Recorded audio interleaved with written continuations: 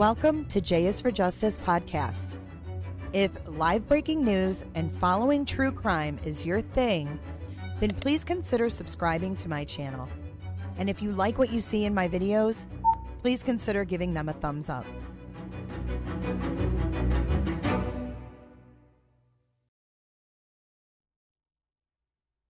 Happy Friday, everybody. How are you guys today? Happy Friday. It is the day that we spin the wheel this week. Welcome, everybody. Yay. I forgot it was Friday, so sorry for the delay. I had to make sure everybody's name got on the wheel this week because we get to spin today. Welcome to Seth Says. Welcome to Seth Says Live today. So we were just going to go over random news stories today, but I was watching some old footage from the Sebastian Rogers case. And I heard something really crazy that this was a criminal investigation on March 11th. How did we miss this? SD says, get ready for prison, proud feets. Uh-oh. Why were you telling her not to fuck herself? What's up, Mrs. Smith and Mrs. Fletcher? We've got the lovely Shell, and we've got Incognito Potato. Diana B. Hello, Diana. I hope you're feeling good. Good afternoon, Jammers and Kendo. Kendo, hope you're feeling good, too. Today is the final day if you guys want to donate to Angie B. I'm going to wrap it up and get it over to her ASAP. If you would like to donate, the mods have the link. So thank you so much to everybody who donated as well. There's Angie. Oops, she wasn't supposed to know. But today is the final day, and then I'm going to be getting with Angie. Mrs. Fletcher, welcome to the Clickers. Thank you for joining. And thank you for joining again, Jenny W. Thank you for renewing. It's good to see everybody today. Really? Nick Barris asked in the beginning if there was a suspect, and they said yes. I never heard that either. I can't believe I never heard this. Let's listen to this real quick here. This is from, like I said, 3 months ago, March 11th, 2024. For the first time since his son disappeared 2 weeks ago, Sebastian Rogers' father is giving News Channel 5 an exclusive on-camera interview. So this is Seth's first interview. 2 weeks. Hey, Kels. Hey, Helen. Hey, Casey. 2 weeks. He didn't talk for 2 weeks. And when he did, he did. Let's listen. It's a 2-minute clip. Exactly. And why is that so effing loud? Is that loud for y'all?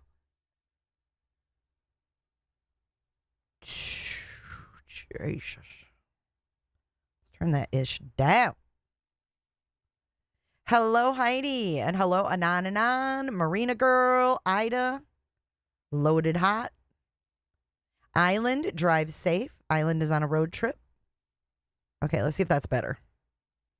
2 weeks ago, we were just learning about the disappearance of Sebastian Rogers from Sumner County. Today, the search continues. The case, though, we know is now a criminal investigation. Thanks for being with us at 6, everyone. I'm Rory Johnston. And I'm Kelsey Gibson for Carrie tonight. Did you hear that? That's where he said it. March 11th. Just learning about the disappearance of Sebastian Rogers from Sumner County. Today, the search continues. The case, though, we know is now a criminal investigation. Thanks for being with us at 6, everyone. I'm Rory Johnston. And I'm Kelsey Gibson for Carrie tonight.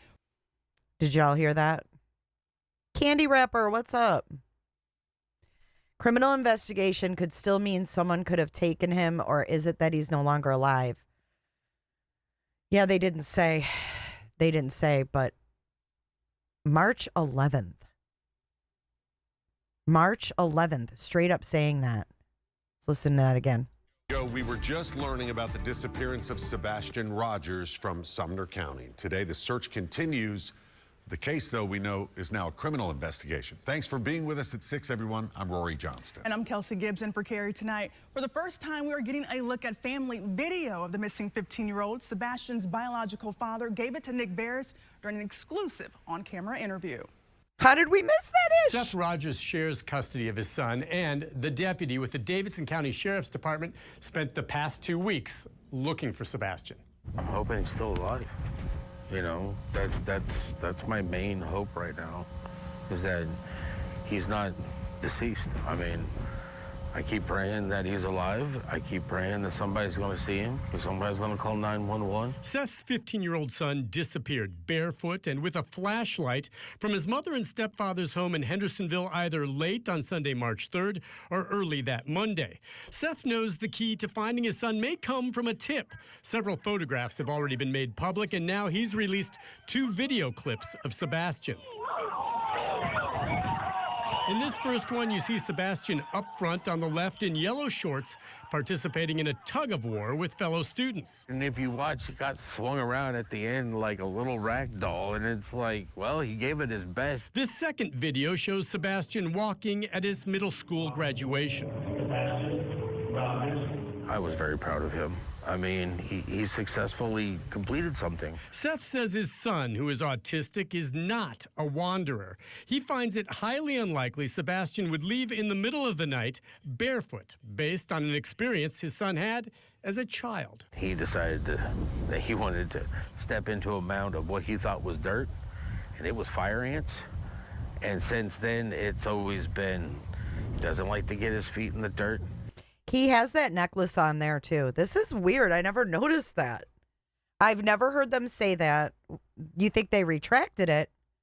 Hi, Paul Cremo. How are you? I saw you chatted earlier. I was away. But welcome in, Paul. It's good to see you.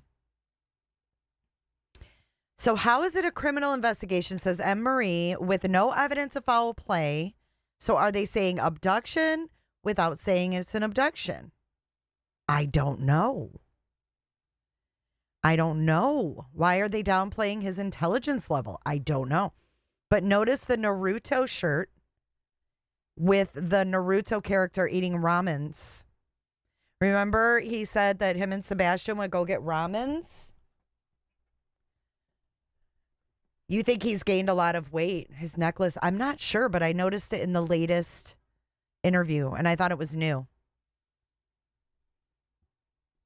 I don't know. I just noticed it that I thought it was new in the latest interview on News Nation, but I just noticed it here. I just never noticed it before. Jay, the flashlight video holds great value, especially hearing this. He keeps talking about him being deceased. Mrs. Smith, thank you for renewing. Hey, our whip, good to see you. Casper, good to see you as well. I love seeing all of you guys. Happy Friday to everybody. He likes to have his socks and shoes on. Seth won't rule out the possibility of foul play, that someone is involved in his son's disappearance. And if Sebastian is able, he says he needs to call for help. He needs to call 911. And if somebody has him, you need to give him back. He's my son, and he doesn't belong to nobody, but damn it, he's mine. And he's mine. Nick Barris, News Channel 5. Okay, so wait, let's see what she says. Today, authorities have named no suspects and say that all of Sebastian's parents continue to cooperate with the investigation. They name no suspects, but say they cooperate. We don't know what we don't know. There is no sign of foul play, but there's no sign that there isn't. Thank you, Paul, for keeping me up to speed. Jay, do you know whether LE checked the data from the keypads on the main doors? Because Katie and Sebastian knew the code on Nancy Grace. I don't know, but remember they went back there 10 times. They went back there to their house 10 times. Island Thrifties, thank you for your super chat. I hope you have a wonderful trip and visit with your family. And Shell, 49 months. That's crazy. No one is ruled out. No, this is from March 11th. This is from March 11th. And look, there's the Naruto guy eating ramens. Look. And remember he said he had Naruto socks as well?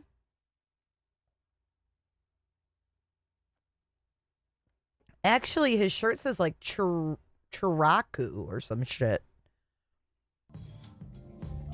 Oh, you're still catching up on the blue-eyed lady. Shell, 49 months. That's crazy. Thank you so much for being here and having my back.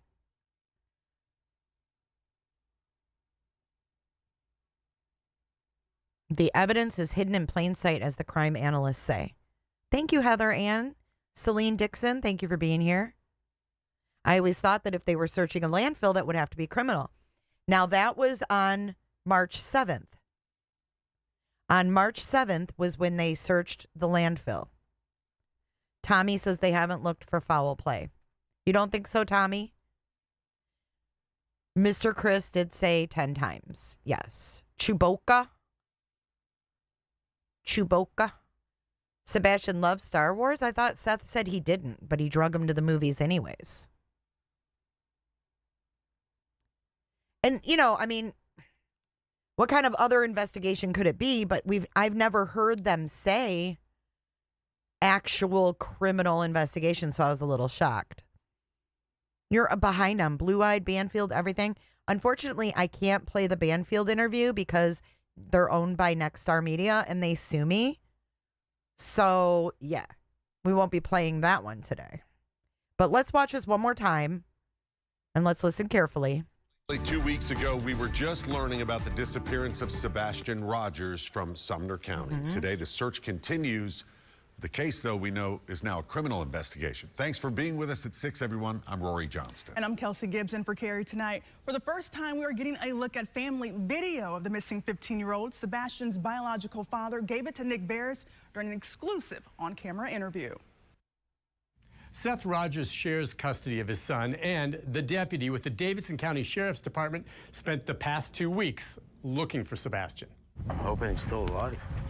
You know, that's my main hope right now, is that he's not deceased. I mean, I keep praying that he's alive. I keep praying that somebody's going to see him, that somebody's going to call 911. Seth's 15-year-old son disappeared barefoot and with a flashlight from his mother and stepfather's home in Hendersonville either late on Sunday, March 3rd or early that Monday. Seth knows the key to finding his son may come from a tip. Several photographs have already been made public, and now he's released 2 video clips of Sebastian. In this first one, you see Sebastian up front on the left in yellow shorts, participating in a tug-of-war with fellow students. And if you watch, he got swung around at the end like a little rag doll, and it's like, well, he gave it his best. This second video shows Sebastian walking at his middle school graduation. I was very proud of him. I mean, he successfully completed something. Seth says his son, who is autistic, is not a wanderer. He finds it highly unlikely Sebastian would leave in the middle of the night barefoot, based on an experience his son had as a child. He decided that he wanted to step into a mound of what he thought was dirt, and it was fire ants. And since then, it's always been, he doesn't like to get his feet in the dirt. He likes to have his socks and shoes on. Seth won't rule out the possibility of foul play, that someone is involved in his son's disappearance. And if Sebastian is able, he says he needs to call for help. He needs to call 911. And if somebody has him, you need to give him back. He's my son, and he doesn't belong to nobody, but damn it, he's mine. And he's mine. Nick Bear. Yeah, was. Good catch, Auntie Cheryl. Good to see you, Auntie Cheryl. Good to see you, Olip. Thanks for being here. Megan, good to see you. Tommy Robinson says, I think Seth's involved. He's not acting like I would. How so, Tommy Robinson? M. Marie. So Seth was saying he didn't walk off in this clip. Yep, and this is March 11th. March 11th. Seth has more videos than Katie, having to take a photo the day he went missing for the Flyers. Yes, was. Mm-hmm. Your daughter stepped on fire ants once and it was brutal, I bet. They ain't no joke. They ain't no joke. The he's mine, you guys think that's sus? Damn it, he belongs to me. Pooh Bear says, I do not believe Sebastian walked away. Stephanie says, I don't think he walked away either. Wish I heard more I love yous. It'd be my child. Yeah, I mean,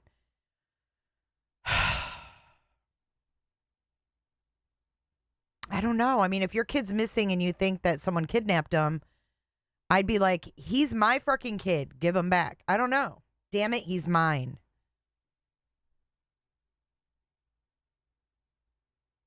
Just read something, and as of March 11th is a criminal investigation. Yep, we just played that. So now we're going to join Vinnie, and we're going to listen to some of Seth on Vinnie. This is a really good one, and I didn't watch this in its entirety when it came out. Because back when Seth started talking, no one was sus of anybody but the Proudfoots. Now, this was on April 3rd. This is on April 3rd. So this is almost a month after the last one we just watched. Okay? So keep that in mind as we watch it. It's a month after the one we just watched. Right off the top, Sebastian's dad, Seth Rogers, joining us tonight from Clarksville, Tennessee. Seth, thank you so much for joining us. I know this isn't easy. A lot of people are asking you for your time, so we do appreciate it. How are you doing? How are you holding up?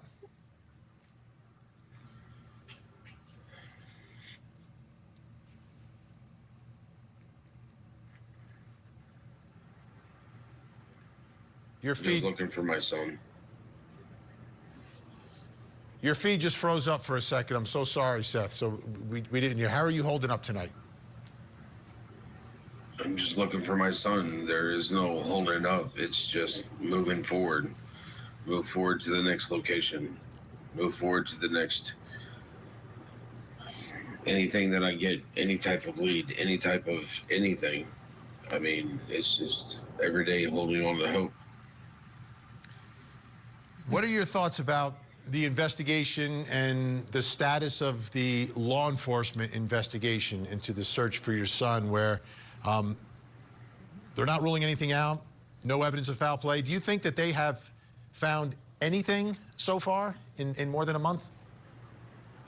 I'm not part of the investigation, and they don't have to let me know anything, which they don't let me know anything. Fair enough. Not letting you know anything is one part. The other part is you're his dad, right? So has that communication been enough to have you feel like, okay, I know and I trust that they're working this thing?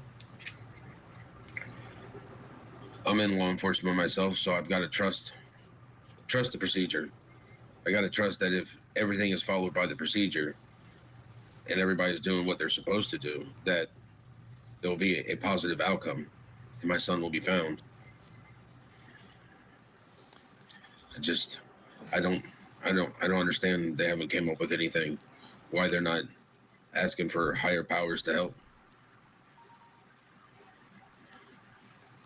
From where, I want to go back to when you first found out, and this part isn't clear in my head.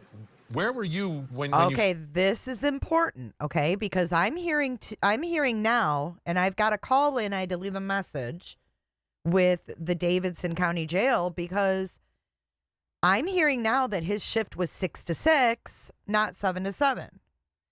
So I did call to verify. The lady who answered the phone had no idea what the CO's 12-hour shifts were. So if it was 6 to 6, that changes things, right? Right. There have been multiple agents. You don't get any bigger than the FBI, Homeland Security, Secret Service, and TBI, Seth Rogers.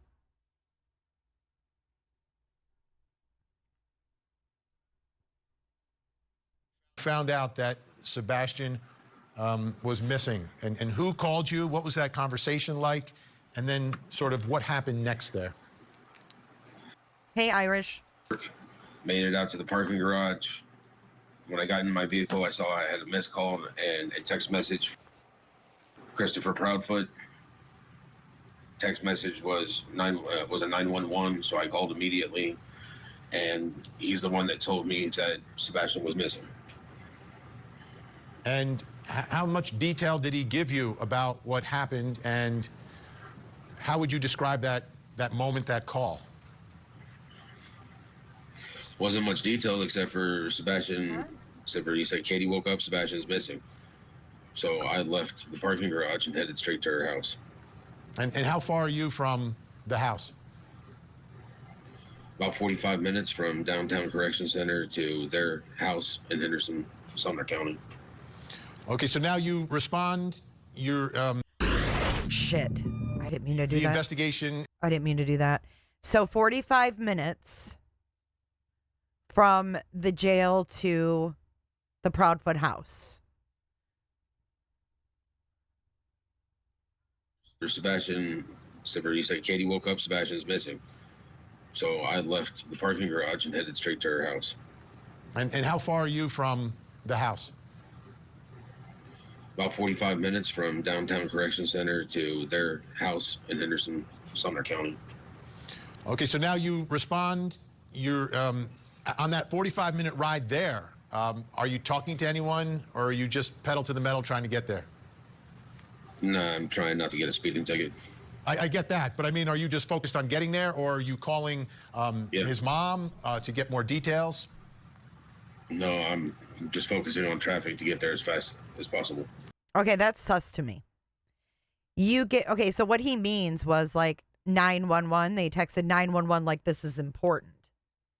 But what I don't understand is he says he gets in his truck. He doesn't give any times in this one, I guess. But he gets into the parking garage. He gets in his truck. He sees the text and the missed call. And he starts driving 45 minutes to Sebastian's house. He gets a 911. Sebastian's gone. And this dude don't give a fuck about speeding tickets. I'm going to tell you that right now because I've seen his driving record and it sucks. He's always speeding. He's got tons of speeding tickets. So 911. So you're going to be calling, right? To say what the fuck's going on? What happened? What happened when he went to bed? I mean, you're going to want to know everything. You're going to want to know everything. You're gonna get a text that says 911 and a voicemail, and it says, "Don't be mad, but Sebastian's missing," and you just jump in your car. Hi, Angie B. It's good to see you. Turn it on and just start driving for 45 minutes, and you don't question shit. Does that make any sense? There's no sense of urgency with any of these people. I agree, Amy. I mean, wouldn't you be on the phone? Even if, like, let's say you couldn't get a hold of Katie. Mrs. Fletcher. And he leaves 45 minutes after arriving at Katie's alone. Where did he go and how long was he gone? How do you know he left? He called Chris, but he didn't know what happened, right? He called Chris.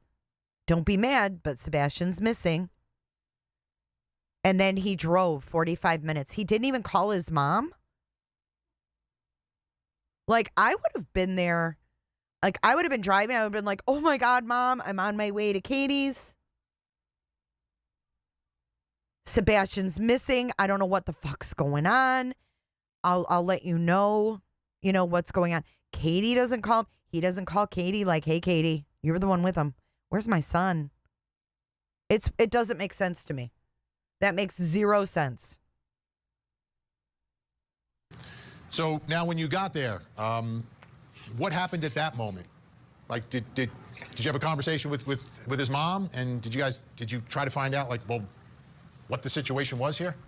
When I got there, there was already law enforcement presence there. So I walked in and just started listening to what was going on. No, I disagree. I don't think it has anything to do with being a guy. I think if you're told that your kid is missing, you are going to call and ask what the fuck happened. You can't forget either that him and Chris were like this, trying to get Sebastian out of the house and with Seth. So you mean to tell me he just said, oh, he's missing? Okay, I'll be there soon. And just drove for 45 minutes? That doesn't make any sense. It doesn't make any, it just defies logic. I don't care if you're a guy or you're old, you would still want to know the deets. Like, you're not going to just settle for, he's missing, don't be mad. It's weird. Okay, I saw you, Irish. Seth has an interesting job, eh? You know who can keep a secret? A convict that doesn't want to go back. I'd be remiss if I didn't point that out, J is for Justice. So no one's turning on anyone. This is about a missing 15-year-old. Let's get that straight, okay? Let's focus where the focus needs to be. Sebastian's missing. His 3 parents have zero, and I mean zero, sense of urgency. So Chris Proudfoot texts Seth, your son's missing, 911, call me back. But he don't call 911 to report him missing.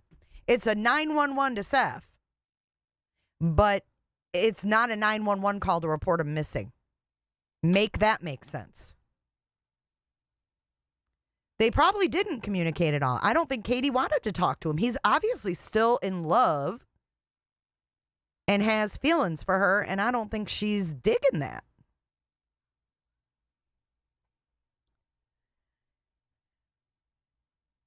And even if you're not talking to your ex, in a situation where your child goes missing and no one knows where he is, you would talk to that parent. I'd be like, F you, Chris. I want to talk to Katie. And I want to know what happened. It just 45 minutes. Think of 45 minutes. Think of driving for 45 minutes. You're just driving? You know Sebastian's missing. You don't know the deets. All you know is that Chris Proudfoot said, don't be mad. Just come over. And you drive for 45 minutes and you don't call a freaking soul. That doesn't make sense to me. What's up, titties? Karen, welcome to the Clickers. But don't you think that you would become, you would talk in a crisis if she was the last one there? It just seems weird to me. It just seems weird to me. I wanted to hear what was going on. So I got to hear her telling law enforcement asking questions, me listening to the questions and listening to the responses from his mother. And what did you form any opinion based upon what you were hearing? Knew my son was missing, and I just started watching body language, listening to words coming out. Did I form an opinion? Yeah, I formed an opinion. I am only human. And what was that opinion? Exactly, Pooh Bear. Again, once again, my son, something has happened to my son under her watch. And once again, she wasn't being an adult. Here we go. He's going to put her down now. Ange Nick. We don't know if he called someone or not. Yeah, we do, because he just said he didn't. He just said he didn't. Oh, Katie wasn't being an adult. She wasn't being a parent taking care of an autistic child. So as you're listening and watching her, now she was home, it was just Sebastian and his mom that were home at that time? When I got, yes, because when I got there, it was just Katie, and I think Chris's mom was there. But it was just, when the incident happened, it was just Katie and Sebastian at the house, from my understanding. Now, I've got to imagine your mind. When the incident happened? What incident? Hey, Suze, happy Friday.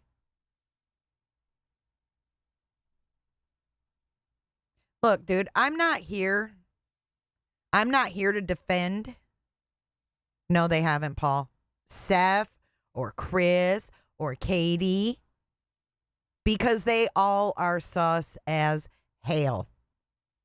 They're all sus as hell.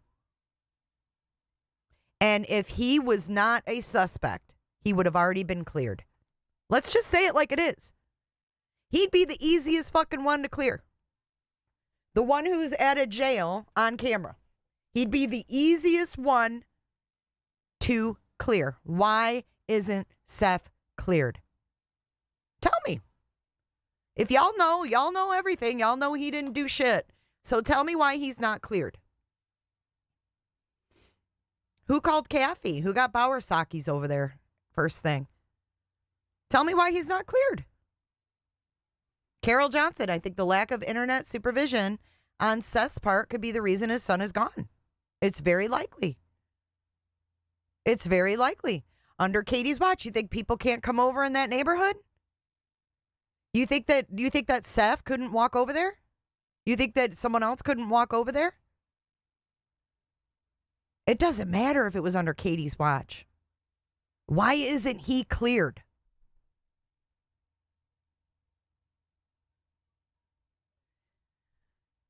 Right. She wasn't being a mom. She wasn't being an adult. But he left him for 12 to 16 hours?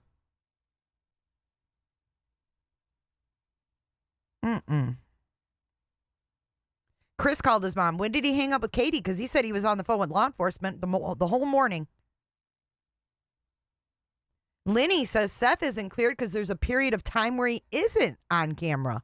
Is that right? Is that right? Because if he was on camera that whole night, then he would have been cleared. And why haven't the electronics been returned? But to Seth. Good question, Mrs. Fletcher.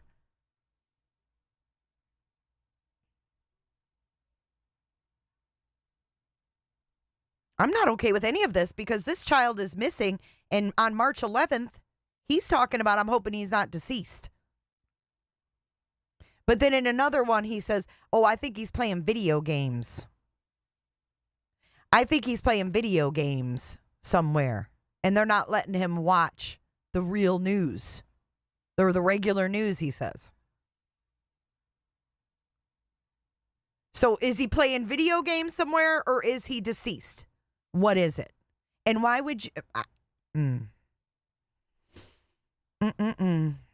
He definitely had internet access. He had full reign, 12 to 16 hours, while Seth was at work. Mystic, how do you know his cell phone has been returned to him? From what I've heard, he hasn't gotten any. Yep, only 2 weeks. I'm hoping he's not deceased. And then you go, a month ahead, and he says, well, I think he's playing video games somewhere. It's weird. Oh, and then he said Katie overdosed him. What the fuck's going on?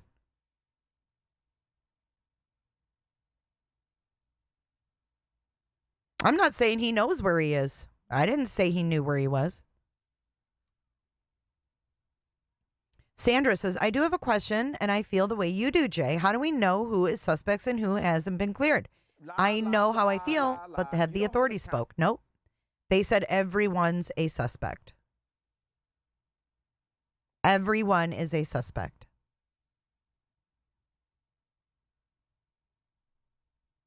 Yep, Christy, that's true.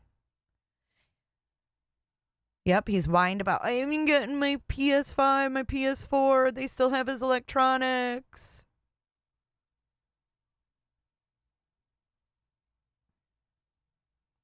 I heard he got everything back except sub switch and game unit. I didn't hear that.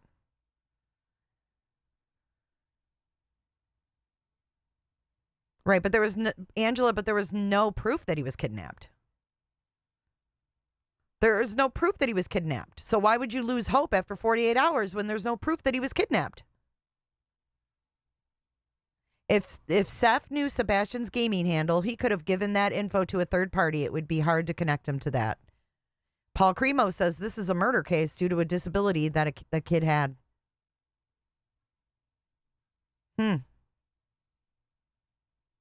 So many people saying Seth has been cleared after passing his polygraph, but in all fairness, Chris and Katie supposedly passed also. Hell, Ted Bundy even passed a polygraph. Bingo. Bingo. Bing bong. No one's cleared. Right.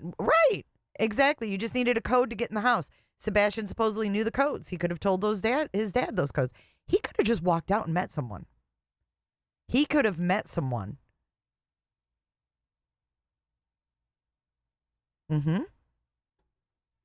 They said criminal case back on March 11th.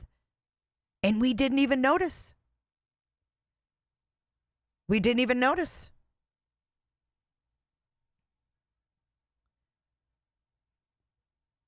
Seth should be the easiest one to clear.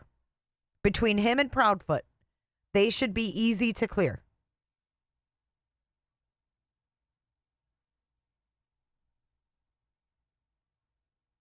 There's no scent, no trace of him leaving.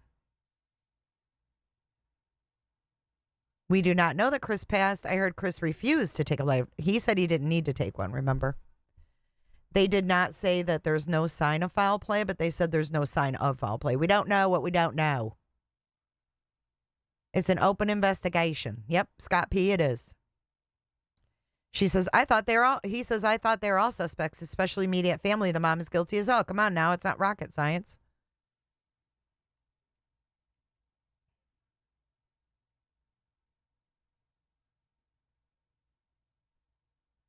Bonnie doesn't think they'll clear anyone until they know what happened. Did Seth get off work in the AM or PM? Please, when did he call Chris? He said in the morning. Hey, T-Dub. Oh, man. I know, Paul Cremo. It happens every day. It happens every day. And then it's like suspected that he was having to sleep in the garage as punishment because he was peeing the bed. And Proudfoot said that it smelled like piss. Don't shoot the messenger. That's just what I heard. Okay, let's keep watching. Is racing at the time you're hearing all this information. So as you're hearing the information from Katie, and from what you're telling me, it seems like you're a little upset in how things were handled. So what happened next? Where did you go? Where did she go? What did police do at that time? Because this is very early on, right? This is the morning of. They started asking me questions on where I'd been. I told them I'd been at work since. I've been clocked in since before 7, but I'd been at work in the parking garage since about 6 o'clock the night before. Okay, why was he in the parking garage at 6 o'clock the night before? Does he always show up to work an hour early, just like Proudfoot? Didn't Proudfoot show up at his job site at 5:15? So Kitty World wants to know, so what happened around March 11th that we're missing? Well, March 7th was when they were searching the landfill. So if you think about that, I mean, if they're searching a landfill for a runaway or for a kidnapped kid, we got a problem. We got a problem if they're searching a landfill for a runaway or a kidnapping and they're searching a landfill. We've got problems because kidnapped, abducted, and running away doesn't equal a landfill in another state.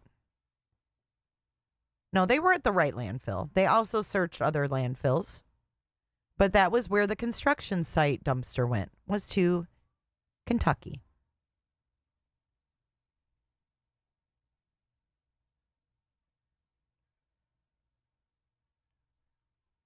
I'm just wondering, did he start at 6 or did he start at 7? That's where I'm confused because I'm hearing that he started at 6 to 6, not 7 to 7. But let's listen again. Very early on, right? This is the morning of. They started asking me questions on where I'd been. I told them I'd been at work since I've been clocked in since before 7, but I'd been at work in the parking garage since about 6 o'clock the night before. And I told them they can call and verify where I've been at. And I just sat there and started listening, just listening to everything that was being said. Now, did you have any reason to believe that there were any problems in that home?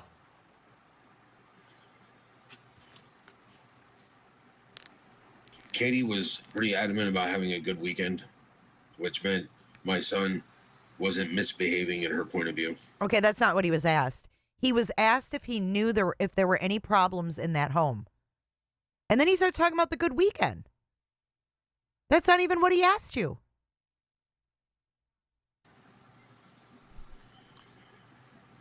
So I'm trying to read between the lines here.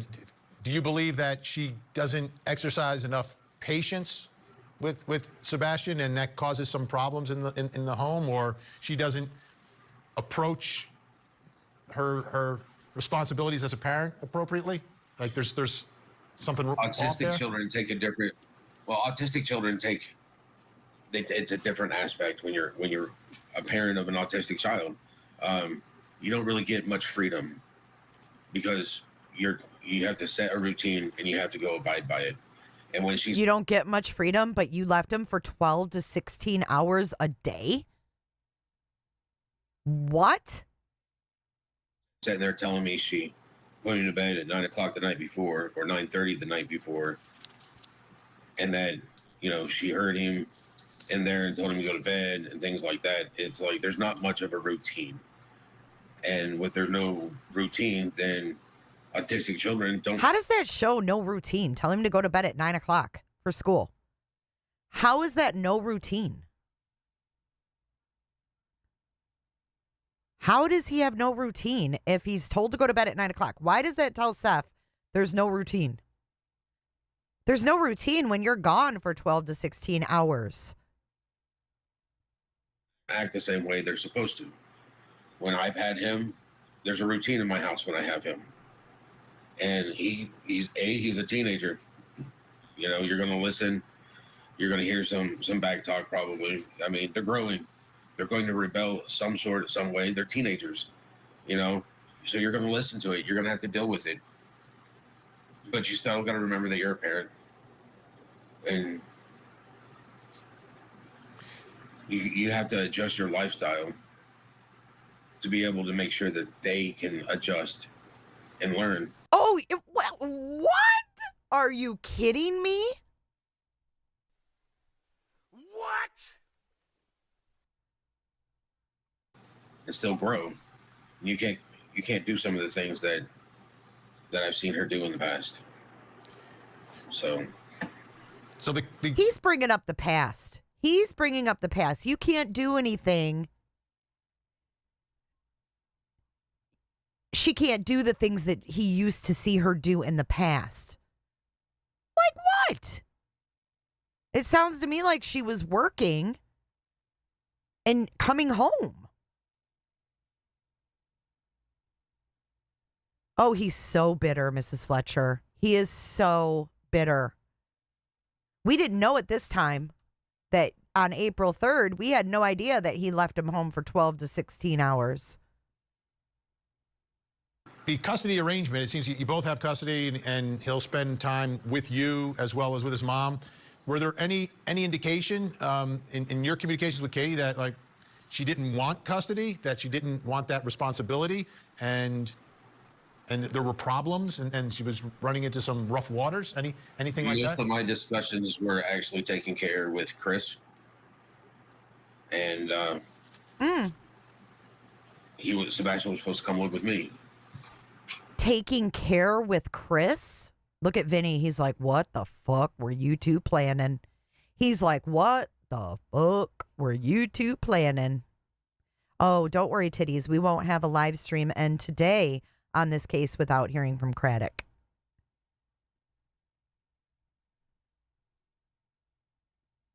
his conversations were taking care with Chris. Him and Chris were thick as thieves. Don't let them fool you. They were talking daily, he said, with Chris. He's still hung up on things that Katie did. He's still hung up that she left him. It's crazy.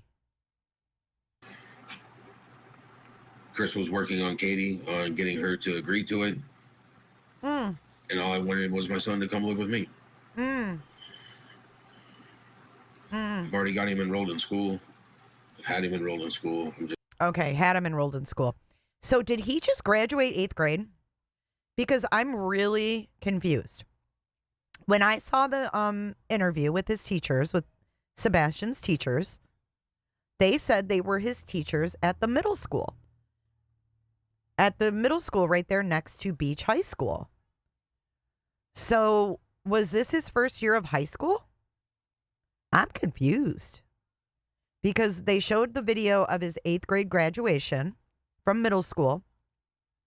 And the teachers that talked were his middle school teachers at TJ Hunter Middle School. I think that's what it's called. TJ Hunter. So he must have been in his first year of high school, 9th grade. So it would have been new teachers this year. It would have been new everything, right? New school, new teachers. Mrs. Smith, remember that Chris got Seth his job. Yep.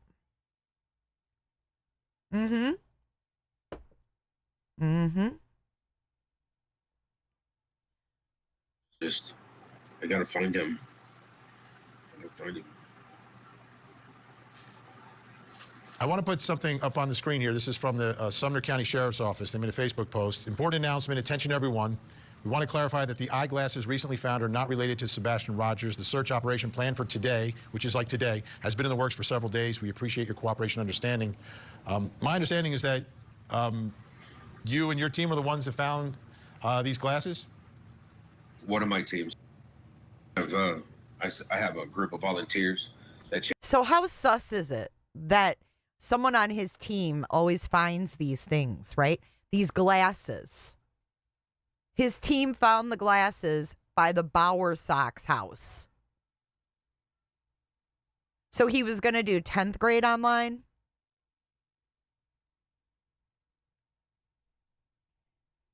I do, Amy. I do. I think there were several things planted. I do. I do.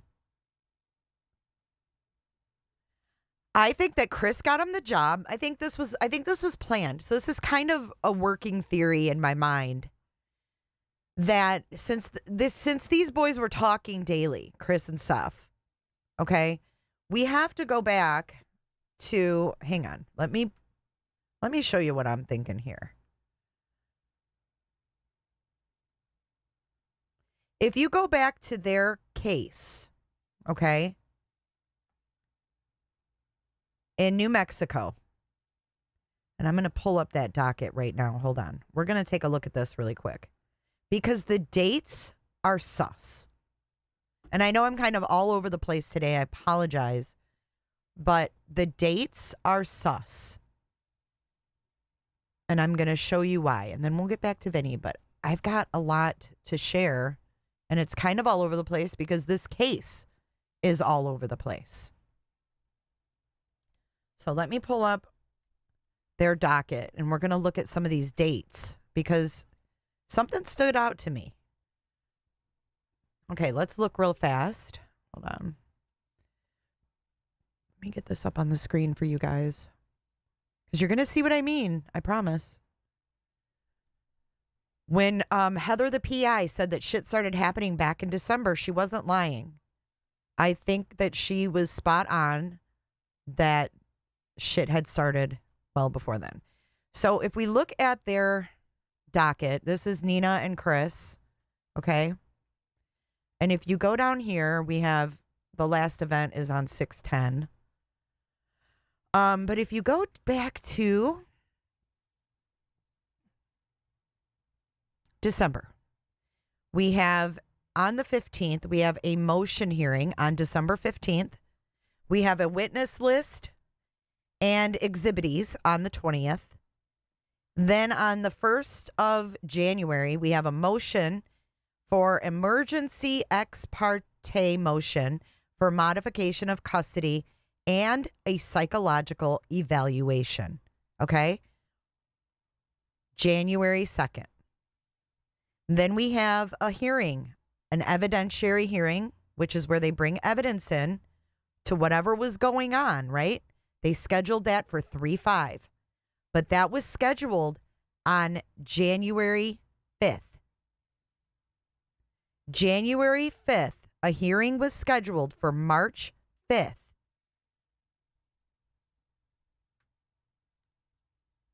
After the ex parte motion was filed, okay? Now, if you look at this, she filed that on the 2nd.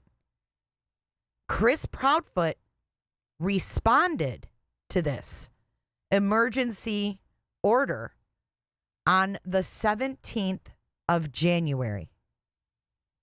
Okay? The 17th of January, his response was filed.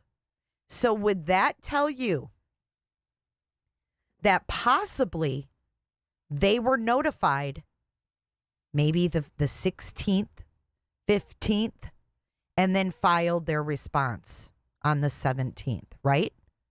Here's the attorney's affidavit of legal services received on behalf of and paid for by respondent. That would be Chris Proudfoot, okay?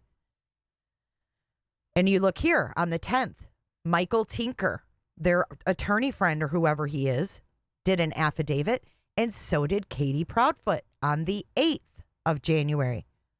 Katie Proudfoot gave an affidavit, deposition here.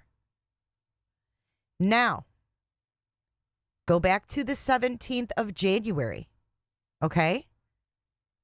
And then if we think about that video of Sebastian underneath that car, and we look at the date, y'all are going to shit. Because I think he was hiding because of this order. Something happened. Now look at the date of this. January 16th. Hold on.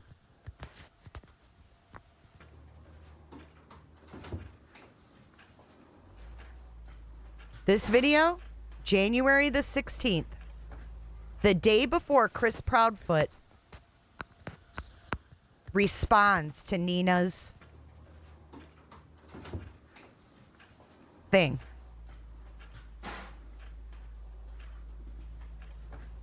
And there's a dog on that lady's leash. Michelle, I'm not sure if it was Chris or what.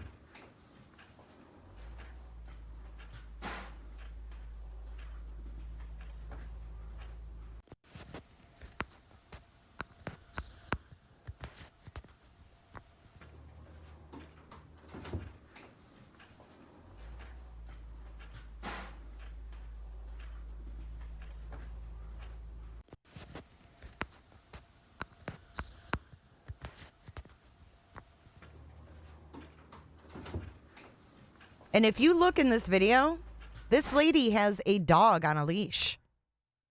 So did they have to call because Sebastian ran away and hid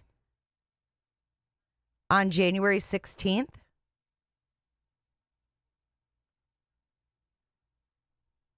I don't know, but why do you keep spelling my name Jai? I don't understand that. Go back. Look. Chris responded on the 17th of January. Then we have a Sebastian Rogers YouTube account hiding under something with a lady with a dog, like a hound dog, on, thanks, Tommy, on a leash here. And I don't know who was forced to get the psych eval. I'm thinking it was probably... It was probably, it's okay, lady. It was probably, I don't even know what I was saying. But anyways, on the 17th, they responded, or Chris responded to this. And I just think it's a little coincidental that we have a Sebastian Rogers video on January the 16th where Sebastian Rogers is hiding. January 16th.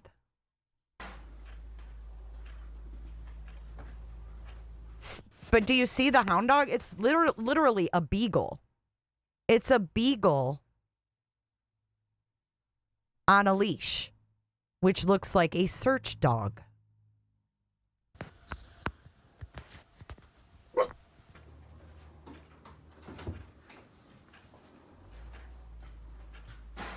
Yeah, hear the door? Mm-hmm.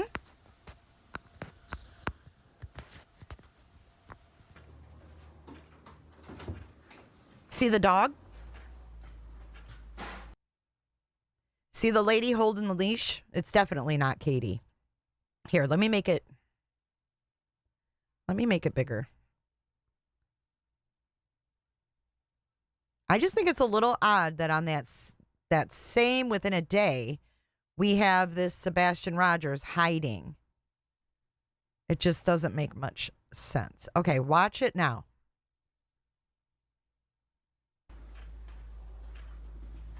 Oh, they wanted her to get one.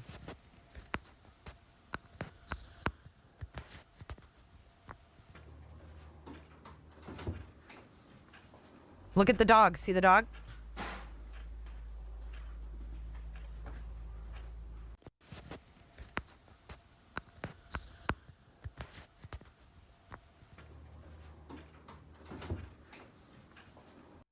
Yeah, it seems like they're under a porch to me too. And you can hear like a door slam.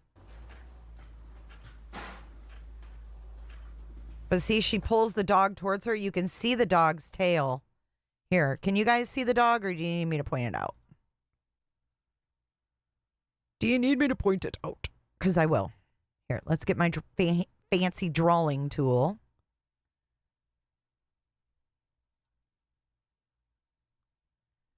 Okay, here's the dog right here. And it looks like a search dog. It does not look like a pet dog. And then we have this lady here. And then she's got this leash leading to the dog. You see two dogs? I just see the one. And I wish I could read what this gateway says for this internet. Let me see if I can screenshot it. It's just so weird, right? Can y'all read that? It's too blurry for me to read. I can't even read what company it is, to be honest with you. Verizon. Oh, it's Verizon. Sorry, I didn't see that. It says here, use the Wi-Fi name and password printed on the bottom of the gateway to connect to your devices. Or scan the QR code printed there to connect automatically. You can edit your Wi-Fi name and password in My Verizon app. So whoever has Verizon for their Wi-Fi is what he scanned this QR code and logged in. No, it's an internet gateway. It's an internet gateway. Oh, try the QR code. Good thinking. Let me try it. Let me try it.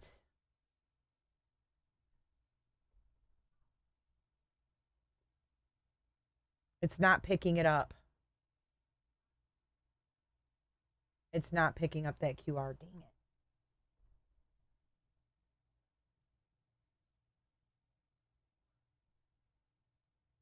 Nope, it's not reading it.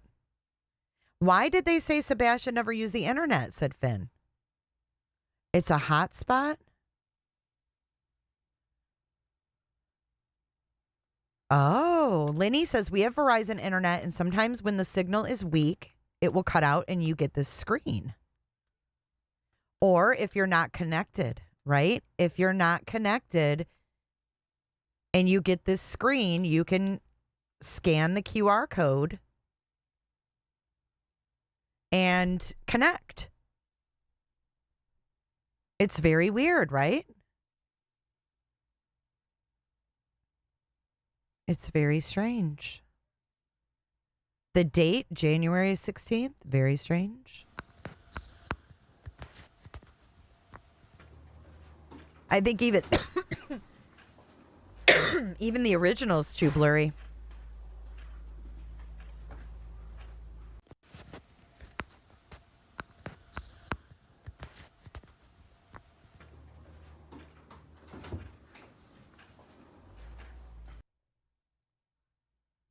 I just don't know whose yard that would be. See the big cut tree right there?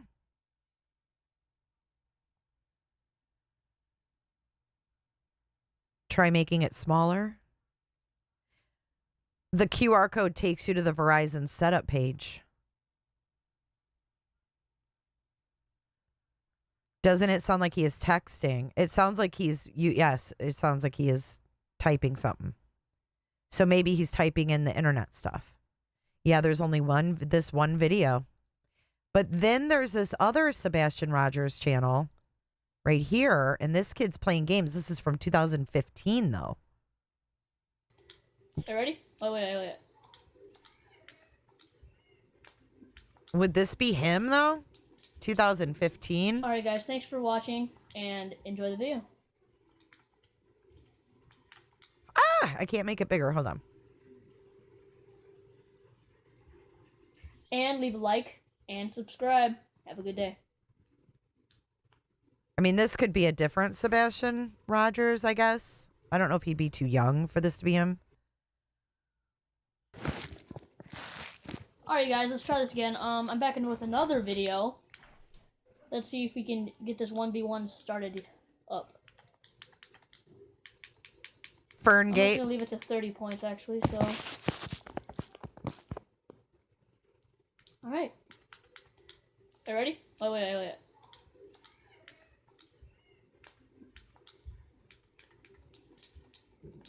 Alright, guys. How could Seth say it wasn't him playing the game? He didn't even watch it on T-Revs. He said, I gotta go, buddy.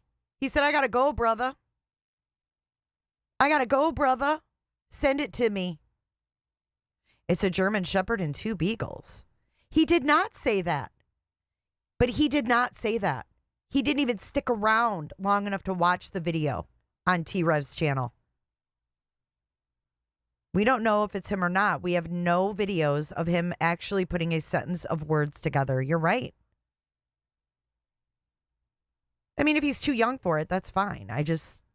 But the other one? Oh, that kid has 2 sisters. You checked it out.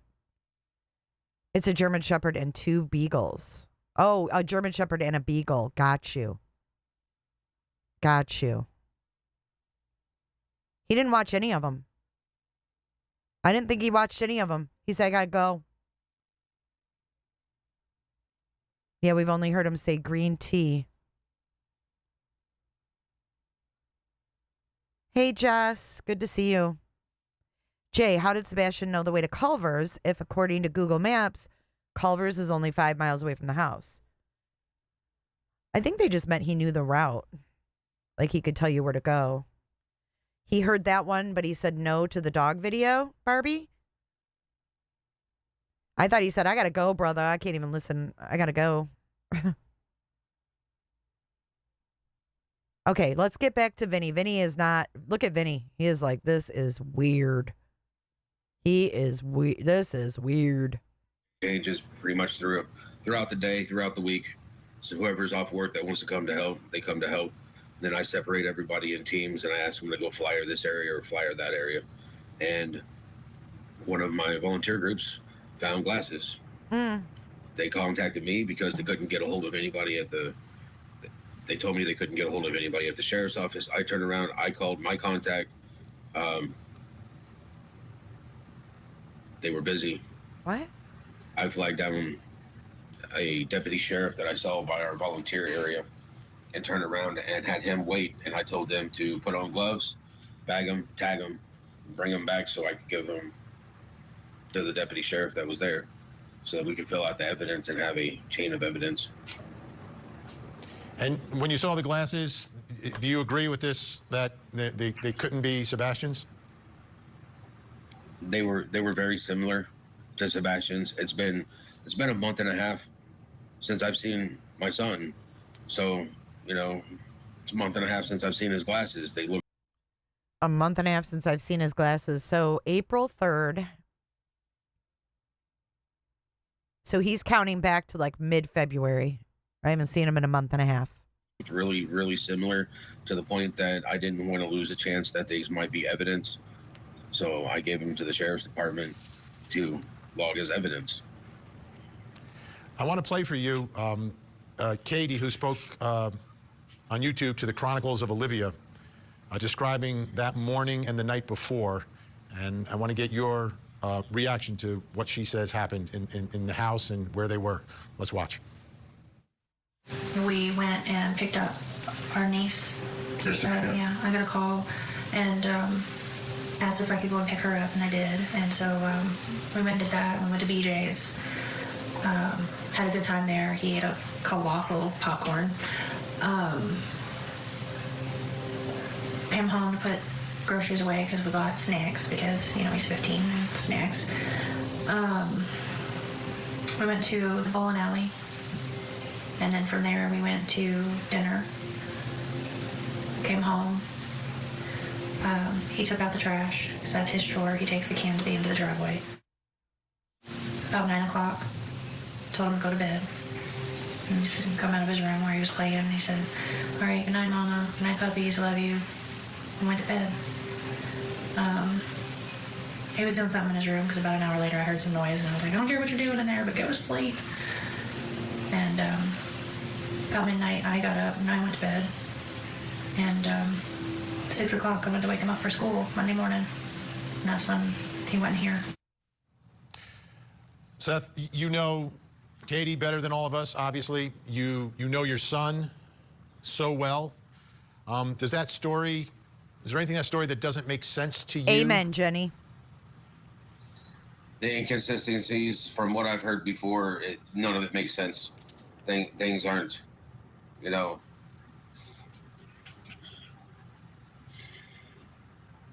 I'm not here to sling mud, but why is she asking Chris to verify what she did on Sunday when Chris wasn't here on Sunday?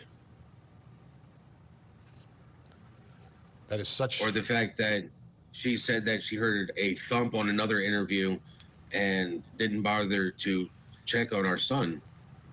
You know, there's a difference between some noise or a thump. I mean, just...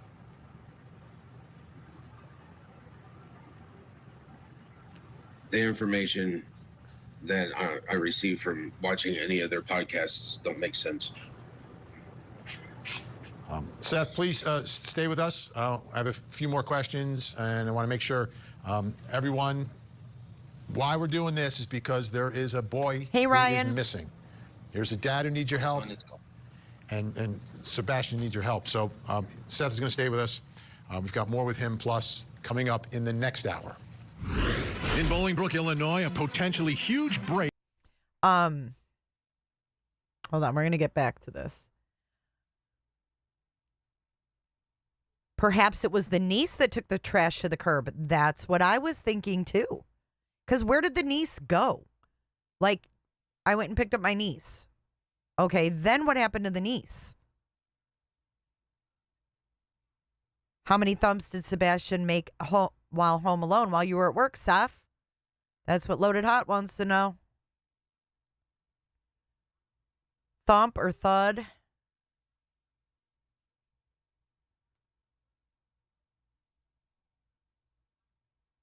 No mention of any bedtime routine or shower. Yes, what about the niece? Nobody's story is adding up, says Shell. And I picked up the phone and I called my husband and I said, I can't find him. And he said, what do you mean? I said, he's not in this effing house. I can't find our son. That's Katie Proudfoot describing what she says at the moment that she realized that her son, Sebastian Rogers, was missing. Sebastian's dad, Seth Rogers, is still with us tonight. Seth, again, thank you. What is the last verifiable proof of, I guess, proof of life is one way to put it. I hate to say it like that, but the last time that you can verify that someone outside of that home saw him or he was on video? It would have been Sunday leaving Texas Roadhouse. And what time was that about? About 6:30. And do you know everyone who was there at Roadhouse with Sebastian? Okay, so they left the Roadhouse at 6:30. Seth wouldn't have been at work yet, right? Or no, he would have been, because he said he was in the parking garage at 6. Is the niece Melissa's daughter? I think so, but I'm not 100% sure. It's definitely a Proudfoot. She called and asked to pick up the niece, but never picked her up, or B, picked her up and then she vanished too. Right, Miranda, but he said he only saw the backs of heads. He said he saw the footage from the restaurant to see last proof of life, and he said it was KP and Sebastian, but he said he only saw them from behind, the backs of their heads. No, so when they went to the Roadhouse, it was 6 p.m. or 6:30 when they left the Roadhouse, he says. But Seth said Saturday night, or Sunday night rather, he was in the parking garage at 6.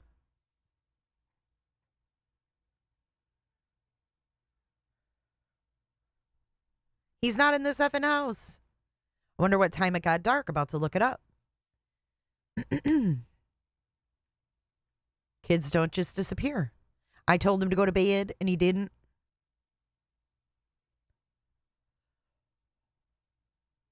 If he worked 6 to 6, he would have been at work when they left. If he worked 7 to 7, he would have been en route to work. But he did say he was in the parking garage from 6 p.m. the night before. That's what he said. Because when he got to the house, he said, they asked me, where have you been? And he said, I've been at work. I've been in the parking garage since 6 o'clock the night before. As he moved around in his seat all uncomfortable. So what day did they go shopping with Melissa? I don't know. According to Google, the sun set at 7:08 on 2/28. No, he said when he got to work was 6 p.m. the night before. Yes. Like he parked in the garage at 6 and then he didn't get out to the garage until the next day. So he got there at 6 p.m.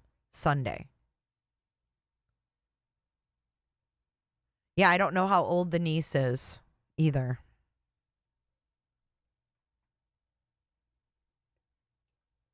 And there should be cameras in the parking garage as well. Hey, Diane, welcome.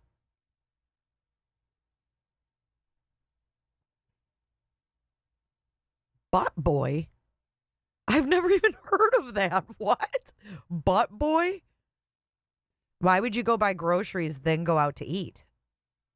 Well, they were at a warehouse store, so they got snacks because, he's 15 and... Because we bought snacks because, he's 15 and snacks. All I saw... No one ever asked either. What kind of snacks did you buy him? What did you buy him? Did he pick it out? What kind of snacks? Was as they left the building and got into Katie's car, it was just her and Sebastian. And anything unusual about the video? Not that I could observe from what little I saw. And from what little I saw, I know in one of the interviews he said he saw the backs of their heads. I don't know if it's this one. When they went to dinner and out that day, I think Katie's described being with other family members. Have any of them spoken to you? Have any of them joined in the searches? No. No? No.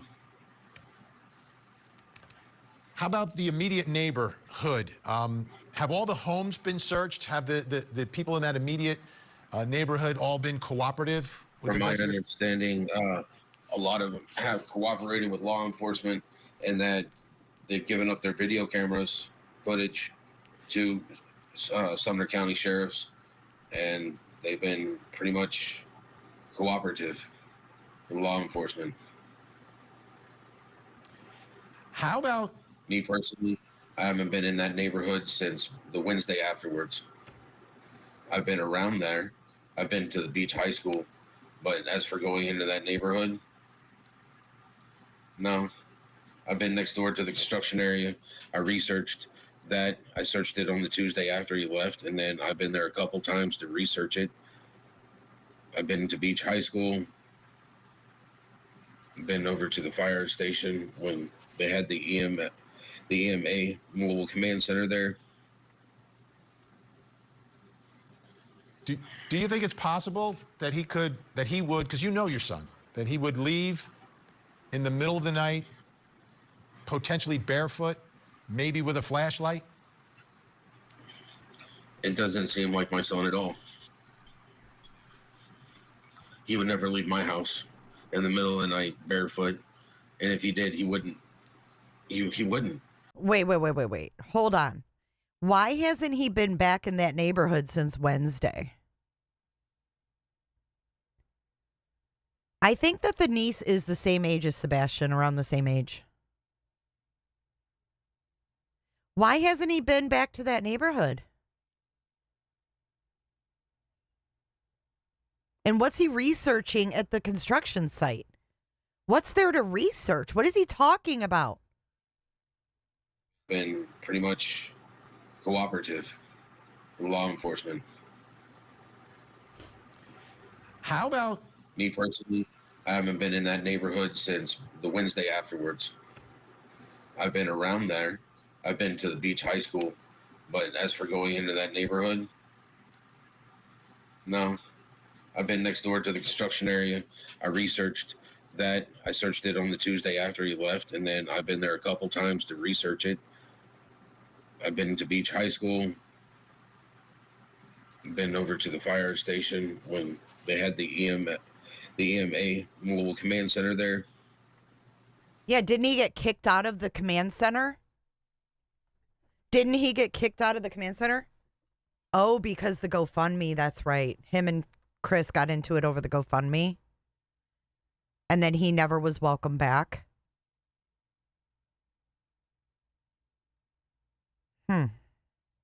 Interesting. Do you think it's possible that he would, because you know your son, that he would leave in the middle of the night, potentially barefoot, maybe with a flashlight? It doesn't seem like my son at all. He would never leave my house in the middle of the night barefoot, and if he did, he wouldn't. He wouldn't. You know, we've left in the middle of the night. There's been times that we've gone fishing in the middle of the night. You know. Oh, we've left in the middle of the night. There's been times we go fishing in the middle of the night. Huh. Michelle, Jay, that's a lie. Given that Bobby, the neighbor, say that Seth's truck was parked in the neighborhood for a week. Oh, research it. Susie, why do you keep harassing Seth? He was at work. Why don't you focus on the two that are actually responsible for his disappearance? Susie Q, I'm not harassing Seth. What I'm doing is playing interviews on my YouTube channel. This isn't harassing Seth. Katie said a noise. There was a reporter or somebody that used the word thud, and they went with it and said that Katie said thud. I'm sorry, but I haven't heard a change of story since. I don't think any of them truly know Sebastian. All three are sus as fuck, says Tommy. Fishing in a boat. Now, I don't know. We plan that sort of stuff, but him walking out the door in the middle of the night, no. It's not something he would do. It's something he's never done on me. Is there any chance, and I know there were rules in place, but is there any chance that he could have been lured by someone either from school or somewhere else to like, hey, you know, we're doing something at night, or we're going somewhere, or we're going to meet up? Is that, you think that's in the realm of possibilities? I find that highly unlikely, because my son doesn't really have a concept of days or how to, or time in order to plan something like that. What do you mean? Could you explain that? Yeah, exactly. Well, trying to get him to wear a watch is already hard enough. You know, I've had him set timers on his phone so that he remembers that, hey, it's 7 o'clock at night, I need to take my medicine. I mean, he doesn't really have a concept of time, except for, you know, he's got to, when he gets woken up in the morning at his mom's. He doesn't have a concept of time except in the morning when he gets woken up at his mom's. Yeah, he's got no concept of time at your house because you're gone for 12 to 16 hours a night. Explore Core said, I am wondering why Katie made mention of picking up the niece in the purple hoodie earlier. Was she still with Sebastian and Katie? Did niece lead him away? Are they protecting her? Good points. Explore Core, do you remember in the dispatch audio, they said, ask the mother if he has a purple hoodie with something on the front of it. And we couldn't make it out. Why the fuck did they find a purple hoodie? And the freaking niece was wearing a purple hoodie.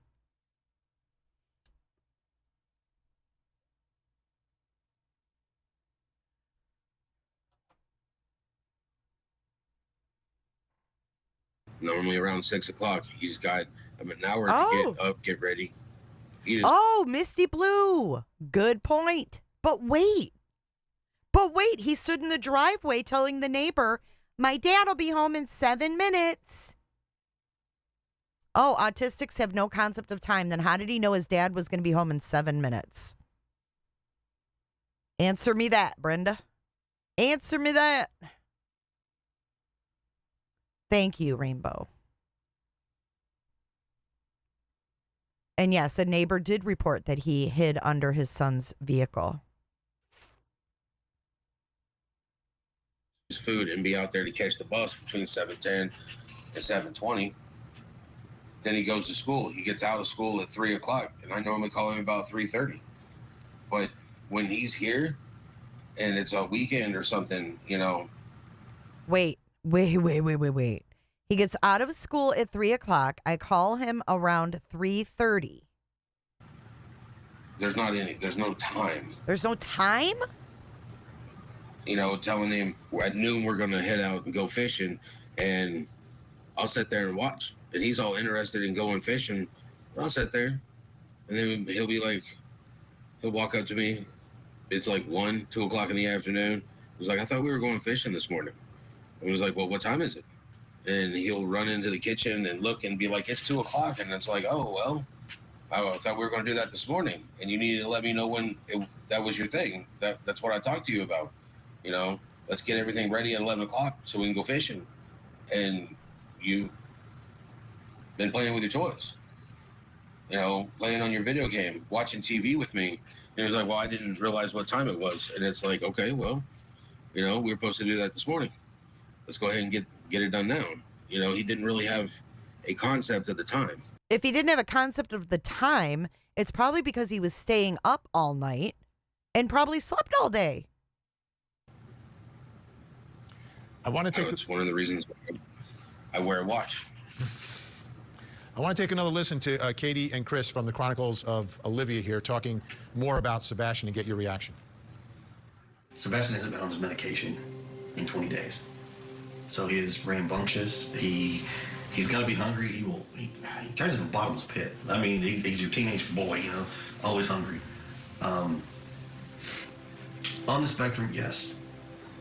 But not one autistic child in this world is like another one. What we can tell you is he's smart. He can be goofy. He kind of has issues with personal space. He hasn't mastered. He can be up in your face kind of kid. He can be aggressive if he's upset. Yeah. He's emotional. He's a teenager. He doesn't like punch and hit and throw, but he gets really like aggressive stance or like clipped where he just won't talk to you, or if he's really upset, he like growls. Seth, what are your thoughts about what we just saw? They're describing my son when he was like 4 or 5. He's different now. Yeah.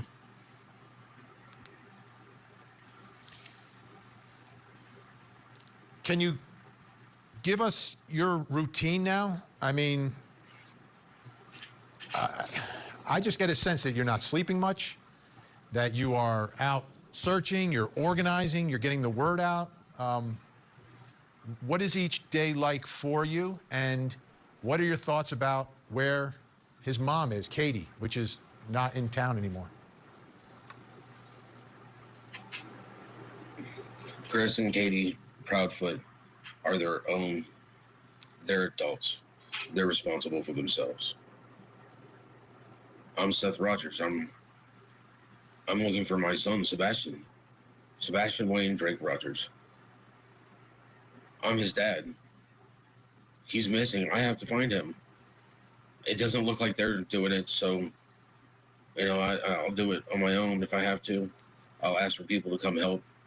If they don't, then I'll do it myself. I've always been like that.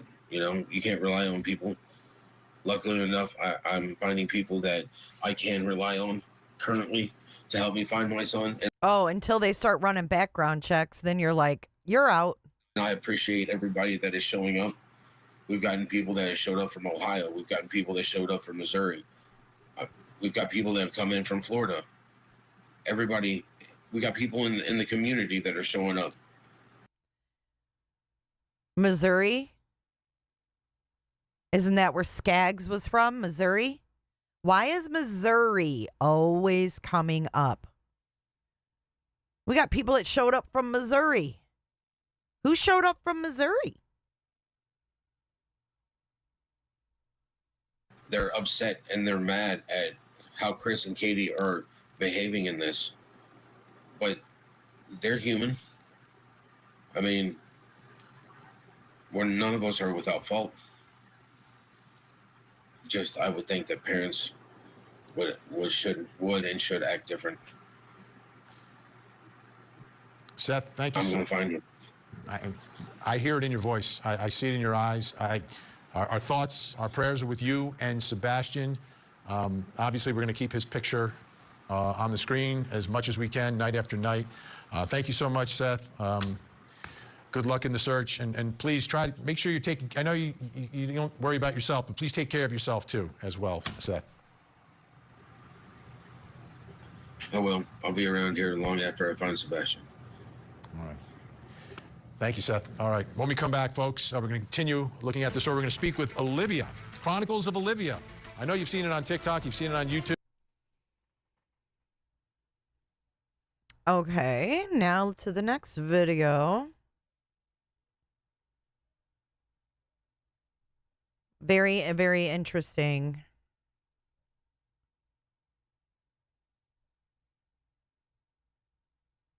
We're going to listen to Justin from Tik TOk now. And he had Seth on his program 2 months ago. This was the next day. This is after Vinnie. Okay, this is April 3rd. After Vinnie. Okay? He said that the TBI told him that he can't take it, which I'm just going to say I call BS on that one right now. Before tonight, I've been out there. I was with one of the search days that Seth was out there. I was not with his team, but I was with another team that was out there. And I'm going to tell you what, this man is an absolute trooper. He hurt himself and he kept going. He is living on very little. I don't wish it upon anybody. We're over a month of you not having any rest, right? Constant interviews, constant everything. Constant something. I don't know what it is, but I don't wish it upon anybody. No, what you're going through is a parent's absolute worst nightmare. Before we get started, I don't think you need any introduction, obviously, but before we get started on questions and things like that about Sebastian, who this is really about, is there anything that you want to say to the people before we start? Thank you. Thank you, all those that are helping me find my son. Thank you for everybody who's showing up to search. Thank you, everybody who's putting out flyers, even where they live. Every little piece helps. I want my son's name and face plastered everywhere. And if somebody out there is watching this and you have my file, he's mine. I need to just drop him off at an open gas station and tell him to go inside and tell him who he is. If you have my kid, he's mine. Have him go in an open gas station and tell him to go inside and tell them who he is. Eeyore. Yeah, he is Eeyore. And tell him to call 911. One of the questions I was going to ask you later, but let's go ahead and get this one out of the way because it goes with what you're saying. Other than what you just said, is there any other message that you would like to convey to anyone who might have information about Sebastian's whereabouts? Anything that you want to say to them at all outside of what you just said? Show up. They email me. There are people on Facebook that for all these sites. Send it to them. You know, there's Miss Terry Lynn. She has a podcast. She wants people to send her tips. If you're local and you have a tip. Why is he telling? What the fuck did I just hear? You give tips to 1-800-TBI-FINE, motherfucker. What are you talking about? Send her tips. If you're local and you have a tip, come by where we gather before we go out to search. I live in Clarksville. You know, you'll find me. My truck's pretty easy to make. I mean, there are people, even if you want to call where I work, call, and they probably won't like this, but call Davidson County Sheriff's Department. Tell them that you have a tip. They'll get it to me. I'm pretty sure. I've gotten a lot of support from Davidson County. Oh, yeah, I'm sure you have. I haven't seen one person from Davidson County come out and beg the public for your son's return. I haven't seen anyone from Davidson County. But he wants people to call the Davidson County Sheriff and give tips to them so they can get it to Seth? The fuck? Yeah, I'm positive they would get it to you. And at the same time, you know, if it comes up and you guys need to get a tip to somebody, you can reach out to me. You can reach out to Pascal. You can reach out to anybody that has anything. For me, out of all the cases that we've talked about, this one really hits me hard because I am local. I live in Sumner County. It is very, very close to me. This is my community. Sebastian is my neighbor. And even though you're in Clarksville, you are too, although getting from here to Clarksville, there's not a straight shot. But, this is... Do what? I said that's because of 24. Yeah, I know that's because of 24. They could make a thing, but they haven't. But that's a different discussion on a different day. Like a bypass. But this is my community. And so what I want to say is they're out there searching every day. This is, a lot of volunteers have come forward. They still need things, which we'll talk about more. But if you are local, if you are in the Nashville area, you can devote some time. Do we think he's at home here? Do we think he's outside his home? Yeah, he works for Davidson County. He's like, I'm sure if you call Davidson County with tips, they'll get him to me. What? What is he talking about? This is April 3rd. Please, come out and search, drop off supplies. Are they still doing supplies over by Volunteer Drive? No, we are at 127 River Road, Hendersonville, Tennessee. It's over by the Rudder, which is a restaurant on the water. Yeah, Rudder's in south part of Hendersonville, guys. Pretty easy to find. So if was that where that place we were searching that one day where I met you out there where the building was? Okay, yes. So yeah, you go down, you go into the Rudder, and you just don't quite go that far. And anyways, putting a GPS, but they need supplies. What do you need at this point from supply standpoint? Obviously, water, food, snacks. Water is... Well, Katie's got fucking plenty of snacks. Water, food, snacks. She's got fucking snacks. Is great, but we need eyes. We need people. We need people. We need people to come together as a community. This is a 15-year-old child that. So we can send cease and desist if I don't like you. To have happened to him. Yeah, I agree with you. And he's a special needs child, which makes it that much more. And so yeah, if you guys are out, I know that I know that this live was posted in a lot of Sebastian Rogers groups and a lot of local Hendersonville groups. If you are local, please find some time to come out and search. It doesn't have to be a formal thing. You can come a little bit later. You can come a little bit earlier. They are, you can organize your own independent search. There are maps of where they've gone. If you do live in the area, and you have property. Because with Hendersonville, as you know, Madison, Goodlettsville, Gallatin, there are some people that have pretty large plots of land. If you have one with anything on it, from water to, wells to caves to any places where he could hide or be stashed, please check. And like law enforcement said in the press conference yesterday, if you're afraid to go do it yourself, you don't want to do it by yourself, call them. They said that they will come out and help you search. So that being said, let's start here because this is about Sebastian, right? We've had a lot of people ask a lot of things about Sebastian, but we don't know a lot about him. So if you don't mind, how would you describe him as a person, as your son? What are some of his passions, some of his interests? Oh, boy loves video games. I think it's more like a close toss-up between animals and video games. When it comes to animals, he loves cats. Like, the boy just loves cats.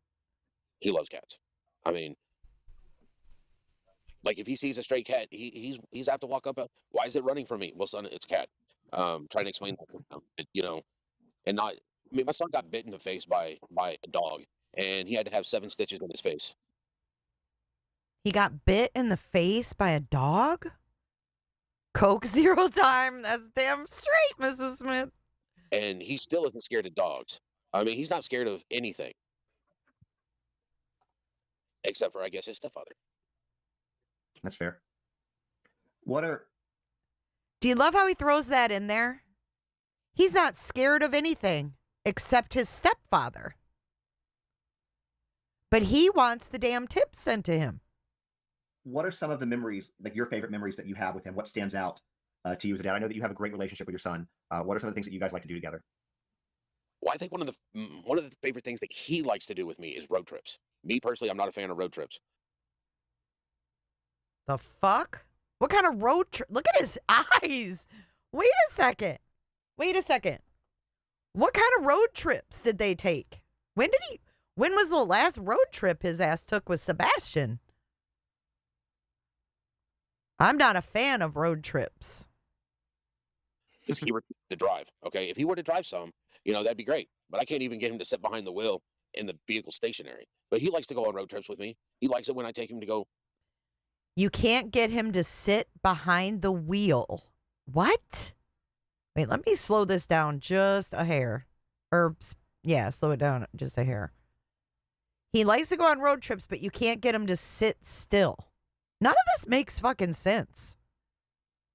Me personally, I'm not a fan of road trips. If he were to drive, okay? If he were to drive some, that'd be great. But I can't even get him to sit behind the wheel in the vehicle stationary. But he likes to go on road trips with me. So what does he do when you're on road trips? He likes it when I take him to go. I mean, he was born in Georgia. We moved to Kansas while his mother was a great mistake. And then she got stationed in San Diego. And so we drove to San Diego. And then she would leave on a deployment or a half a deployment, a third of a deployment. And we would leave the house. We'd pack everything that we were going to need into the car. And we would drive. We'd go see family. He has been coast to coast probably 6 times. I mean, boy loves road trips. To me, they're educational. Because a road trip is never the same. This is so fucking weird. He could take a different route and see different things. And he loved it. He liked when Christmas came around or summer break, if I could get it off, road trip. We'd go down in Texas to see his grandma and his grandpa, drive.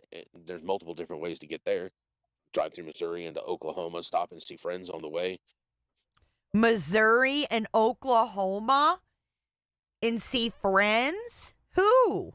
Tik TOk, teeny Tony? What the fuck is he talking about? See friends? Do you have friends? Who's his friends in Oklahoma and Missouri?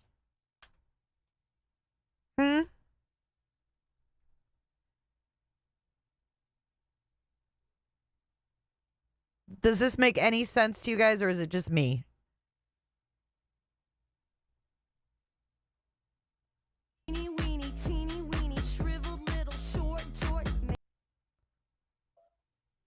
I think that's one of his favorite things to do with me is road trips. Because also at the end of road trips or in the middle of road trips, there's going to fish. When my mom and dad, his grandparents lived down in South Texas, we go down there and go fish in the Gulf of Mexico. Boy, loved that. I mean, there was nothing like going on the boat to go fishing. Where's all these pictures?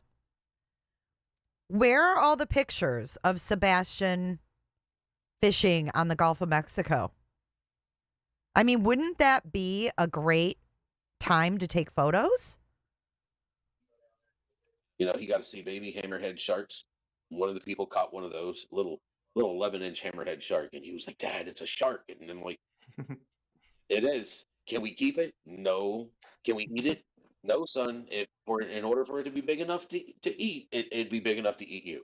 Showing him all the jellyfish and stuff that were in the water. I mean, he's inquisitive.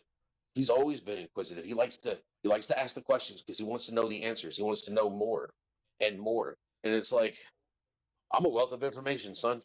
You want to know things? Ask me, I like sharing my knowledge with him. Hey, Titanium Bill, thanks for coming in. You're laying in the sun, getting yourself a suntan. It's good to see you, girl. He loves sharing his knowledge with him. That's what I asked Maggie. When he said, I can't stand looking at his room because his PlayStation's not in there. I said, why isn't he sad when he sees Sebastian's fishing pole leaned up against the wall? There is a great pic of him with a fish, but it ain't with Seth. It's with Chris and Katie. Hey, Gopher.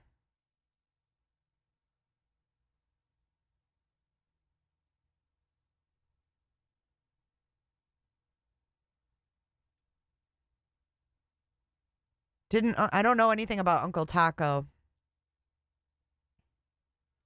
Sheila K says Seth and Chris P are full of knowledge. These stories are most during his relationship with Katie. Yeah, weird.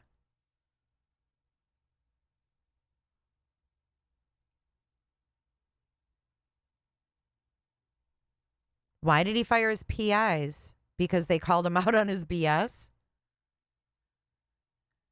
Karen, Seth talks about experiences with his son. He doesn't have to prove anything with pictures. I'm not saying he needs to prove anything, but if you had pictures of your son doing these things, why wouldn't you show them? If my son was missing, I would show you motherfuckers every picture I have. I would show you every picture that I have of my kid. And I don't care if it was when he was a day old, 10 years old, 13 years old. I would show every picture I had, and y'all would get so sick of seeing my son's face because I would show it all. Because the only picture I've seen with a fish is with Katie and Chris. So it's not about him proving anything, but I would be showing the pictures. I wouldn't even have to be asked. I'd be like, this is when he did this. This is when he did that. I mean, I would want to look at my son and talk about his life and memories and everything else. I mean, that's normal.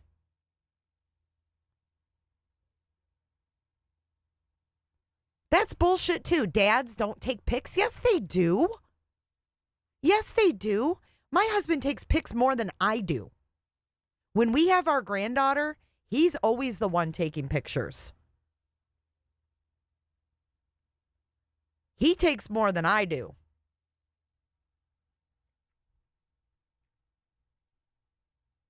He's my mini-me. Oh, Lord, have mercy. What did he have a favorite place that he liked to go when you guys road tripped? He liked to go see his mom and my mom and dad. I mean, he liked. So they have. Texas? Yeah, he likes dogs, and they have dogs. They have a little. But he had to get 7 stitches, and he's not scared. But he's scared of ants. Huh? Austin Pitt, and they like him. He liked them. He was so heartbreaking when one of them passed on. But he enjoyed it. He enjoyed seeing family. He enjoyed the trip. He enjoyed the experience of it, I believe. Yeah, I'm sure.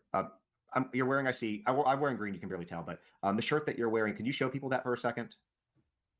So this shirt right here for Sebastian, you can get a shirt similar to, I think it's one similar to what you have on. You see what I have scrolling down here at the bottom. It's bonfire.com/Sebastian-Rogers. You can get one of those at the same time. I put Seth's Cash App. At least we got, oh God, here we go. Seth's Cash App. Look at him. Yep. Share that Cash App. Did this guy get a fucking cease and desist? I wonder.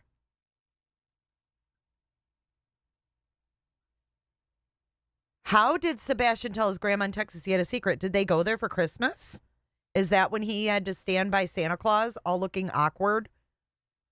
What 15-year-old wants to be at Santa Claus?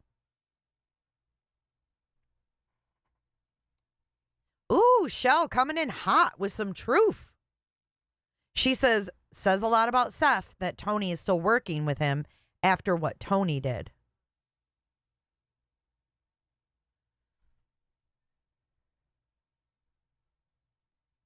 Up here, you can see it too. So if you want to donate to the cause to help with searches, look, guys, I'm going to tell you right now, this man has been out there every single day. He does not sleep. He does not eat. He's definitely not taking care of himself.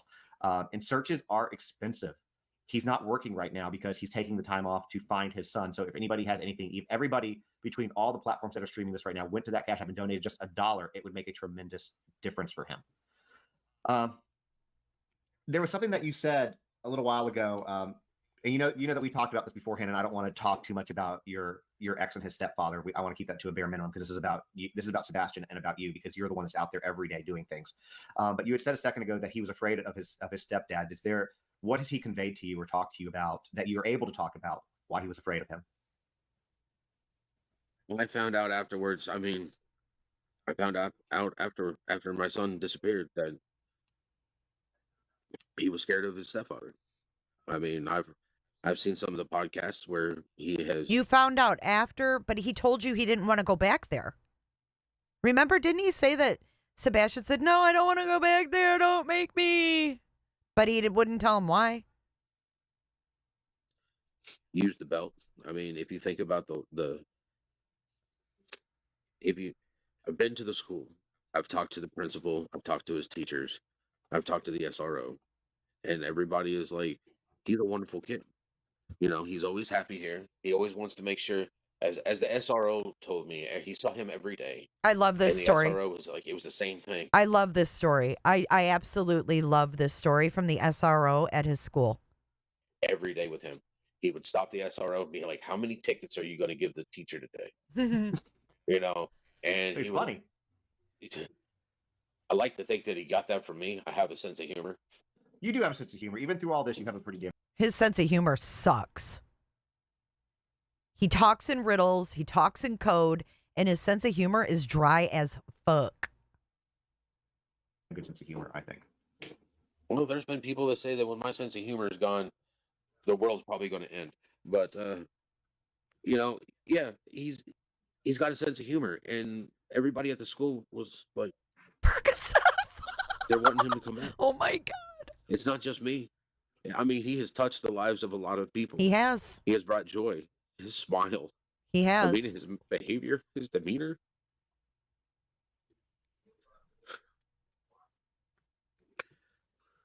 I'm sorry. I know it's hard. Take your time.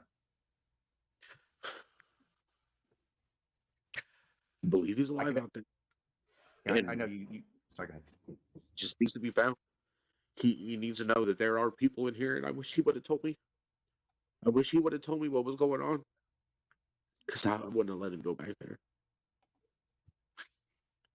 He might have been afraid to tell you because of what might have happened to him if he did.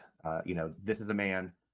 You know, well, I'm gonna table the comment I was about to make. Let me switch gears just a little bit, and I'm gonna ask you a question. And there's a reason. There's two reasons I'm asking you this question, and it's something that we've talked about. So, in a previous interview, not with you, it was asked what medications Sebastian was on. And I'm going to ask you that right now, not to be nosy, but so that people can know. And there's two parts to this question. What medications was he on? And what does it mean if he does not have them right now? He was on some medication for impulse control, for ADHD. He wasn't on anything for his autism. And he had two different types of medication they was taking. And I want to say they just switched it. But I want to say it was like Guafaced or something that he was taking. And then he was taking another medication as well, and I can't remember the name of that, and they just put him on Risperdal, or however you want to pronounce it. Try to get him Risperdal? Is that what he's talking about? to sleep at night. I don't know how to pronounce it to try to get him to sleep at night. Watch how he acts with that. What does it mean if he does not have them right now? He was on some medication for impulse control. Hey, Life Rewinded. For ADHD. He wasn't on anything for his autism. And he had two different types of medication they was taking. And I want to say they just switched it. But I want to say it was like Guafaced or something that he was taking. And then he was taking... Guafaced? What the hell is that? What's Guafa said? April Tobin. Jay, do you really believe Seth is responsible for Seb going missing? I never said that. I never said that. What's that? What is that, Miss Vu? What's Guafacine?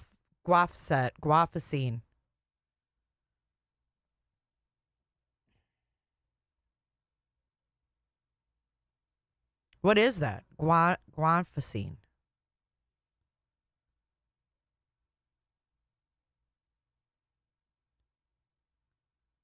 It's an antihistamine. Oh, okay. So it's kind of like trazodone. Thanks, Life Rewinded. It's like trazodone. Risperidone, antipsychotic. It can treat schizophrenia, bipolar disorder, and irritability caused by autism. It's for oppositional defiant disorder.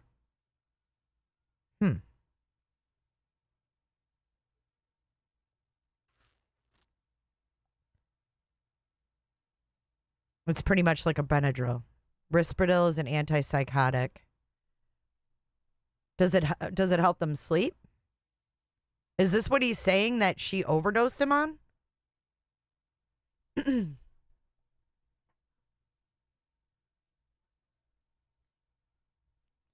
Risperidone, a mood stabilizer. But he said no meds for autism. Heavy med used to keep people asleep who have nightmares. Yeah, I don't know. Oh, I never said you said that. I was asking the question to know what you thought. I'm not sure. I don't know. I think that all three of them are sus AF.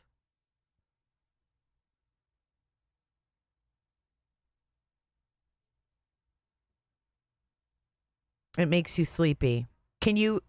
Karen, can you overdose on it? Can it actually end your life?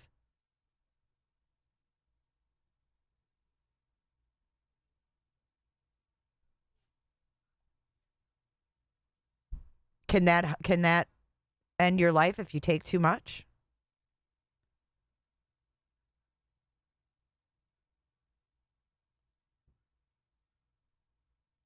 Huh. But he just said he wasn't taking anything for the autism. That's what's weird. Your nephew was on those, but he was having brain seizures.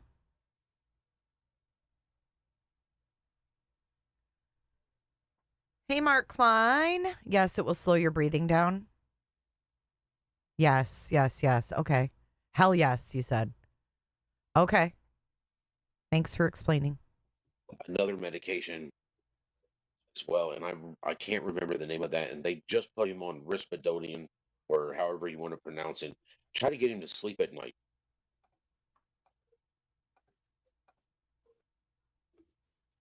I didn't have a problem with him sleeping here.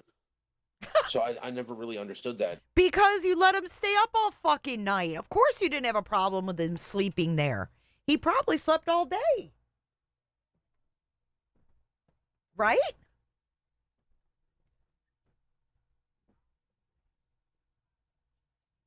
It makes your blood pressure drop. It affects your respiratory system. You guys say? They used to give Risperidol to the guys in the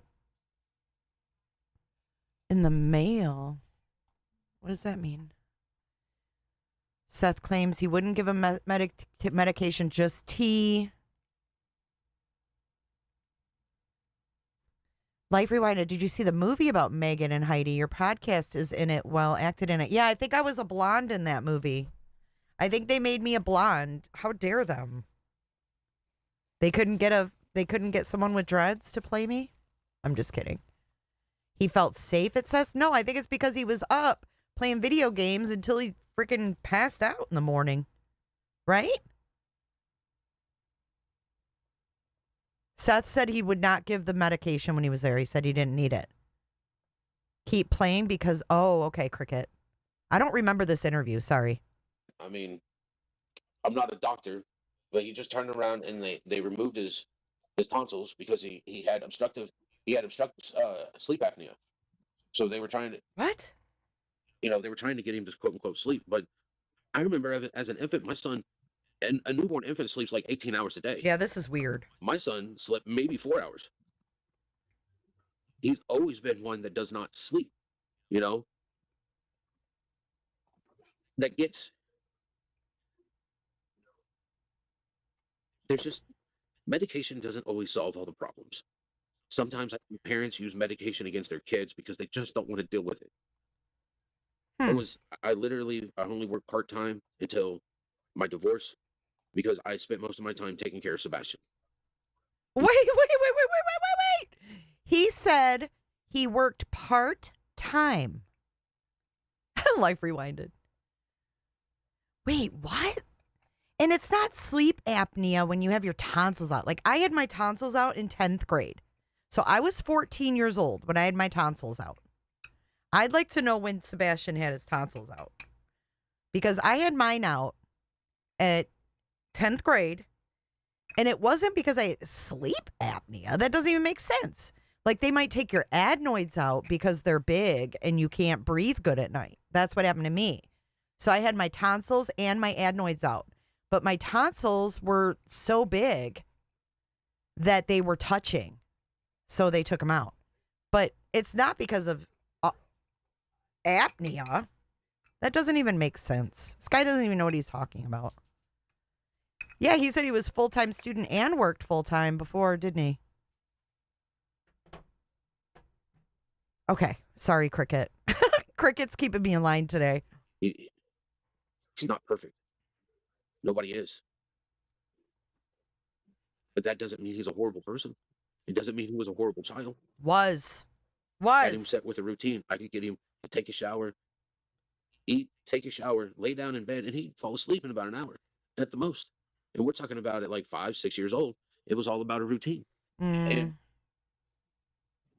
there's as soon as she filed for a divorce, first thing she did was take him to get him medicated.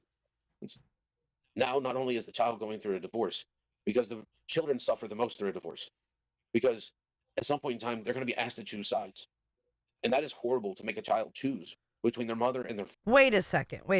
I thought that he said I thought that Sebastian wasn't even diagnosed until a year ago.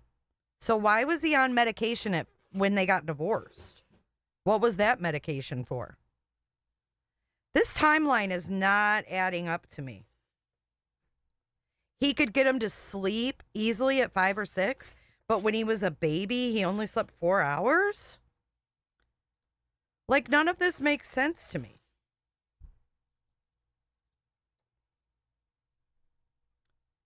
Father, I could never do that to my son. I was good with joint legal custody because I believe that a child needs both his mother and his father. But she started putting him on medication after medication. You know, this isn't doing enough. This isn't doing what I'm wanting. He's not going to sleep. He's bouncing over. Well, take him out.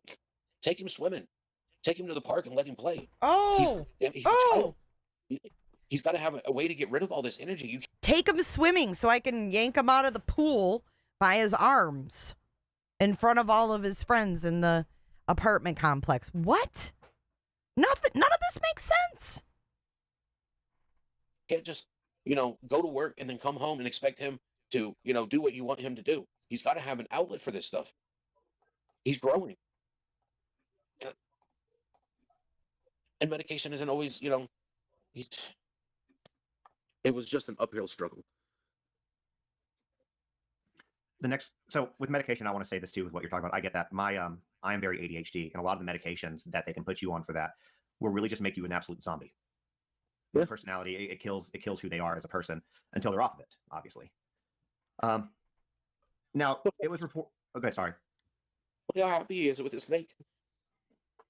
And I'm putting the pictures up because I want people to be able to see what he looks like, because the more pictures, the better. So if you see him somewhere. Right. The more pictures, the better. Whoever came at me for asking where the pictures are, Seth doesn't have to prove anything. I'm not asking him to prove anything. I just want to see the fun times he had with his kid. Is there something wrong with that? You can recognize him. You get a lot of different ones. So, he's a cute kid. He seems like a sweet kid. And no kid is perfect, right? Like, none of them are. but that's what you're there as a parent for, is to help them, get there and grow into that adult. I want to ask about the glasses. Well, a couple things. One of them I'm going to clarify for anybody who's watching now. Glasses were found during the search for him, and I think it's safe to say now that you were the one that found them.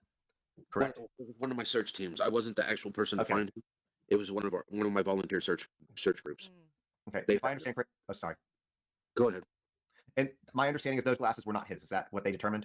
That's what everybody knew that off the internet before I did. So, yeah. Okay.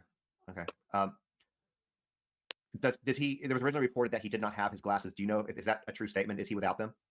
From my understanding, he has his glasses. Okay. That's why when they said they found a pair of glasses and they sent me a picture of them, I was like, that is too close for me to tell. Go ahead. And they told me that nobody was picking up the phone. And so I reached out. I wasn't able to get a hold of anybody, so I flagged down a deputy sheriff and kept. Okay, then I must ask you, Eileen, then why are you here? If you don't think that my channel is about accuracy, if you think it's about drama and my own prejudices, which this is my channel, right? This is about my opinion. What should my channel be about? Your ideas? Your thoughts? Should I consult with you before I give my opinion on my own channel? I mean, come on. Be real. Kept him at the volunteer place, and I told him to bring it on. Told him put on gloves, take pictures around them, how they're laying, so on. Take pictures, and put on a pair of gloves and bag them and bring them in. Do not touch them. Don't get any DNA transfer or anything like that. Bag it and tag it. And they did. They brought him in so that we could have an exchange, and we could have a chain of evidence. There was something that you said earlier that you were talking about, and I kind of want to, and you and I talked about this a little bit on the phone, and like I said, we don't want to talk too much about, your ex and that side of this. But there is something that I did want to bring up, because information about you and your divorce with Katie was leaked. And some of the stuff has taken the internet to put a lot of accusations against you. And you and I have told the story, or told me the story of what happened. And I want you to kind of share what you're comfortable sharing. But what I found that was kind of odd between the accusations that are being thrown out about you through your divorce is that those stories are oddly similar, very similar, in fact, to the stories told by Chris when he was basically bragging about the way he treated Sebastian, the way that Nina Gomez, her children were treated and she was treated. It's oddly, like, it almost mirrors it exactly. And so, respectfully, what I'd like to ask you, is there anything regarding those accusations that you would want to address? I mean, she filed for a divorce. She accused me of domestic violence against my son. Took several months. I ended up, when she filed for a divorce, me being the person I am, I was like, okay, we'll grab a legal pad and let's go ahead and do a divorce. We'll go ahead and split all the furniture and whatnot. What do you want? Obviously. What is he talking about? Thank you, Barbie. Dee Dee says, is he talking about the women's size 26 sweatpants that TL found? Were they size 26? All I know is I was getting so tired of hearing about that the cops don't want evidence that people are finding. It's like bullshit. Are you serious? Size 20? Well, 26 can be 26-inch waist, right? That's not that big. Yes, just smoke a blunt and be happy. He still had evidence bagged and tagged in his fucking car, he said. Weird. Things of that sort. And I was like, when it comes down to Sebastian, all I want is 50-50. He's my son. You're his mom. So.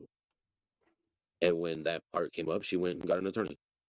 And the next thing I know, I'm being issued a restraining order for He had his hands full? He had one job. He had one fucking job. Katie was working. I can't. Violence and a move-out order so that I would no longer have a place to stay as well. Initially I thought it was her that I was being accused of being violent against. She told them that I had an arsenal. They showed up with like 20 sheriffs in SWAT gear, armed with assault rifles. What? They showed up in SWAT gear, 20 sheriffs with assault rifles. The fuck? Fully automatic in California. They walked up. I looked at the lady and I was like, you're coming in here. Who are y'all here for? Because I was outside with my son and he was playing with the neighbor's kid. And we're sitting there, drinking coffee, shooting the shit, watching our kids play when they rolled up. And when they rolled up, he looked at me. He was like, I wonder who they're here for this time. And I was like, one day they're going to be here for me because Katie's going to call them on me. Oh, how nice is that? He's drinking coffee with his neighbor, wholesome ass Seth, watching the kids play. And then they pull up and he says, one of these days they're going to be coming for me.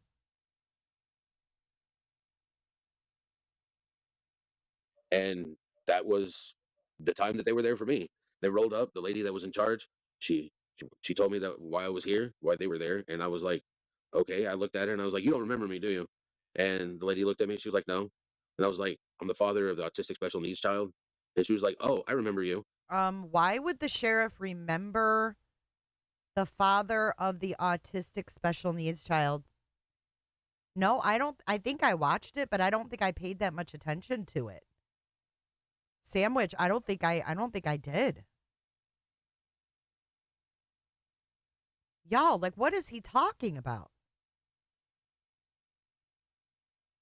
And I'm not looking for shit. I mean, all I'm doing is listening to his own words.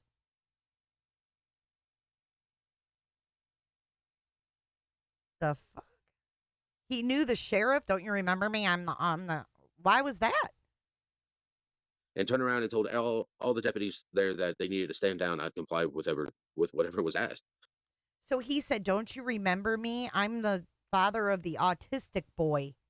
And they said, and the lady said, oh yeah, I remember you. And then she told everybody to stand down.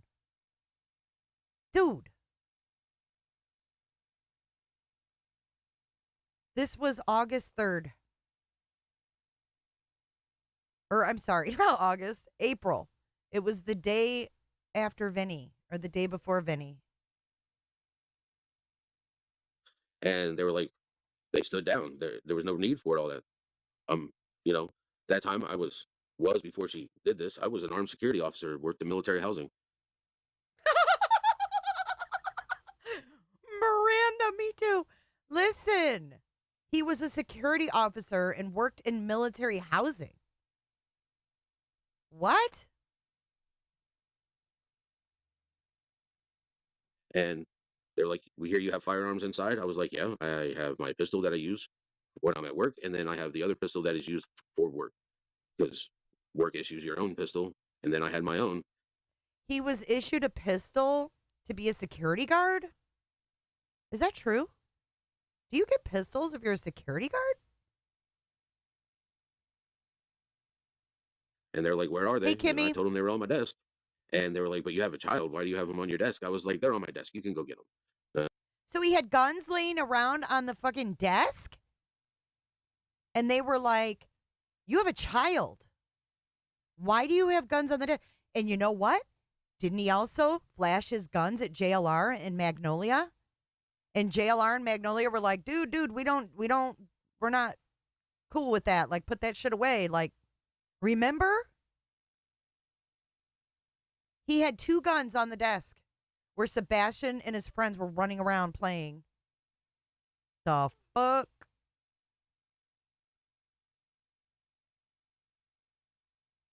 Dude, what in the You guys, put a 1 in chat if you've not seen this before. Put a 1 if you've never seen this. Guns laying around and unsecured with an autistic child. Unbelievable. Where are they? And I told them they were on my desk. And they were like, but you have a child. Why do you have them on your desk? I was like, they're on my desk. You can go get them. 30 minutes later, they asked me to come and point out where they were on my desk. And I walked in and I showed them the secret little pop so that they would drop down so you could actually get them. And they took those and... What the fuck is he talking about? A little secret pop? Huh? Wow, a lot of you have not seen this. Because work issues your own pistol. And then I had my own. And they're like, where are they? And I told them they were on my desk. And they were like, but you have a child. Why do you have them on your desk? I was like, they're on my desk. You can go get them. 30 minutes later, they asked me to come and point out where they were on my desk. And I walked in and I showed them the secret little pop so that they would drop down so you could actually get them. So they were in there for 30 minutes looking for your guns on a desk? 30 minutes? And they took those, and I still never got my firearms back 'cause that's California. But He never got his firearms back. Oh my God.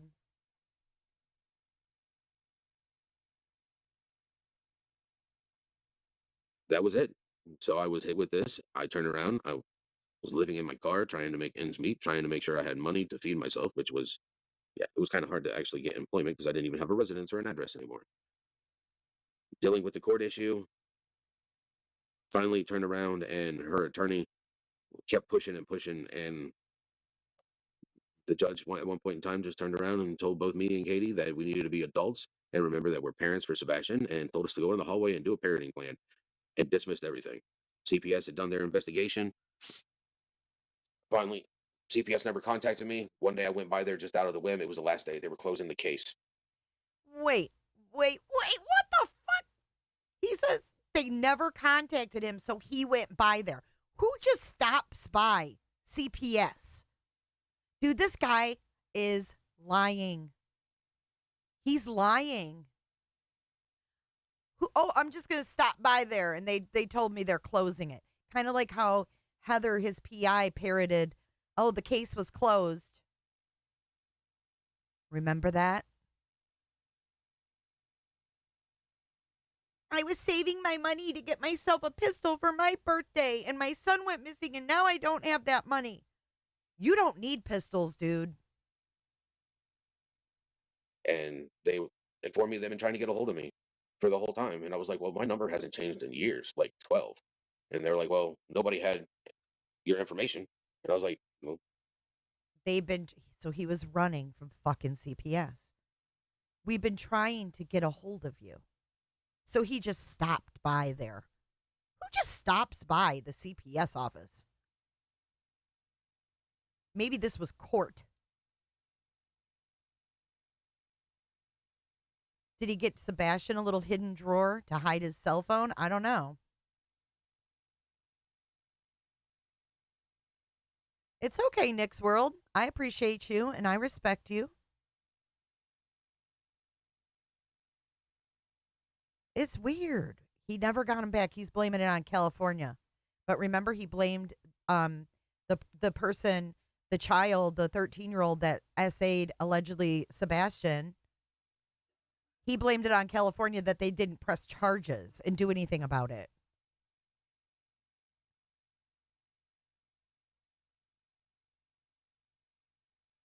They jump counties so they can shake the damn cases, says Sandwich. We've been looking for you. Is that why he didn't know about the CPS here? Was he dodging that too? Like, what the hell? his mother did. She didn't even bother to give him that. They turned around and they were like, well, we can't find any evidence of any abuse. And so they submitted that to the court. And the court dismissed everything. So one thing, hold on, let me try to get this better so we're even size. There we go. One thing that I want to say to the people with this is, you know, oftentimes you want to make sure that you believe victims 98% of the time when they accuse somebody of something, but there are situations where you can tell that things aren't truthful. I will tell you that I have talked to Seth at length about some of this stuff, and I truly, and I would say this even if he wasn't here, believe him. Because I think there's a couple reasons why. So you can tell the way that he shares his story, and you can also tell in his actions, which is the fact that he is out there. Oh, shut up. Literally every single day. The other thing that I want to share with you guys from just a real quick personal note is that there are women like that who will use their children, fathers too, but there are women out there who will use their children as pawns, as control in a divorce situation. How dare you say that? How dare you say that? Did you hear him? He's insinuating that Katie used Sebastian as a pawn, and look at Seth. Look at that smug look on his face. Oh my God. I have smoke coming out of my ears. This is outrageous. This is absolutely outrageous. You know, there are women out there that will use their kids as pawns. And look at him. He is so pleased that this dude just said that. He's like, yep. Like putty in my fucking hands are these stupid creators that I've chosen to talk to. Putty in my hands. Doesn't he look like it? Wow. Maybe I'm being a little judgy, but fucking A. Diarrhea of the mouth. There are women who want to use their children as pawns to control a divorce situation. And look at him. He's like, yep. Yep. They're going to be my yes man. He's going to be one of my yes men. He knew right then and there, yep, this is a yes man. My mom was one of those. She had my dad arrested in front of me multiple times by violating Oh, some. so now he's going to bring his personal bullshit into this live stream with Seth. See, do you see why these things don't go anywhere? This is exactly why these interviews you saw with these people don't fucking go anywhere. Because now this dude's making it about him. Sebastian's lost in the mix. And Seth, look at him. I mean, what the fuck? Just because your mom did that, dude, keep that to yourself. This isn't about you. Ugh. Fathers too, but there are women out there who will use their children as pawns. Listen to this. Control My in a mom divorce did it. situation. My mom was one of those. She had my dad arrested in front of me multiple times by violating some BS contempt of court thing. It just sometimes happens, and I think that that's what he got caught up in, and I truly do believe that because this is a man who has been like y'all every single day, and he truly believes that Seth was targeted by Katie. Did you hear that? He had yes men way before fucking Tony Mathis, y'all.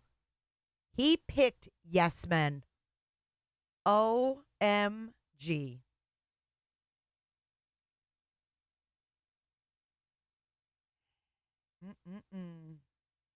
Totally nailing on Katie.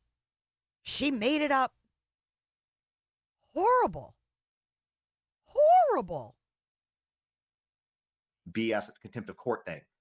It just sometimes happens, and I think that that's what he got caught up in, and I truly do believe that because this is a man who has been like y'all every single day, and nobody has a bad thing to say about him. So I just wanted to clear that up because I know that there's been the internet guys. Yeah, contempt of court, like not following a judge's orders, is always BS, isn't it? Issues.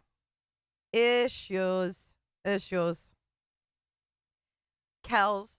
And it was that moment that Seth knew that Justin on TikTok would not be receiving a cease and desist. Justin on TikTok, you will not receive a cease and desist. Be cruel. Y'all know that. And so I wanted him to kind of clear some of that stuff up. There are some questions that have come in I want to ask you real quick for the people who are wanting me to share a couple things with you before we kind of go on. So the first one is, so how is he with strangers? Do you think that he would just leave with one if one approached him? Just no. I don't think he would leave with one because he's apprehensive. I mean, taught him to be aware of your surroundings is what I was teaching him. But I've also taught him that not everybody is your friend. And I had to do that. There was an incident in California before Chris and Katie came back here. Oh, this is when he decided to put Sebastian's business out there. Yeah, this dude, he doesn't have a stance. He doesn't have a stance. Look at him. He said, "Oh, my mom did that." He just leveled with Seth with that. And you're right, Kels. That's when he knew he would not be getting the C&D. Other CPS incident in California at her house.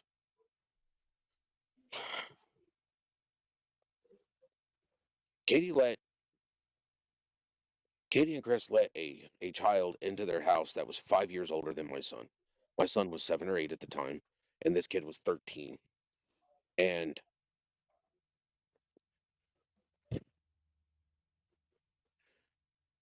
she has a habit of not checking on her kid.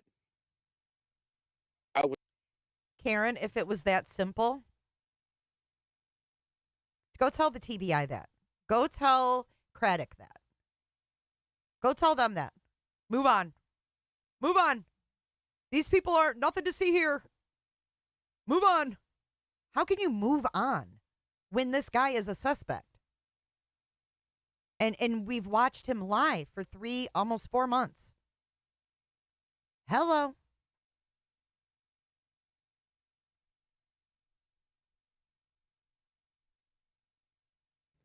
wake up. Would never let some kid that's 5 years older than my son play with my son anyways. Wait, isn't there a 9 or 10-year difference between him and Katie? So it's okay for him to date someone with that. What the fuck? It's like, why do you want to play with my son? There's a 5-year difference. That's a pretty big difference. You're 13, and my son, you're a teenager. My son is not a teenager. He's still playing with Hot Wheels and Legos, and he's building things. He's playing video games, and you're a teenager. You go out and you have your own, age appropriate group that you play with. Doesn't that? Well, how hypocritical, huh? How hypocritical. And they were letting this kid play with my son, and they weren't checking on him. And then this kid took my son's innocence, and he molested him.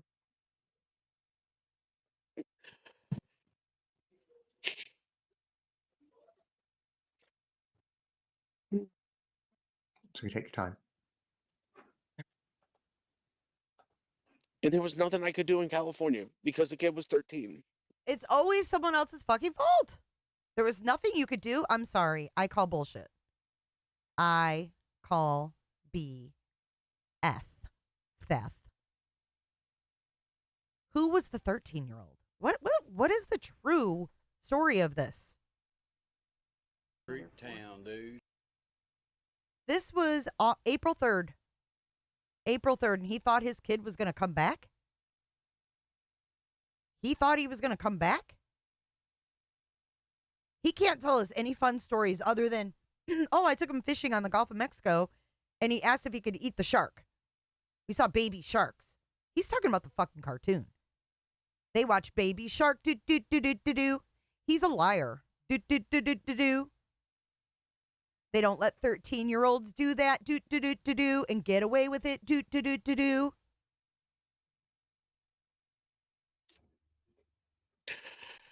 But they let that happen. And they didn't bother to try to even get my son help until last year. Here. Can I get some my son sharks up in just chat? turned 15 in December. It means he's been dealing with an emotional, stressful, traumatic incident for the last 7 years. And I've been trying to help him. I've been trying to get him help.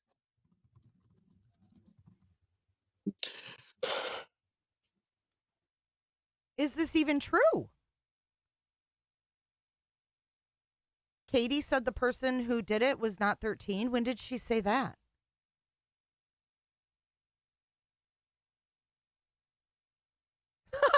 The sharks? Thanks, Mark. Mark's got my back. Crime's got my back. What the? No state in the United States of America is going to let a 13-year-old get away with essaying another child. Do. Baby sharks and legal pads are the items of the day. Going to talk to his doctor and telling them what happened. And for the doctor to tell me, she was like, I knew none of this stuff. And I'm like, really? Because he's supposed to be seeing a therapist for this. And she's like, well, he's not seeing the right type of therapist for this type of trauma. Huh? I care about my son. And actions speak so much louder than words. And there's just no justification for the actions that I have seen from them. They're not parents. They're not parents at all. And I want to know what happened to my son.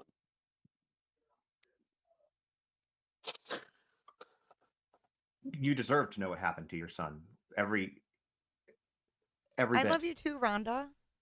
And I'm sorry, I don't think any of us were aware of that. And I am so sorry that, number one, that he went through that, and two, that as a parent,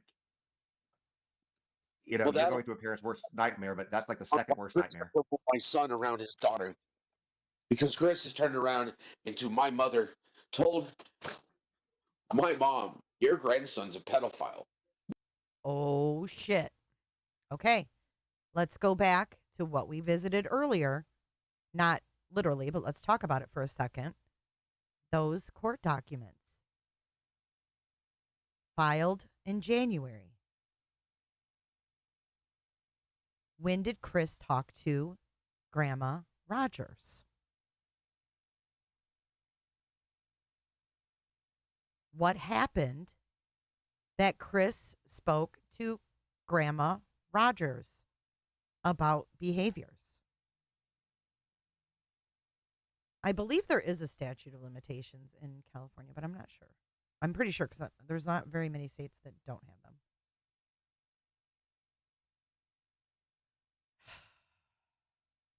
So let me get this straight.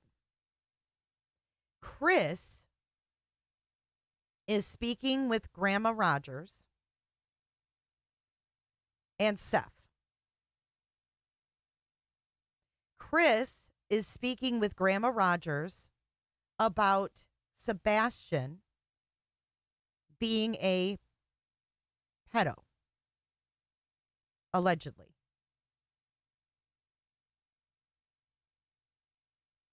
And at the same time, I mean, I don't know if this is all the same time frame, but Grandma Rogers says she has a secret.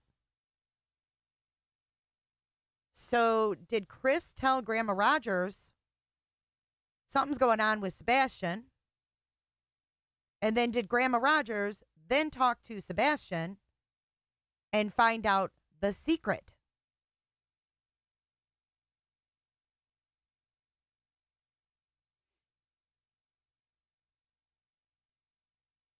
Because Grandma Rogers admitted that she knew about abuse, but it was her secret with Sebastian. I don't know. Weird. Of that, and I am so sorry that, number one, that he went through that, and two, that as a parent, you're going through a parent's worst nightmare, but that's like the second worst nightmare. My son around his daughter, because Chris has turned around into my mother told my mom, your grandson's a pedophile. No, he's not. He's a victim that hasn't got the help that he deserves and that he needs so that he can get over the traumatic incident that has happened to him. That should have never happened underneath their watch to begin with. Okay, but what did he do that made Chris react and Seth to explain it like that? He's saying, no, he's not a pedo. He's someone who was abused and didn't get any help. So what happened for Seth to have to defend Sebastian at that point? What made this all come up in the first place? That Chris would even mutter those words. Surely he didn't just make that up. Because we know Grandma Rogers was holding secrets. So I don't understand. Dina, me too. Dina, me too. That's why Chris doesn't want my son around his daughter. Because he's scared that my son is going to do the same thing that was done to him under his watch. Why would Chris suddenly be worried about this? I mean, let's put things in perspective here. Sebastian's been living with Chris for a while. Half his life. Okay?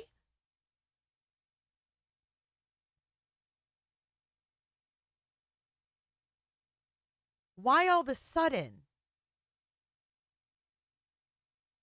does Chris not want Sebastian around her?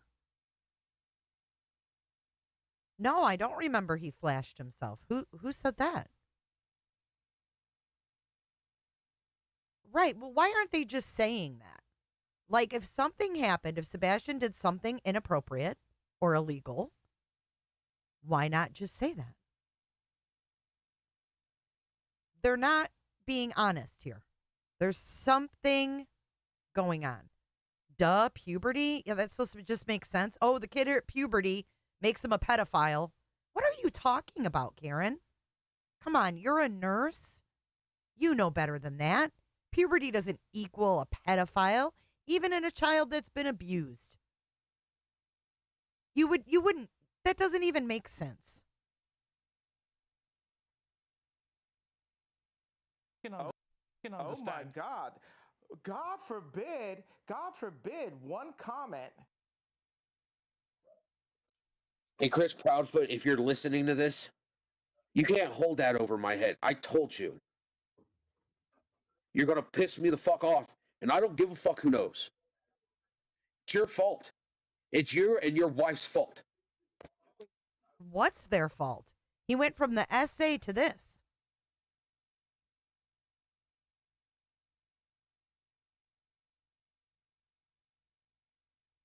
You guys don't deserve to be around kids. You know, I don't know if you listened to it, but I know that you're aware of Nina Gomez's video. And I'm going to say this based on what I've heard and having dealt. So my account started off as toxic and narcissistic behavior because of the type of parent Oh, Lord, that I have had. mercy. He doesn't even want his own daughter. It's what I heard. And it's just all about control. And it's about control with Sebastian. That was pretty clear because as I had a lot of step parents, more than I want to admit, and most of them would have never. Dude, this guy's bringing his own trauma into this whole thing and skewing the whole thing. This isn't about Seth and Sebastian anymore. This is about Justin on TikTok's trauma and healing path. The whole interview is skewed. The whole thing. The whole fucking thing. I want this to be crystal clear. Discipline me without talking to to a biological parent. They sure as hell wouldn't have hit me. So it's for him. I think it really is control. And maybe I shouldn't be saying that, but I'm kind of like, I'm with you at this point. Kind of like, fuck it. Because Justin said, fuck everything it. that has come out, every word that has come out of his mouth, he double talks. He talks out of both sides of his mouth. He can't keep his story straight in one single interview. Shut the fuck So up. I'm fully with you. And I feel that most people who have seen this going down, have seen everything that's happened, watching it because this case has become incredibly public, are on your side with it. We all feel the same way about them. Because the way, I'm just going to say it. You're out there every day looking, I've said that a million times. And the only reason you're not out looking for your kid is you're not looking for something that's lost is because it's not lost to you. You know right where it is. You know right where he is. And that's why. Dude, does he have a handheld vibrator?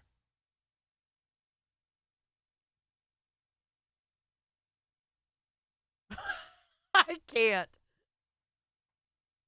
I think this is a good time to take a break and spin the wheel. What do you guys say? I think this is a good time for a little intermission. Let's take a little intermission, about 5 minutes, and let's spin our wheel, okay? Because Seth has a handheld vibrator. So I'll come back here, and we're going to spin that motherfucking wheel of frijay. Let's do this.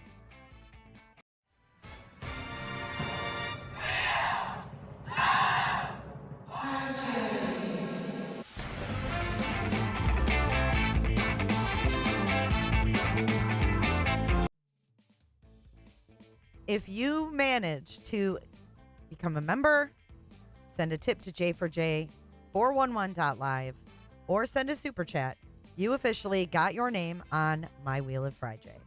And I do my best to get everyone on there. It's not always simple, but it's my way of giving back to you guys when we make these goals right up here. So when we reach those goals up there, I will spin the wheel, and I'm going to show you right now what I'm giving away this week. We haven't spun in a couple weeks. So today's gifts on the wheel are a J4J logo tee in gray, the brand new in the shop J for Justice tie-dye embroidered cap, and a mug, C'est la vie, adios, F off. Oops. C'est la vie, adios, fuck off and die. So those are some of the newer things in the merch store. Yeah, a little triggered by the vibrator. So we're gonna just take a little intermission here. Let's get our wheel up. And if you are someone who has won on the Wheel of frijay Let's get Justin's face off the wheel. But if you are someone who's won on the Wheel of frijay and you have not received your merch, please send an email to wheeloffrijay, spelled out just like it is, at Gmail, and let me know who you are. You got to give me your name and your YouTube name because I don't know you if I don't know your YouTube name. So I need that information and what you won. So let me know. It is wheeloffrijay at gmail.com. I did not do last Friday because I said we do it the next Friday. So this is it. So let me get the wheel up here so we can spin that baby. Let's spin that bish. Get some more music. All right. Do. Welcome to the Wheel of.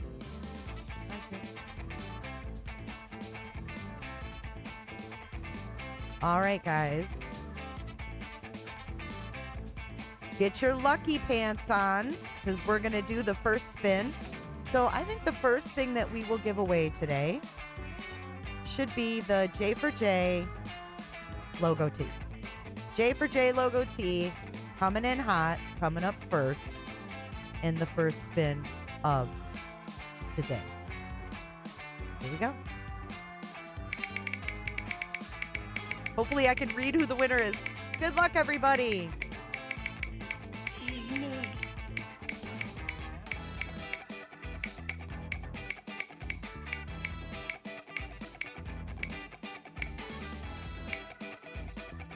Who's the wiener? Mike. It's bald Mike. Just plain old Mike. Nothing else to his name. Just plain old M-I-K-E. You won a J for J logo tee. Congratulations, Mr. Mike. And I don't even think he would be here, but congratulations, Mike. That's just plain old Mike. Congratulations, Mike. Okay, here we go. Here is our next item up for bid is a lovely J for J tie-dye cap in embroidered. It is embroidered with the top thread. It is made in the USA. No China crap here.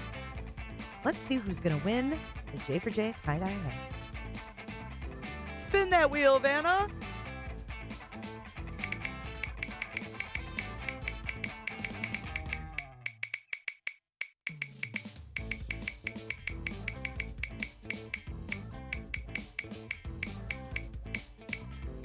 Yes, the heart. I got rid of the emojis case. M. Congratulations, M. M won last time. Congratulations, Miss M.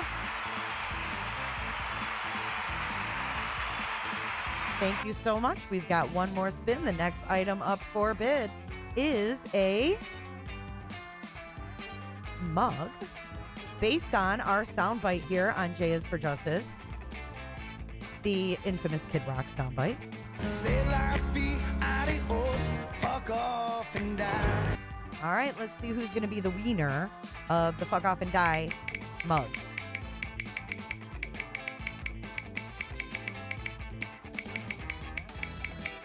Happy Friday, everybody.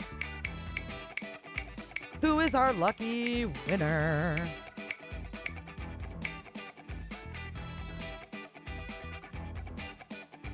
Miss Robin!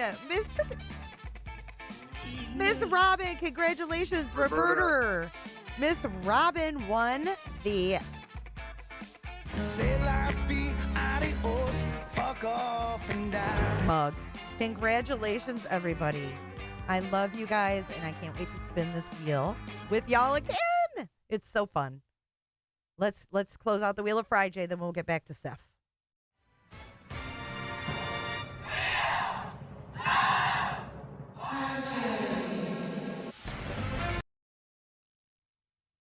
Thank you for participating, guys. So all you have to do is help me meet my goals up here. I have a website, www.j4j411.live. And if you go to that site and you send a tip, you get on the wheel. If you are a member, you get on the wheel. If you super chat, you get on the wheel. And the great thing is, no one forces you to be here at J is for Justice. You are here on your own free will.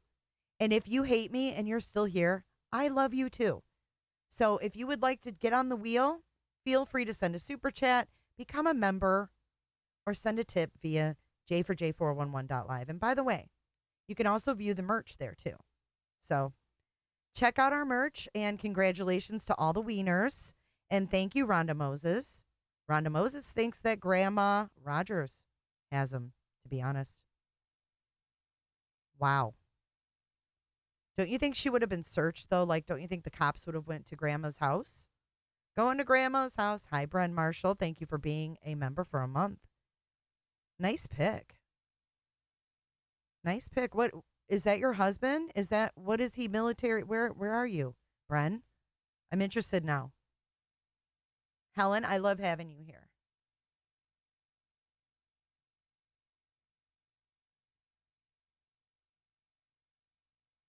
Has she been questioned? I'm sure. Heidi, you have a good day too. All right, let's get this wheel off the screen. Thank you so much, Wheel of frijay participants. I really, really, really appreciate it. It really does help, and I like giving back because it's a way I can thank you. All right, now back to the vibrator. Back to the vibrator. Oh, that's your son. What kind of military is that? I'm always Arkansas. Well, thank him for his service. That's an awesome picture. Rocco Love. Who can hate Jay? I know. I don't know. I get a little sassy at times, but I'm really harmless. I'm really a nice person. I just get worked up sometimes. Like sometimes when I get worked up, I'll hear my husband out in the living room, Jay, like, you're getting a little sassy. But you know what? I am passionate about what I believe in, and I really do believe in protecting children. And when people are blessed with children, especially adorable children like Sebastian, and they don't appreciate that, even when he's missing, they still don't appreciate it. They're still wanting to get jabs in. That's fucked up to me. And it makes me upset. And when I get upset, I get a little heated and I might get a little passionate. But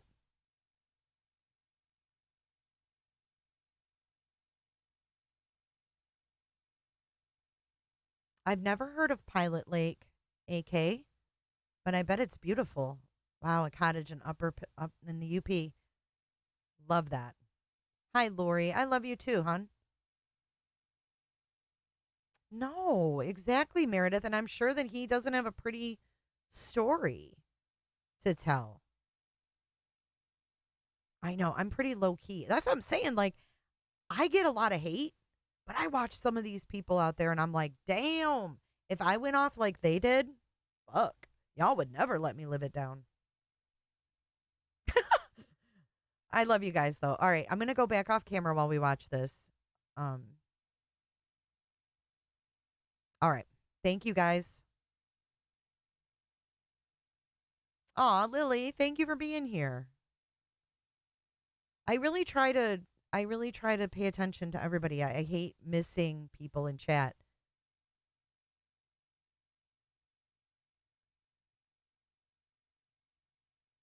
Oh, you just missed the wheel.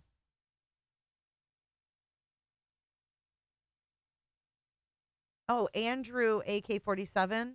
And that's his name, Andrew. I didn't know who Andrew was. Who's Alien? Weird.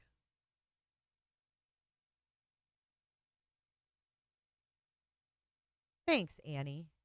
I appreciate that. I'm not for everybody, I guess. But you know what? Yeah, I'm weird. No, it's not over, dude. We were just taking a little break because Seth got out the vibrator. And I think I told you that too on the phone. So every day you're out there busting your ass. And I'm going to tell you, he hurt himself. So like when you see the way he stands and stuff like that, this man is in pain. Like he's got the massager right now. I don't think there's better timing for me to bring this up. This man is constantly in pain. He doesn't sleep. He maybe gets 30 minutes to an hour a night. How do you know? Tirelessly. While the others were literally, I'm just going to say this because I'm pissed off too. Because again, like I said, this is my community. Okay. They were at the Cracker Barrel 5 minutes from my house on Easter, and then they left town again. They haven't been seen. What? Who does this guy think he is? Thank you, Bren. I appreciate you. Karen, you missed the wheel. I know you didn't win. You were on it, but you didn't win this time. Thank you, retired. You think there are certain creators that tell people to troll to get y'all like self-conscious and shit? Casey. And I just don't understand that. The last time you saw shit like that was with Chris and Roberta Laundry. So I'm just saying. Roberta. I want to kind of go on to something a little bit different because I know that this is taking a massive emotional toll on you. So going to the search, can you take us back to the moments leading up to Sebastian's disappearance and what was happening during your lives at that time, which led him to whatever you believe, whatever you know, whatever you're able to share, what was going on at that time for him to disappear?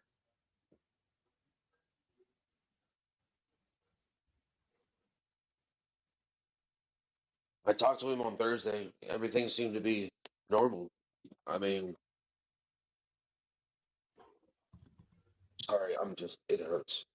Oh, Lord have mercy. He's asked about the last time he talked to Sebastian, and he's more concerned about his effing shoulder.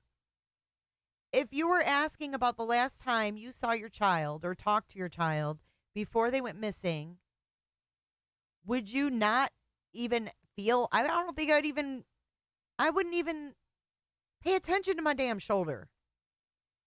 Thank you, Cricket Dave, for your super chat. That was very generous of you. Thanks. I know. It's okay. I know you're hurt emotionally and physically at this point. And if you don't want to answer anything, if something's getting too much for you, you don't have to. You don't have to answer it. I'm just trying to focus so I can answer the questions. That's all. Pain is a overwhelming distraction at times. Sebastian was going to school. Whole point of him finishing his first year was he was supposed to come live with me. We were supposed to do a swap where she would have him every other weekend and he would be living with me, going to school. And if she wanted him on his breaks, then she would be able to have him on the breaks. If not, then he would stay with me. I mean, I wanted full custody of my son since the divorce. Okay, well, Katie wasn't having it. We have to remember that. We have to remember that Katie wasn't having this whole plan that Chris and Seth were coming up with.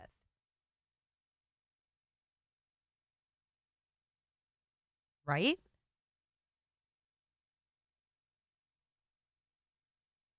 Thank you, Spivey. I respect you for being here and hearing me out. Thank you. Things change a lot over months' time. I mean, look at the Wells case. That changed tremendously over 4 to 6 months. But I don't believe it's my right to take a child's mother away. That's something that the child would debate or would. What? He doesn't feel. See what I mean? You guys, this is really effed up. I don't feel I have the choice to take a child from his mother, but you were talking to Chris daily? Working on Katie? What? Justin's looking through my soul right now. Like literally laser beaming through my soul. But what is... I put this on regular speed. I need to hear this clear. And if she wanted him on his breaks, then she would be able to have him on the breaks. If not, then he would stay with me. I mean, I wanted full custody of my son since the divorce, but I didn't. I don't believe it's my right to take a child's mother away. Hold on.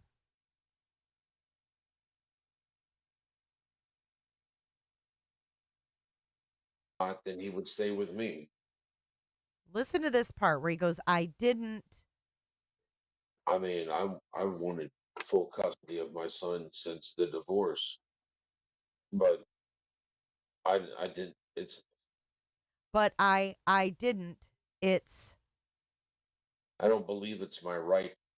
But I didn't. It's. I don't believe it's my right. I've wanted full custody of my son since the divorce, but I didn't. It's. I don't believe it's my right To take a child's mother away. You know, that's something that the child would debate or would decide at a later point in time. The only thing I wanted to do was protect him, and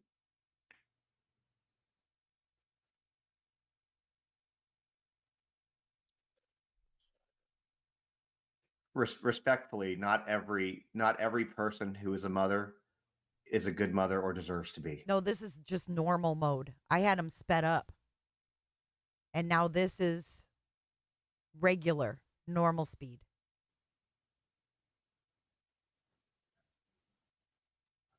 makes me feel like shit. You didn't do anything wrong. You're still not doing anything wrong.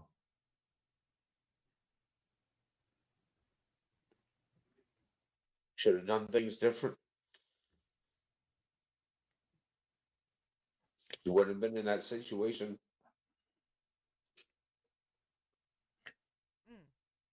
I know that me saying.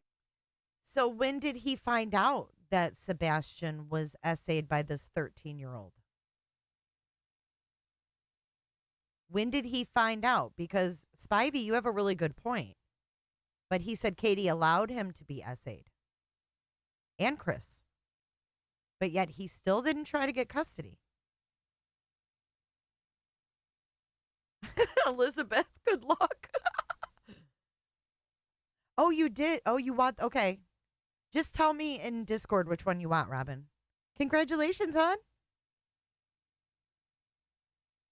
This isn't going to help you from beating yourself up. You're going to do that regardless. Right. That's But what look I'm at the saying, situation Rainbow. that you've been dealing with. It's not, you're going up against two people who are constantly battling you in every bit with your son. It's the same thing that Nina was talking about. Yes. They battle every step of the way because it's about control. It has nothing to do with love of the children. It has to do with control. That's what it is. So how do I put it? Yes, you married her. Yes, you've been having this co-parenting situation for a long time. I have talked to you enough, and I've seen you talk in other interviews enough to know that you are not like that. And when you have somebody who is not like that, it's hard sometimes to grasp the full spectrum of what you're really dealing with. And so you can sit there and beat yourself up and say, I could have done this, I should have done this, but you don't know what you don't know. And I don't think Yeah, just like Craddock says, we don't know what we don't know. think you truly know what you're dealing with or have been dealing with. Just makes me look for him harder. It just makes me want to find him faster.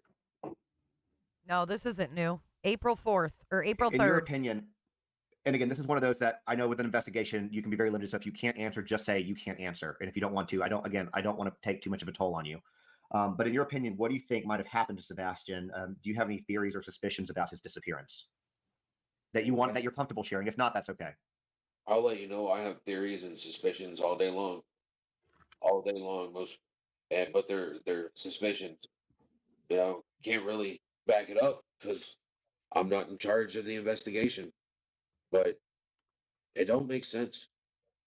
If there's no scent of him leaving the house on a weekend that was 70, 75 degrees. Wait, what? Don't make sense. If there's no scent of him leaving the house on a weekend that was 70, 75 degrees, then He didn't walk away from the house. So he's straight up saying he didn't walk away from the house. There's no scent of him leaving.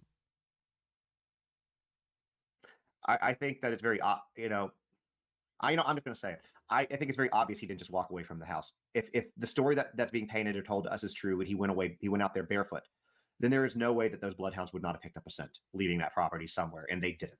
So there's no way that he. Been something. There's concrete. You lose skin cells all the time. You're barefoot. You think you got socks on, you're going to lose particles. They're going to. It's just. None of this makes sense. None of this makes. The only thing that would make sense for the dogs not to get a scent is that if he left that house in a vehicle and didn't walk off like they said. That's the only thing that could make sense. That's the only reason why a dog would not have picked up a scent. Any of the dogs that came out would not have picked up a scent. No cameras picked him up, and there were in 2020. Oh my God, I can't. Okay, so this doesn't make sense to me. Sebastian's scent would have been all around that house. Sebastian's scent would have been in the driveway. It was 27 degrees. Why did he say it was 75 degrees? Fuck is he? Dude. 24 people, you don't just vanish. No.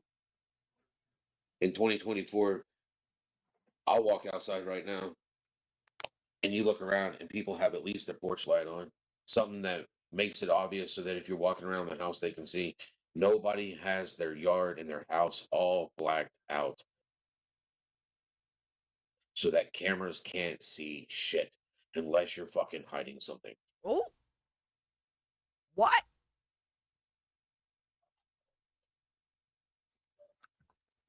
I would agree. But even in the dark, a lot of these cameras can still pick up. Well, I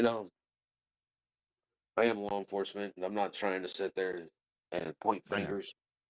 I'm law enforcement. He said it was 70 to 75 degrees. I remember the cops being scared that Sebastian was out there alone in the cold and the temperatures were dropping.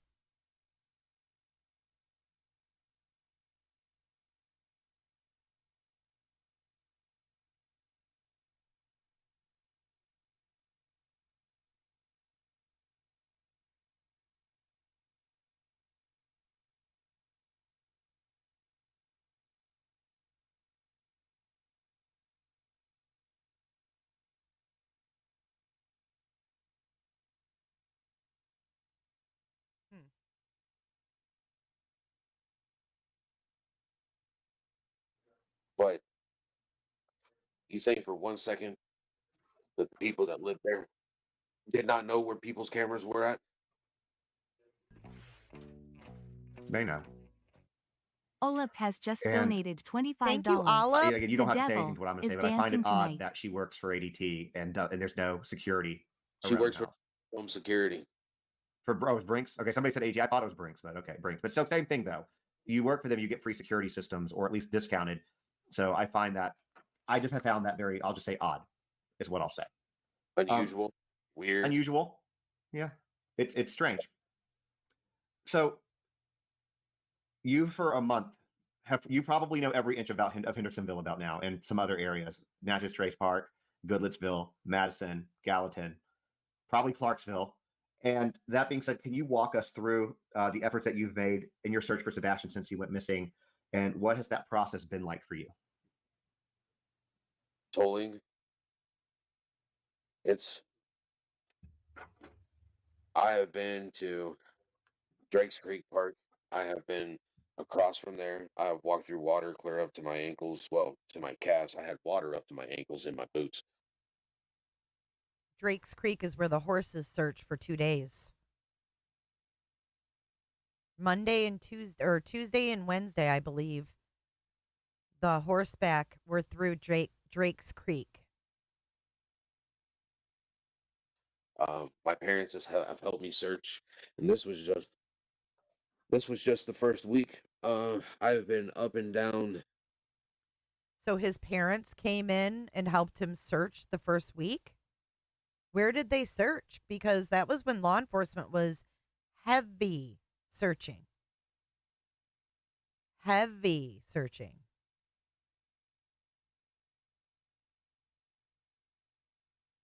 You guys think I'm being unfair? Alien, you think I'm being unfair?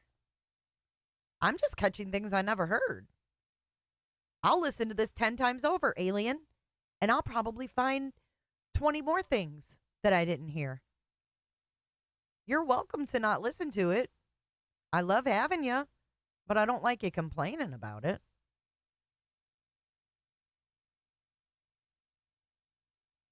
Right, we're playing Seth's own words and people don't like it.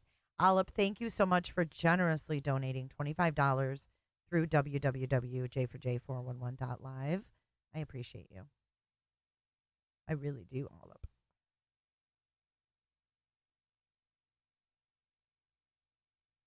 Happy Hollow, Muddy Hollow, Tier Branch. I've been to the tallest point in Hendersonville. Didn't know that until I spoke to the gentleman that has a house up there. What's the tallest point in Hendersonville? There is a road that comes off of, what is it? It's New Long Hollow Pike goes this way. It's the road right next to the high school. Oh, I know where you're talking about. Okay, I was just curious. I didn't know that was the tallest point in Hendersonville. It's not, but if you go up, you make the first left on there. I'm sorry, and you take that around. It actually goes all the way up. Who do you say I'm sorry to? Oh, because he said wrong? What was that? He's talking about the road between the high school there. It goes back to those houses like where the mannequin is. The mannequin barn. Cool. Oh, I know where you're talking about. Okay, I was just curious. I didn't know that was the tallest point in Hendersonville.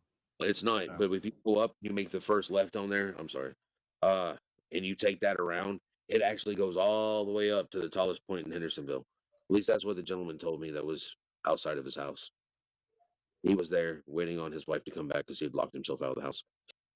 Okay, why do we need to know that? So it wasn't someone's house you went to over there and knocked on the door with a flyer and said, my son's missing.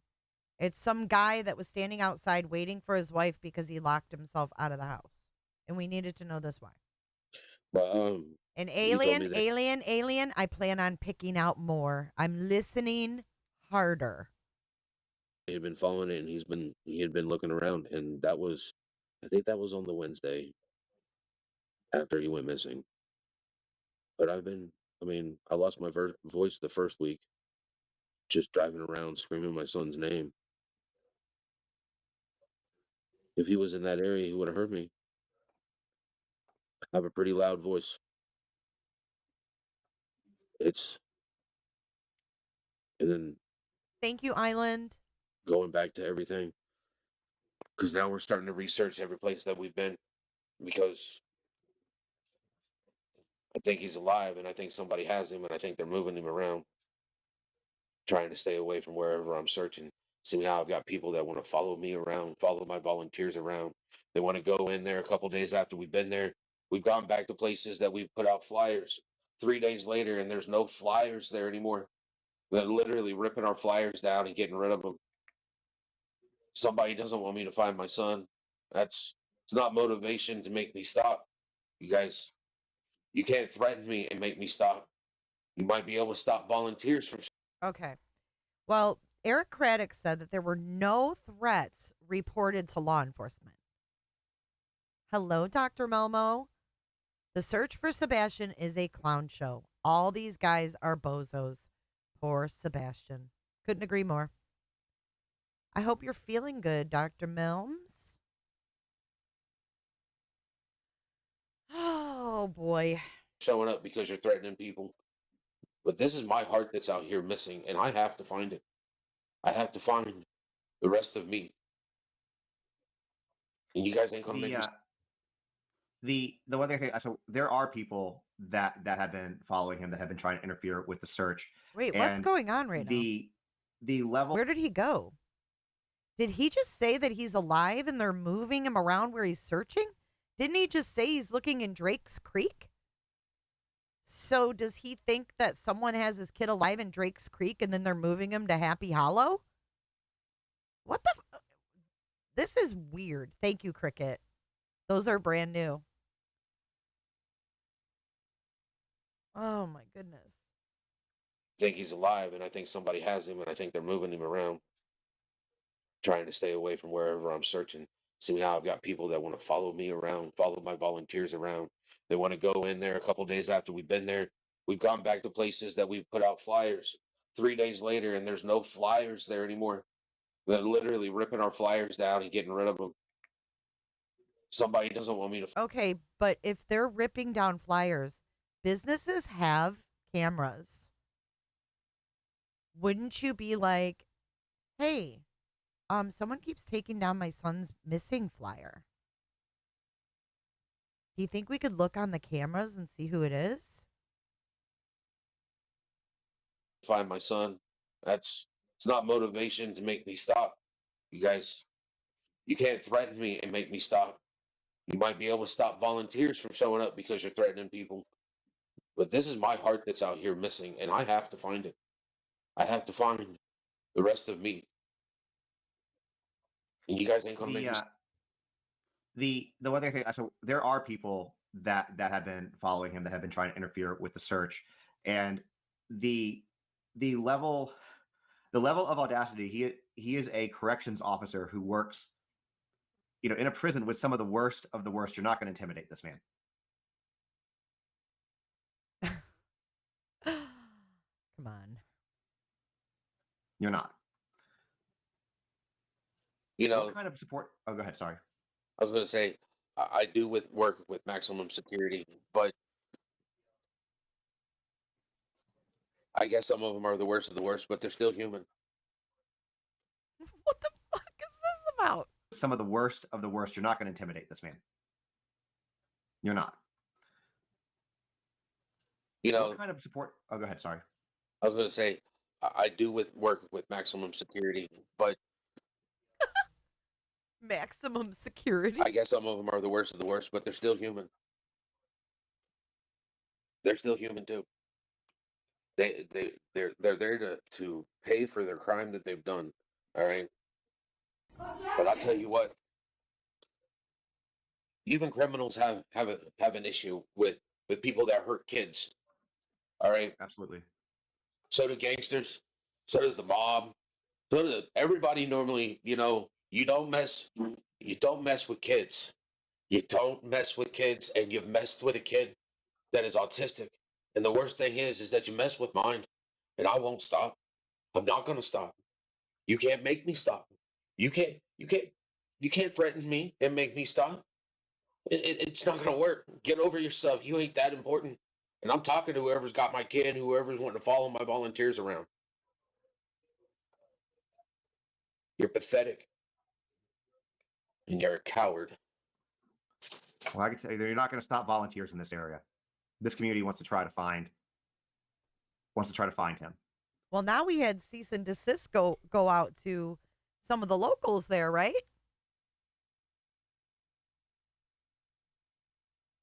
And we're not scared. It's a good community. What kind of support would you say you've received from the community, from authorities, from organizations during the search for Sebastian? A lot of I've received a lot of support from everybody. Everybody that comes out to help search for my son, every business owner that allows me to put my son's flyer in their window, property owners that I get a hold of and I call up, and they literally drive over to where their property is and unlock it and let us come in and search. I mean, it's extraordinary, and I appreciate that 100%. When I call you up and I ask if I could go on your property, I'm not accusing you. I'm just asking because this is private property. It's yours. And the only thing I can do is ask you if it's okay if I come on it to search for my son. And I appreciate those that say yes. Those that say no, it's your prerogative to say no, but why would you try to stop me from finding my son? I'm not asking you to let me search this on my own. You can walk with me. You can come with me. Help me find my son. That has been my plea the whole time. I need people to come help me find my son. Heads up, eyes open. He could be around the next corner. So I know that we've talked about this toward the beginning of this. For people who are local, who want to come help, who want to come bring eyes to this with you, because there's somebody in here who just a second ago said that they're a preacher in Gallatin, and I'm sure he can get the congregation, things like that going on. Where is the best place to find where y'all are searching, how to get there, how to get in touch with the people who are organizing that? What's the best? A preacher in Gallatin was in the chat. Who's that?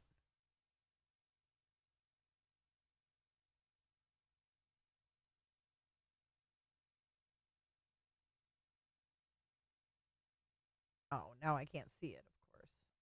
Way for that. That's gonna be my first question in regard to that. We're meeting at we meet there every morning at around 9:30 at the Rudder, at the parking lot at the Rudder.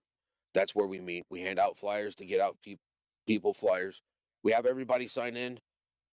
The only reason we have people sign in is so that at the end we know how many volunteers we had, so we can do a head count. So we're not missing anybody, because the last thing we want is somebody to go missing while we're searching for my son. I don't want anybody hurt or injured. If you don't feel comfortable doing something, open your mouth and say it. I try to split people up so that, Someone yelled Sebastian. Where? and I appreciate that 100%. When I call you up and I asked if I could go on your property, I'm not accusing you. I'm just asking because this is private property. It's yours. And the only thing I can do is ask you if it's okay if I come on it to search for my son. And I appreciate those that say yes.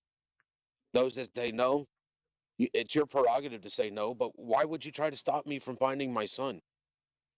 I'm not asking you to let me search this on my own. You can walk with me. You can come with me. Help me find my son. That has been my plea the whole time. I need people to come help me find my son. Heads up, eyes open. He could be around the next corner. So I know that we've talked about this toward the beginning of this. For people who are local, who want to come help, who want to come bring eyes to this with you, because there's somebody in here who just a second ago said that they're a preacher in Gallatin, and I'm sure he can get the congregation, things like that going on. Where is the best place to find where y'all are searching, how to get there, how to get in touch with the people who are organizing that? I don't think anybody said Sebastian. I think it glitched out. What's the best way for that? That's gonna be my first question in regard to that. We're meeting at we meet there every morning at around 9:30 at the Rudder, at the I don't know where he is. I can't tell. parking lot at the Rudder. That's where we meet. We hand out flyers to get out people flyers. We have everybody sign in. The only reason we have people sign in is so that at the end we know how many volunteers we had, so we can do a head count. So we're not missing anybody, because the last thing we want is somebody to go missing while we're searching for my son. I don't want anybody hurt or injured. If you don't feel comfortable doing something, open your mouth and say it. I try to split people up so that, they have adequate protection. There are people that literally are armed with my people. What?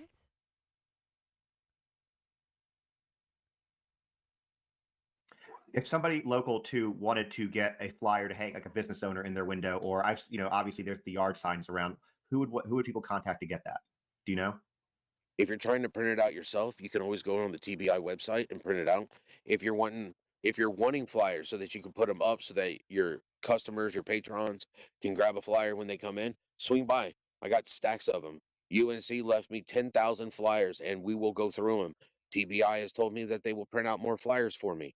Okay, so if he had 10,000 flyers and TBI will print out more, why did Terry Lynn have a problem getting flyers?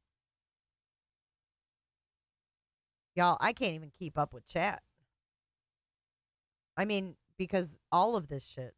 No, it was not a soundbite. I didn't hear nothing. I asked for 6,000 the last time I spoke to him. They were kind of like, really? And I'm kind of like, I'll take all you can give me, because I'm not going to stop. He said he asked TBI for 6,000 flyers, and they were like, really? I got people tearing down flyers and taking them out, and so I got to replace those too. It just means I have to double my efforts more than they already are. And what about the yard signs that we see? Do you know where those are at? From my understanding, there is a gentleman by the name of Rip Wheeler that has those. I can find his information. Okay, I can always update people with that. But I know that I'll put one in my yard. I'm happy to do that. There's one actually right at the corner of my neighborhood, and I'm happy to pass out some flyers and some stuff too, and be out there again to help you search. So I'm glad that you've gotten good support from everybody, and I'm putting the address up for everyone. If you want to go help search, if you are local, look, you don't have to come out for the full day. Lend some time, a couple. Because of a different picture, that's kind of dumb. I mean, no offense, but if you have 10,000 motherfucking flyers, just use the ones that are printed. I mean, that's the ones that are coming from law enforcement. You know what I'm saying? If that's the one that TBI put on there, that's the one that should be used. 10,000 flyers? That's a fuck of a lot of paper. And then he asked 6,000 more from TBI? 16,000? 16,000? Damn. Couple hours. It's, if you have 10 people lend an hour, that's 10 hours. That's what they need. They need eyes. That's the most important thing in these searches. If you were here yesterday listening to Caleb Harris's parents, that's what they need too. Eyes. That's what Seth needs. On your way to work, if you're an Uber driver and you're dropping people off, if you're a Pizza Hut delivery person or Papa John's or Domino's, you're delivering food. You're going everywhere. Just if you're a delivery person, period, you get okay. out. But don't you guys think? You have to think. Okay, think. Let's put on our thinking caps. Yeah. Okay. If you are law enforcement and you are looking for what you think is a missing child, which we already went over this, because on March 11th, the News 5 Nashville was calling this a criminal investigation. On March 7th, they were searching landfills. Right? So if you're law enforcement and you're searching landfills and you are searching streams and rivers and lakes and retention ponds, right? If you're doing all of that, is the picture on the flyer concerning what year it was taken? I'm asking for a friend.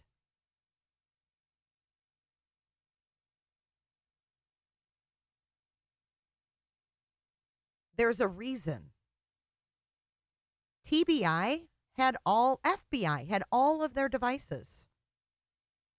You don't think there were more recent photos of Sebastian in their devices?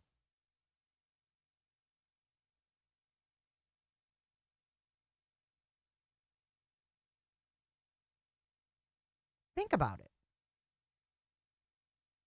What allegedly happened to the GoFundMe? Well, allegedly, there's a lot of things flying around out there that happened to the GoFundMe. But the GoFundMe, you guys, if you donated to it, you really can't complain. Because if you read the description of Seth's GoFundMe, it says for his expenses. And he can say,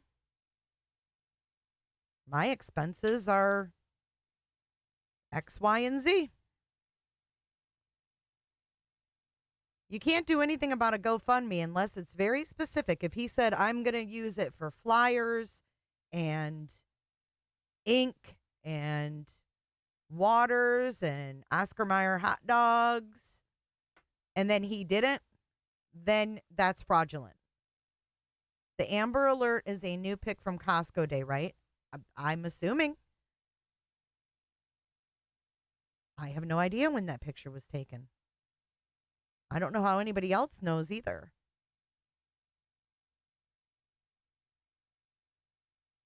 Out to more places, UPS drivers, FedEx drivers, anybody that's out there on the road, including law enforcement. If you're out there, I need your eyes open. Please look for my son. So I'm going to ask you kind of a tough question, and again, you don't have to answer because I know this is taking an emotional toll on you, and I know this question is going to be kind of like that. But the reason I'm asking it is I think that changing law enforcement flyers is just as one thing that I have to remind effing bad as having a tip line going to Seth or Tony. It's no different. You don't change law enforcement flyers when there's a missing child. Period. End of story. That's it. It's just like giving the tips to Seth or Katie or Chris. No. Just no. Find people when you're looking at true crime, current events, things like that, that this is not entertainment. This is somebody's life. This is somebody's family. This is somebody's child. And no, I'm red flagging anything that's changed from law enforcement. I don't dig that. Bear, I don't know when that fucking picture was taken. But this is law enforcement's investigation, not ours. It's not our job to take tips. It's not our job to change flyers. That's not our job. We're not law enforcement. And that line is being crossed, in my opinion. There's a fine line. And there's a fine line with people on YouTube who want you to believe that law enforcement sucks, that they don't care. The one with Santa Claus in December, Seth had someone airbrush that. Norma, are you kidding me? He had someone airbrush Sebastian's glasses off of his face and change his jawline. Are you kidding me? That's not even what Sebastian looks like. I'll stick with law enforcement's picture. Thanks. I sometimes feel that can get lost in the shuffle. So for whatever you're comfortable doing, saying exactly, how have you been coping with the emotional toll of his disappearance? How's it affected your life, your routine? I know you told me a story about your house. I don't have a life. When my life was a every other weekend or a summer break or a spring break or a fall break, that's when I had life. My life stopped when I dropped my son off at his mother's house. Then I would just work. My life began again when I picked him up on my next following Friday. I worked before I went into law enforcement. I was working at Allied. And I told them, listen. He was working where? Before he was in law enforcement, he was working at Allied? And now he's saying that he had the weekends off? But now we know that he left him alone 12 to 16 hours. I don't know who photoshopped those glasses off, but shame on that shit. Or a fall break, that's when I had life. My life stopped when I dropped my son off at his mother's house. Then I would just work. My life began again when I picked him up on my next following Friday. I worked before I went into law enforcement. I was working at Allied. And I told them, listen, every other weekend I need off. I was like, I will work 12 days in a row, but you have to give me my every other weekend off. Don't call me to work. I'm not gonna do it. I will work all these days so I can have my Friday, Saturday, and Sunday with my son. That's it. My life revolved around my son. And since my son has gone missing, my life I don't have one. Because my life is missing. My son is missing. My mom told me I need to clean my house. That'll help me. I can't clean my house. I can't really clean my house. I clean my kitchen. I run my dishwasher. I can't go into my son's room. He's not in there. I don't want to clean up my living room because there's magic cards all over my table. When he comes in, I want it to still be the same way, like he hasn't left. That way, when he walks into my house, he knows that he's back in his sanctuary.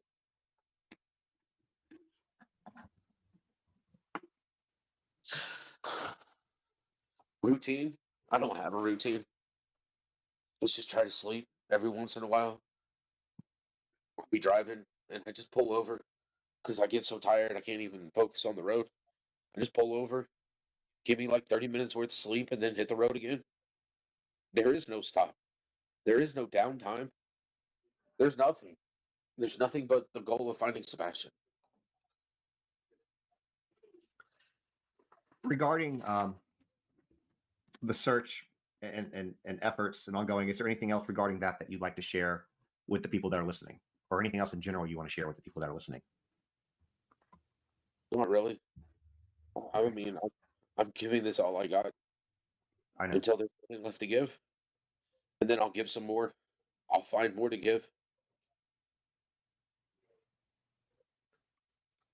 So, like I said, as you can see, this man needs help.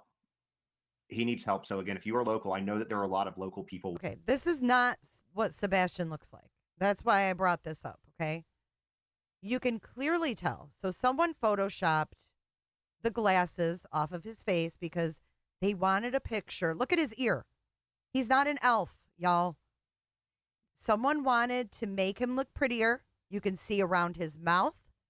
They have photoshopped things off of around his mouth. Maybe possible facial hair. Okay?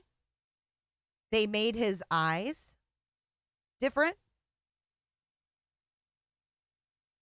I'm going to pull up the TBI photo. And this is why you don't do this kind of stuff, in my opinion. This is why you don't do it. Okay? That doesn't even look like the same kid. Okay? There's a reason why the law enforcement uses pictures that they do. Okay? You don't change law enforcement stuff. It's just not cool. It's just not cool at all. So here, I'm going to bring up the official picture that TBI put on their site. And this is on missingkids.org as well, which is definitely what I would follow, right? If I'm wanting to help. So here we go. In my opinion, they wanted him to look prettier as well. His nose was changed. His jawline was changed. He grew an elf ear. The shape of his head changed. His eyebrows were waxed. So you think handing out this picture is going to help find Sebastian? Put a 1 in chat if you think the picture on the left is going to help find Sebastian. The YouTuber, whoever did that, changed a lot more than just the glasses. The Amber Alert pic is from February 24th, says Morning Rays. She didn't just take the glasses off, Bear. Yeah. Someone doesn't want Sebastian to be seen the way he should be seen. Yeah, look at the ear. They don't know what the fuck they're doing.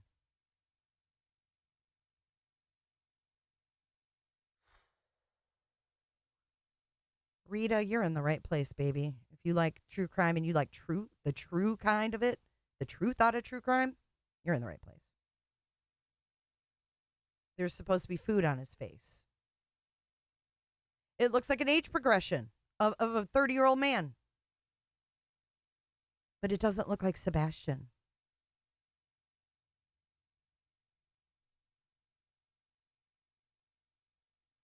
So tell me again, why we're changing photos.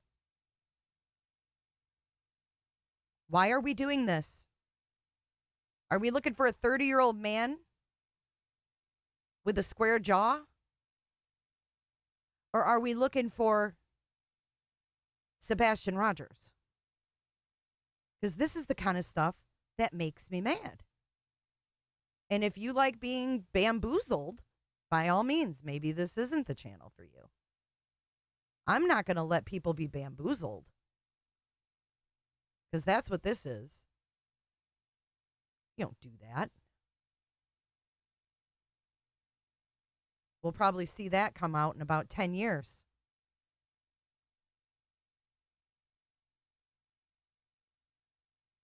What about the pic with the dogs in the car? He looks different there too. Yeah. If you're looking for that kid, you're not going to find him because he doesn't exist. The kid on the right doesn't exist. We're looking for the cutie on the left in the optimism shirt. Yeah, this kid. With the quirky smile.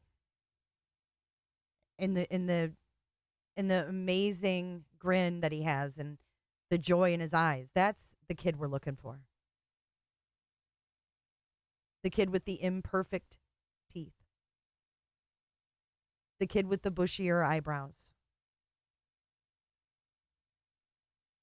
Keep it real, man. Keep it real.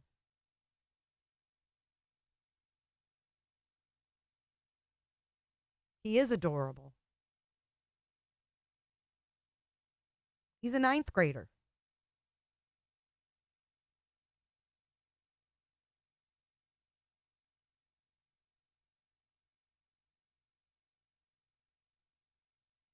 He's a 9th grader. Imperfectly perfect. He was getting facial hair. Yeah, was someone trying to make this look good for Hollywood? Oh, they won't like him if he's not perfect. We like him even more because he's not perfect. And that is why we won't stop talking about him. And we won't stop watching the contradicting words that his parents speak. And that's why it's not cool to put out tip lines that aren't law enforcement. It's not cool to put out tip lines and change flyers and make them look different. There's no point in that. Flyers don't need to be pretty. Flyers have one purpose and one purpose only: to get the information out. Awareness. You don't have to recreate something. It's weird. Everything in this case has been messed with. You know what I mean? Like, everything in this case has been muddied. We're told that he's barely verbal at times. If you call him, he'll look. We're told that he can't get on without anything. But then his teachers say, if you saw him walking down the street, you wouldn't even know he had any deficits. So which is it? And the people sit here and ask, why are you questioning everything? All we've heard him say is, green tea. Why are you questioning everything? Why are you picking apart everything Seth says? Because none of it makes sense. Because this man is changing flyers and taking tips and sending cease and desist. And playing with a vibrating massager on a live stream. He couldn't not use the vibrator for an hour and a half?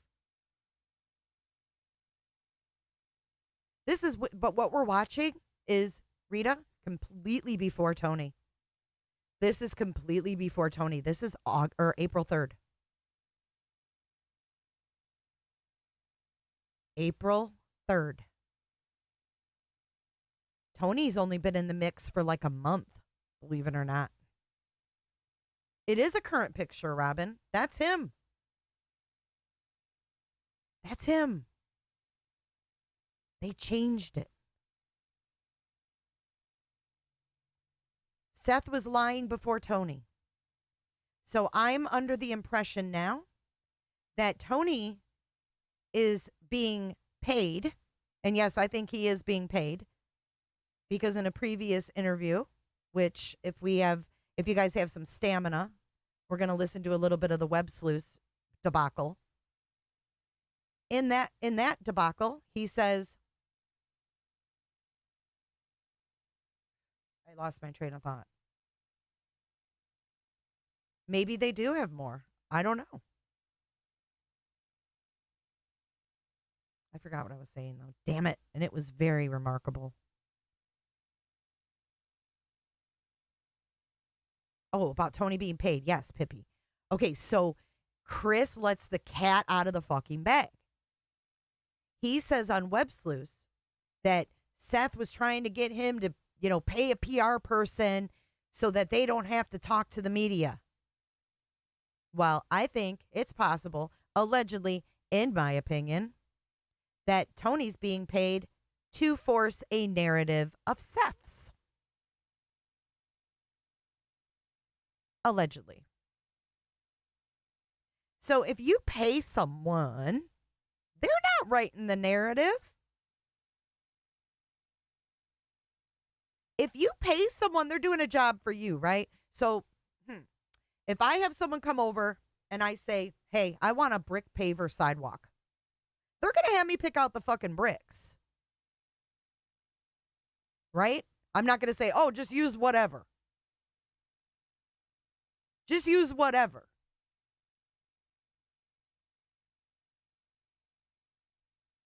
So if you're being paid to do a job,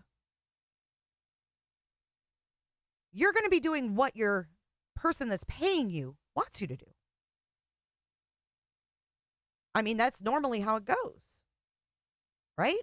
You go to a restaurant, you order a steak, and they say, how do you want it cooked? You say medium, and they fucking cook it medium.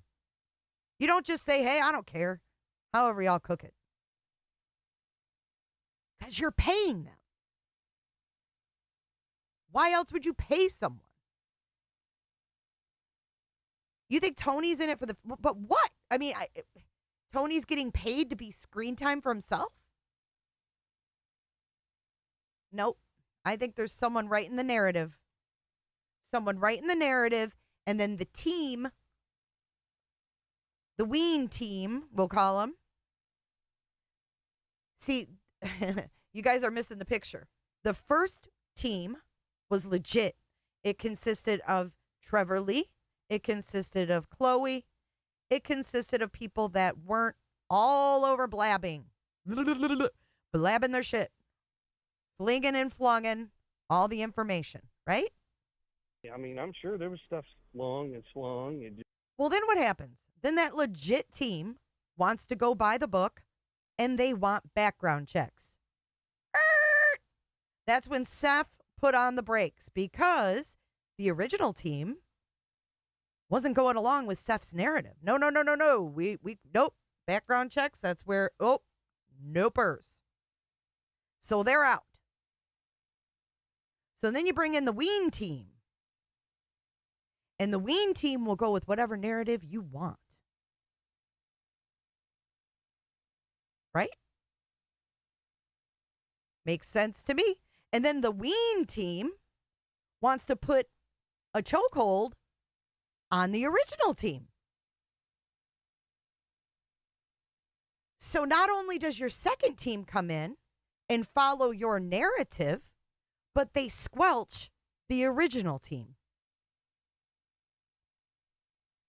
And are the Proudfoots involved in any of this mess that we're talking about right now? No. They're not. And that's exactly how it went. And the Ween team's in another state.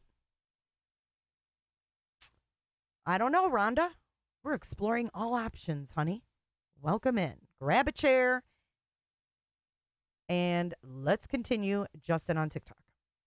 Watching this, I know that this was shared in the groups. I've said this a couple times.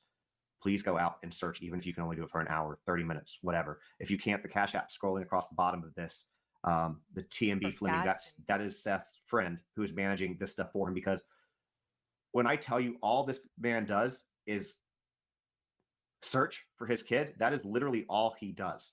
That's all he does. He might get 30 minutes of sleep every now and then. He eats enough to kind of keep going on.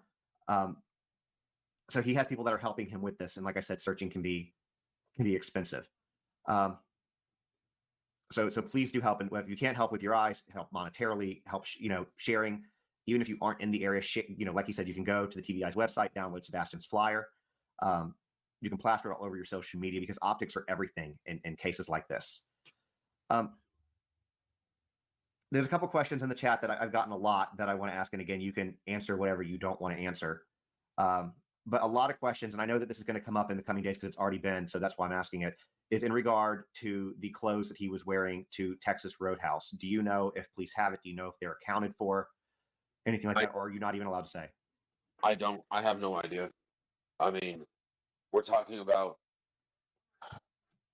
I was in that house for on and off for 3 days before it became a hostile situation. But I didn't get to see that video of Texas Roadhouse for over a month before they showed me that video. So I can't even tell you what clothes were there. That would be something that the investigators would have to actually look for. Okay. I know people asked, and I wanted to make sure that, they heard it from you. So the goal with this is to make sure that we quell rumors around it, because really when you're searching for somebody, you want to make sure that the truth is what's out there and the truth people have, and getting it straight from you, is helpful in that situation. This guy, I mean, why is he assuming that Seth is the only one that tells the truth? Bear, if you spam my chat again, you're going to be gone. We don't give a fuck how old the person was that edited the photo.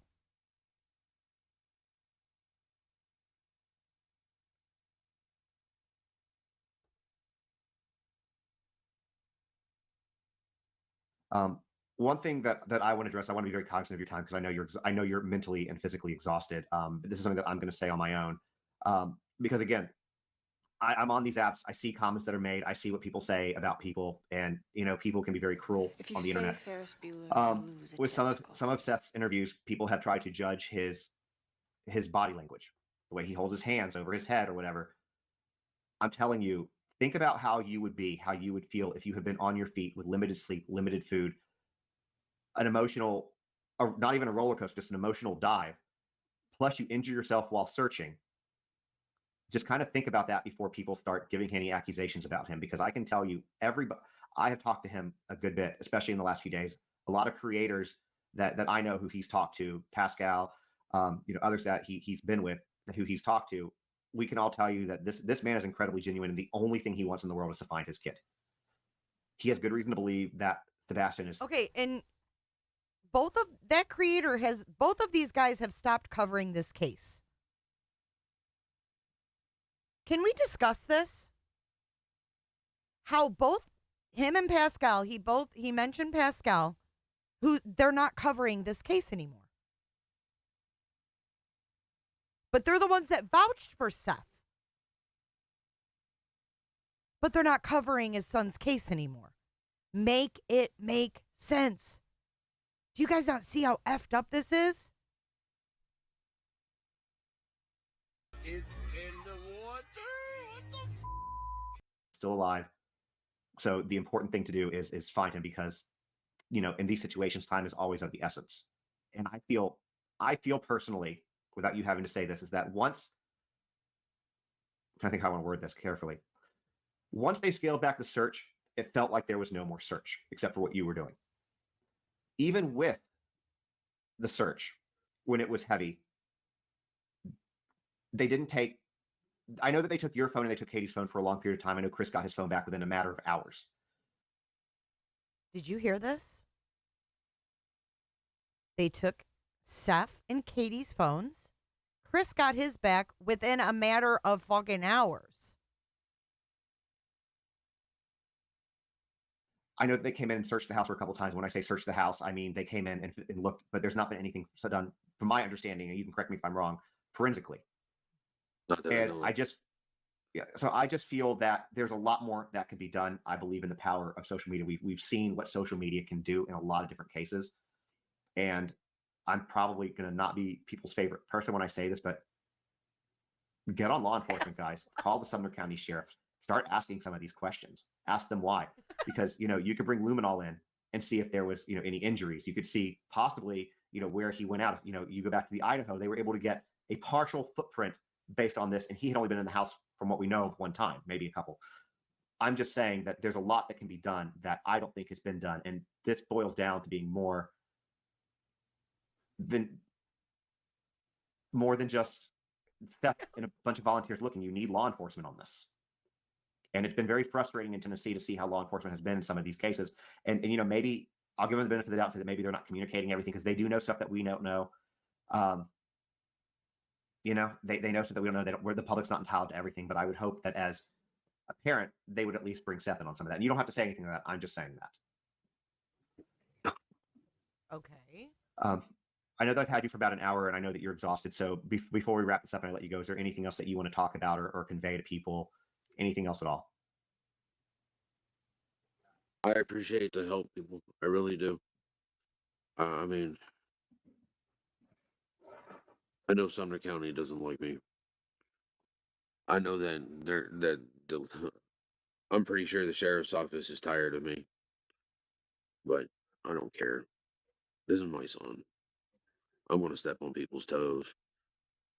I'm getting to that point where I'm just fed up. I'm fed up with no answers.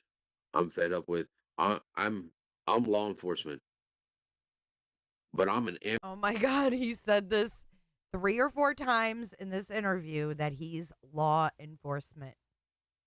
Thank you so much, Kels, for upgrading your membership. Hi, Justice Jane.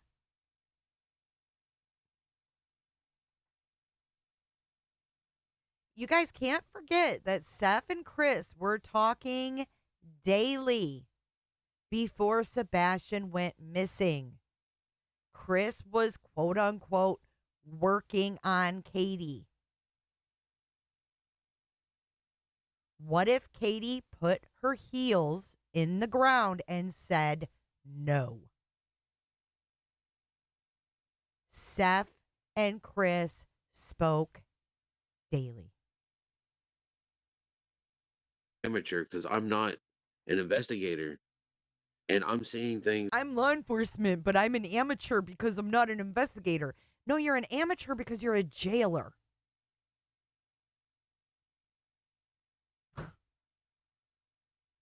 That should have been done and haven't been done, and it's just giving.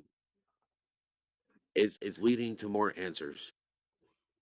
It's leading to more answers. I'm sorry. It's leading to more questions that don't have answers because things weren't done like that. What?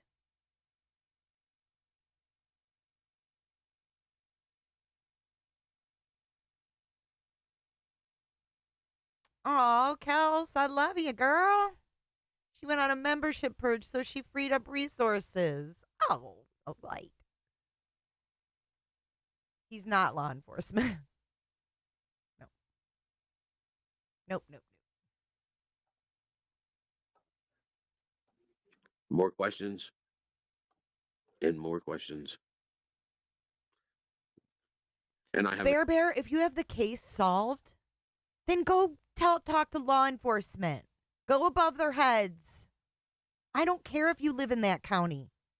I don't give a damn. It doesn't make you an expert on any case just because you live there. It doesn't make you an expert on the Sebastian Rogers case. It doesn't matter if I'm in Florida or if I'm in fucking England. Being in that county doesn't make you shit. God, I hate that. Why do people that live there feel they have ownership over Sebastian Rogers' case? That doesn't make sense. And, I know Sumner County. These are people that probably got in trouble with Sumner County, and that's why they don't like them. Meredith, I love you, baby. Oh, no, Seth said they were in daily communication as well, Chloe. Pretty sure they both said it. But Bear, I don't care if you like Sumner County. If you can go solve it, go solve it. Why are you in here? I shared everything that I know. But the No, I know you investigation, can't share everything you know. You can't. I can't. Because some of that stuff Flo? that I know, that have been through leads that I've gotten, Shut the fuck up. I want to share. But Sebastian deserves justice, not vengeance. Wait, justice? Hold on. Let's focus. Let's focus. I'm sorry, is leading to more questions that don't have answers because things weren't done like that. More questions and more questions.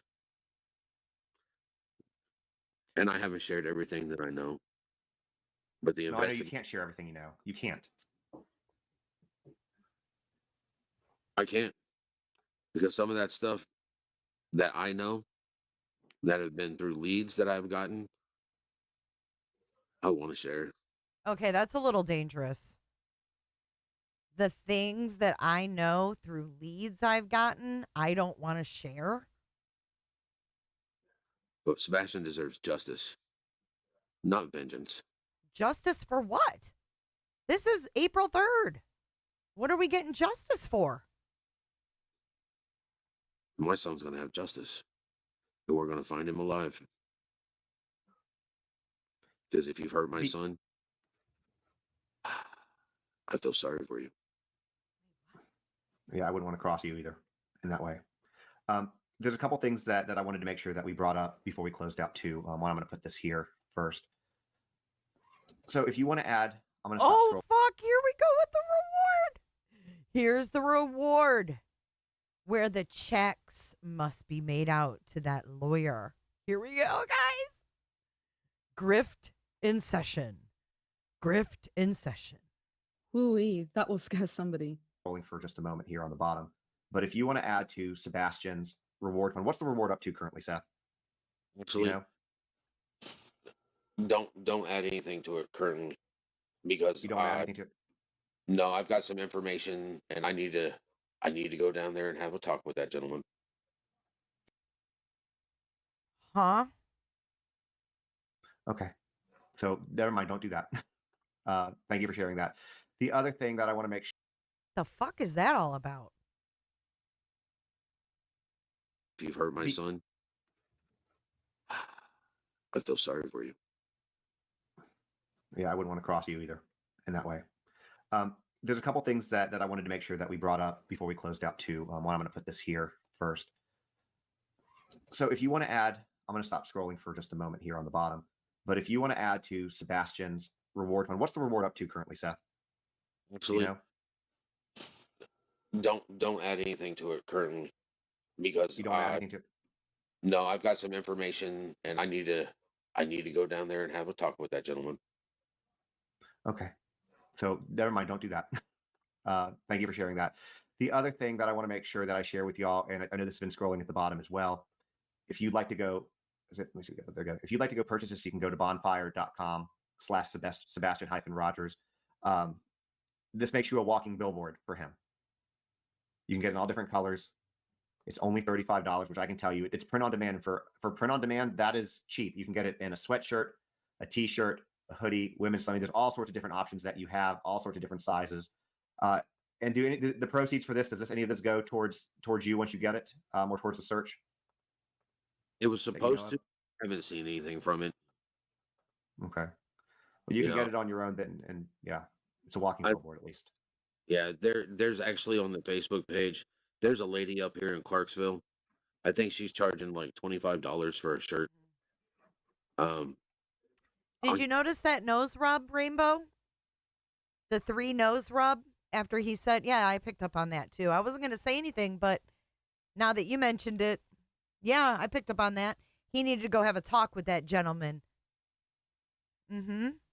Yeah, I seen it. You can get that information and give it to you. Yeah, if you get that, I'll happily post that, and we can do that. I mean, I'd rather it stay in the community, if not in the community, at least in my community. If not Sumner County, then at least in Clarksville. in Montgomery County because she has a job. And if we can bring income to her job, then it stays instead of sending out to somewhere else. Nothing against the company or whatnot, but really don't know them. Somebody asked me to design it, and they asked me permission. I told them go ahead. And then this lady saw him, and she runs a print shop up here in Clarksville, and she's the one that made this one for me. So The next thing, and then there's going to be two more things that we close on that I want to talk about regarding something that you told me about Nancy Grace tonight as well that I forgot to say at the beginning, so I want to make people know that you're doing it. But before we do, let me show you this. A lot of y'all have been asking about a Cash App, GoFundMe, etc. There is a GoFundMe, and I talked to him about the GoFundMe. And look, GoFundMes take 50%. So then I said, do you have a Cash App? And GoFundMes take 50%? Is that true? There's no way that GoFundMes take 50%. Oh, the nose rub? You want to see that again?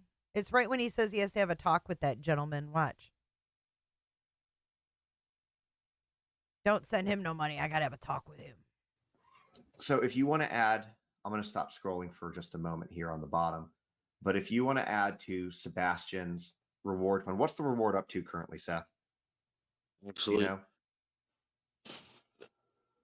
don't add anything to it currently because You don't want to add anything to it? no, I've got some information, and I need to go down there and have a talk with that gentleman. Okay. I noticed that too.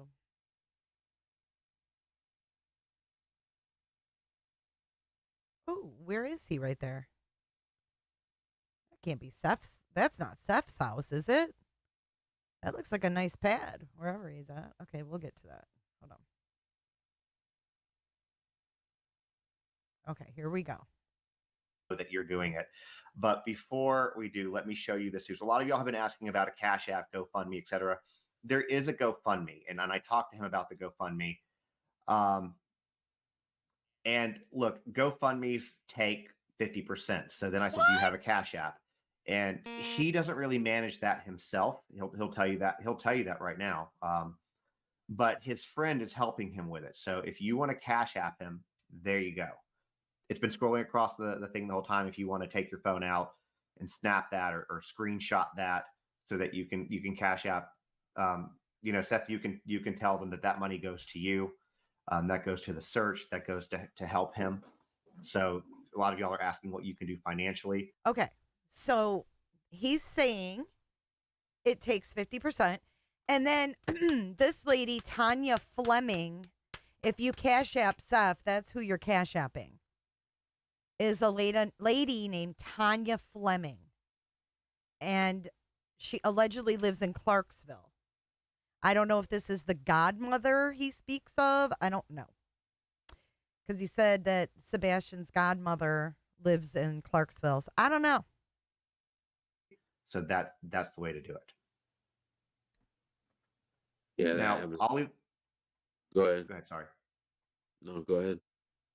So the other things I want to talk about, I'm going to leave this up while we do. At the beginning of this, we talked about the fact that, or I talked about the fact that Chris said, or maybe I forgot to talk about it, but Chris said that he was going to take a lie detector test, a polygraph. He had said, if I recall on a previous interview, that he had already taken one. Then when Nancy Grace...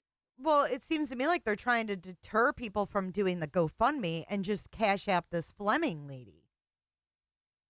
Asked him, he said he hadn't taken one. And Nancy said, if I set one up, will you take one? And he said he would. So Nancy Grace sets up the polygraph.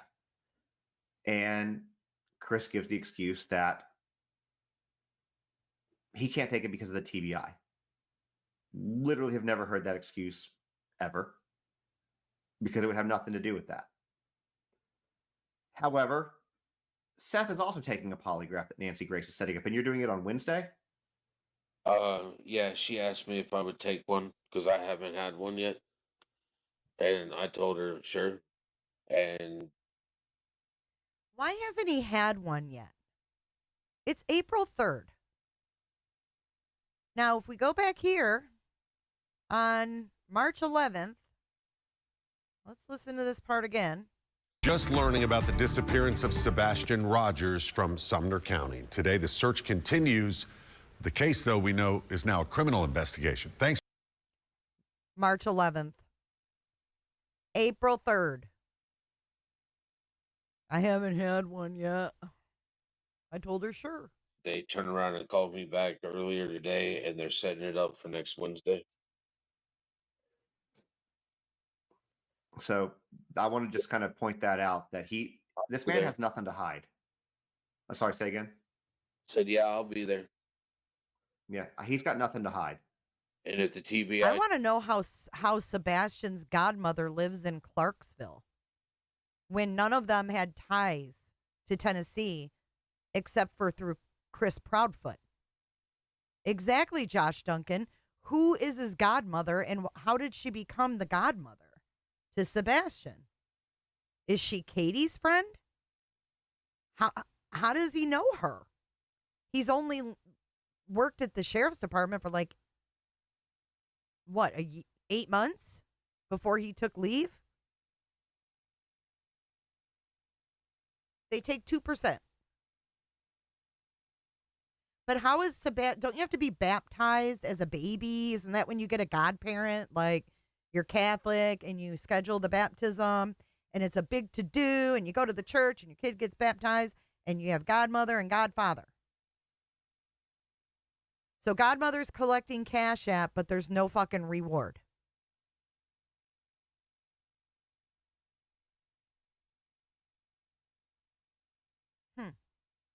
Exactly, Island.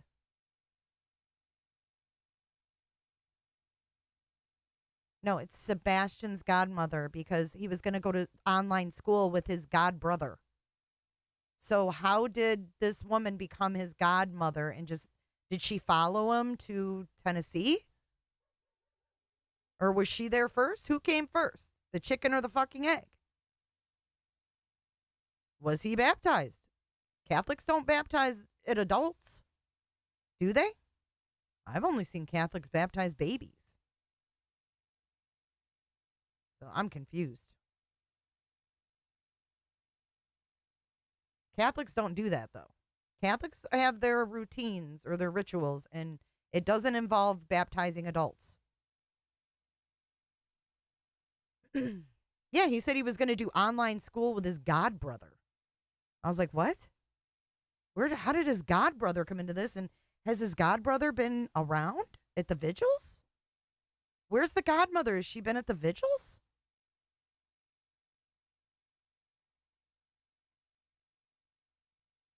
Weird. it tells me that I can't take it, they need to put it in writing so I can show it to everybody. I have a feeling the TBI isn't going to give a shit if you take the polygraph.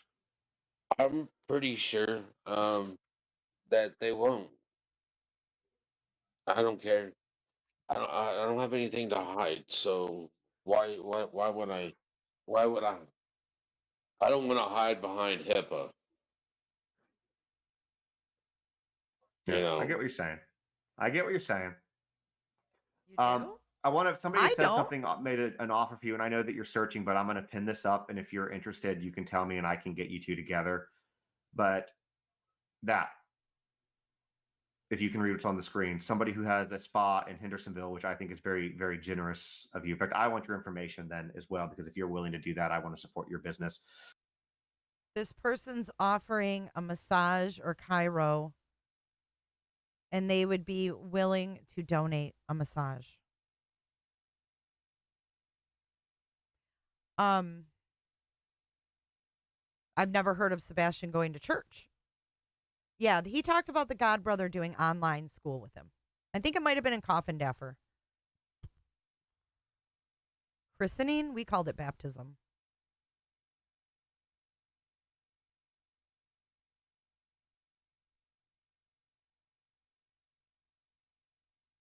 But it might behoove you with what you've done to yourself to maybe take 30 minutes to an hour and take advantage of this. If you want it, I can get with this person, and I can get you with them, and we can get everything set up so you can let me know.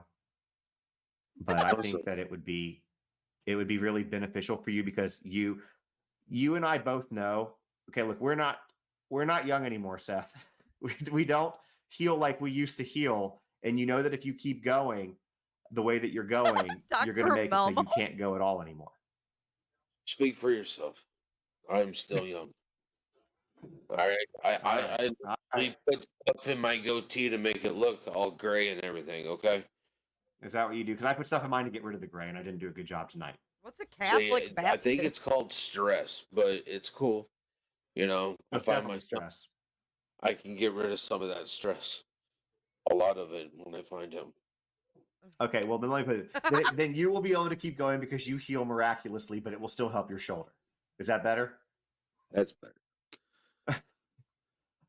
Before we wrap up, and by the way, for that person, if you want to get a hold of me, shoot me an email. My email, I'll drop it in the chat real quick. It's Justin, Justins, Justins on TikTok @gmail.com. And you shoot me an email if you don't mind, and I will happily put you two together so you can help him, because this man it'll help him greatly. I know that. So before we wrap up, anything else at all that you want to say? This is your opportunity. It's your platform. Oh, he's got the floor. Thank everybody for showing up. And I thank all those that will show up.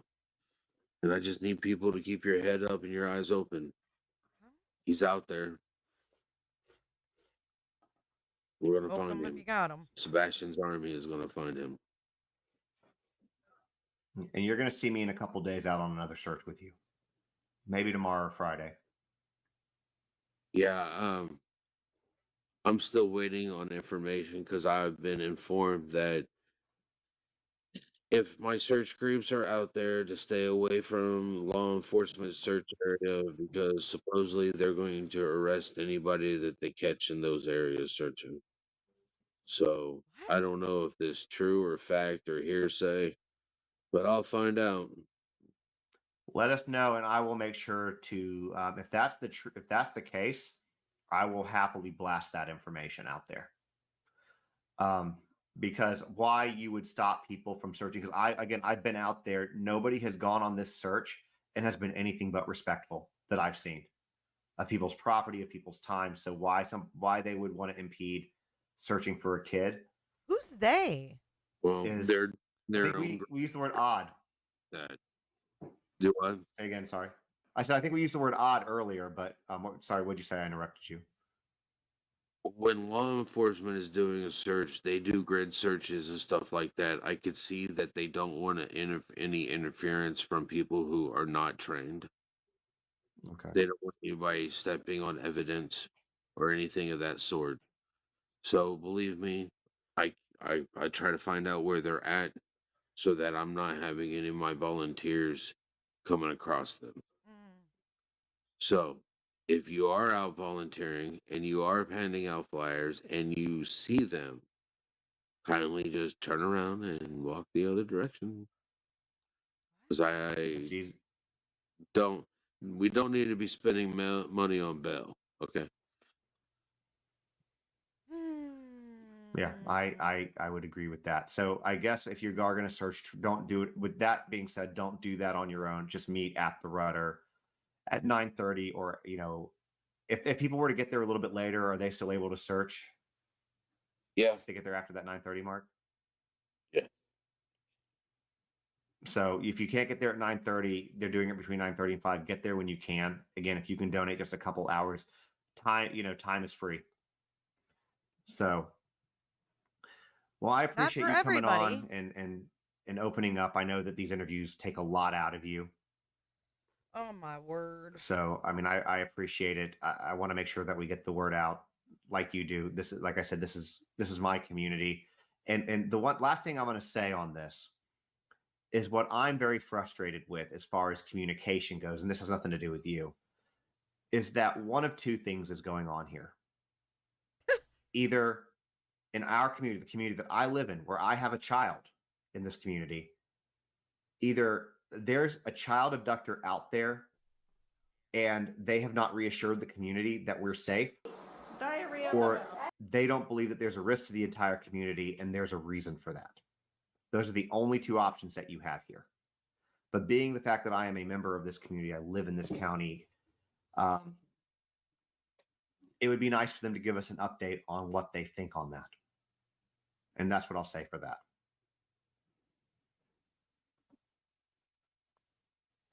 So, Seth, I appreciate your time. Try to get some rest. And that when that person messages me, I'll put you in contact with them. And I hope that you take advantage of the massage. And the other thing, which I know I have beaten this horse to death with you. I know that, but I'm going to say it again anyways. Please call Joe Petito. Will do. Oh, I'll do that. Oh, listen. I'll do that tomorrow. Guess who reached out to him? Joe Petito during Crime Con. And guess who declined and said, nope, I need to be paid. I'll do that tomorrow. Listen. Again anyways. Please call Joe Petito. Will do. I'll do that. Okay. Well, have a great night. Thank you for coming on. Yeah. Now, as promised, we're going to go to Websleuths.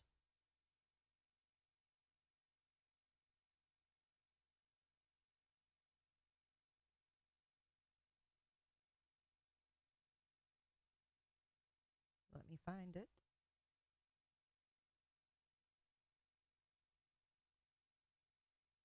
We're going to go back to when Chris Proudfoot came on and Seth. They were both on panel together. Hold on. Did I save this?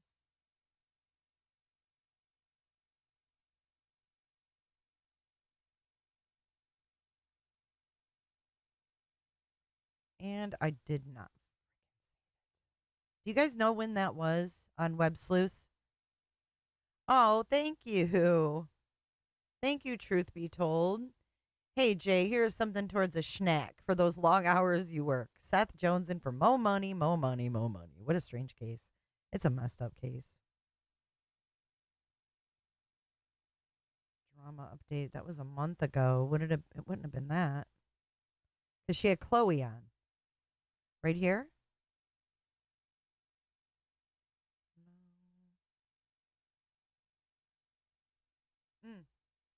Here it is.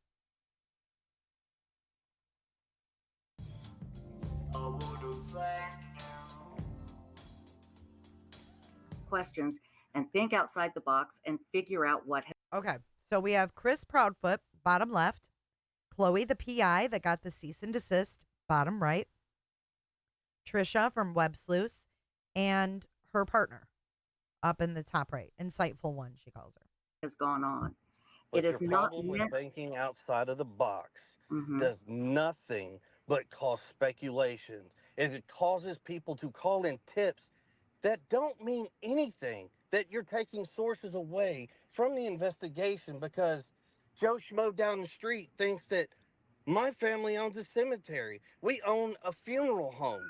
Like, where in the hell do you get up with this stuff? And not Okay. you. I'm saying the public. And so that, Chris, that's why it is great that you're here, because we want to clear this up and help you get it out. And I'm going to tell you something, Chris, when it comes to the general public, they're always going to be calling in crazy tips and doing crappy things. And all we can do is say, that's not us. We are not doing that. But It doesn't And matter, I did want to clear That it does up. not Chris. matter. I Doesn't did want matter to clear one it up, iota. Chris. I did reach out to you on March 17th, publicly and privately. You responded to me publicly. You asked me to ask my question publicly. Thanks, I Cindy. did. You didn't respond. I reached out to you privately again. So I have reached out to you. Where in the public? Where?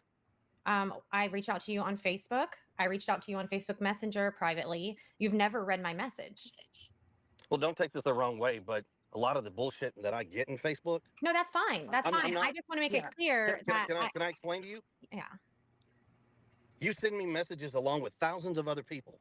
I understand that. And that's why I took it public. And you did respond to me and ask me to ask my question publicly because you wanted whatever answer you were going to give to be public. Now, it's interesting, though, that Chris got his phone back within hours. I don't know when Katie got hers back. And we don't know when Seth did, but it took a long time if he even got it back. I'm not sure if he did. He may have bought a new phone. I don't know. To clear it up. What was the question that you asked me? Since I neglected your question. And that's not was what the I'm question? saying. That's not what I'm saying. I want to make it clear that I haven't not tried to reach out to you. And Chris, I know you're mad. God, I can feel it, I can hear it, and I understand it. You've got to believe me when I tell you this. Please, if you can dial it back a bit and get us some of these answers and let us help you clear up this bull so it doesn't interfere anymore. And like I said, you're always going to have crazy people interfering and coming up with rumors, and it's so maddening and frustrating, and I hate it. It pisses me off more than anything, and anybody that knows me knows It that. pisses you off? You're not in our shoes. I know. You haven't been in our shoes. Okay, well, you don't know that, but I haven't been in your shoes and missing a child, no. But believe me, I can understand what you're going through, and what I'm saying is we can help you, Chris. We can help you, all right? Okay, let's look at the date on this. This is 1 month ago. I know her cat's going crazy. This is April 27th. So the one we just watched of Seth was April 3rd. Now we're on April 27th. Anybody here in this chat that asked about the cemetery, it's because somebody else brought it up. Just tell us. Exactly. And my question comes back to, where do these people come up with this crazy crap? That's $1 million question. I don't know. Yeah, online. Let's clear it up. Let's clear it up for you. Let us help you. I believe, Chloe, you're saying online. Is that what you're saying? No, I'm sorry, I said that. There's a lot of Stacey. crazy people online, and just to let you know, I understand you get a lot of messages.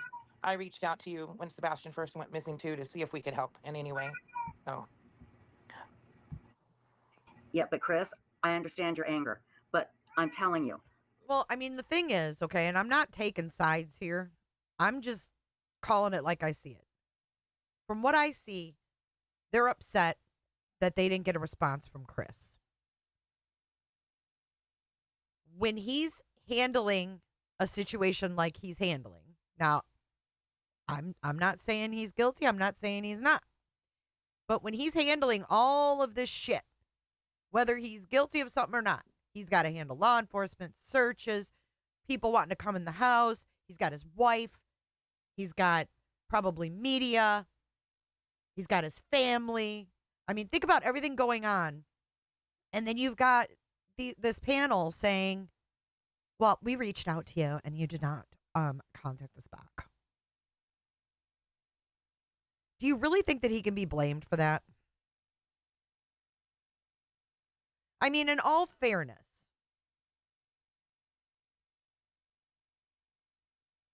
no, she was catering more to Seth. She doesn't think she did. And I respect her, but I think she catered to Seth. But I think at that time, everybody was. He was the big teddy bear. Plus work. Exactly. Plus this custody case. I mean, I think we expect a little too much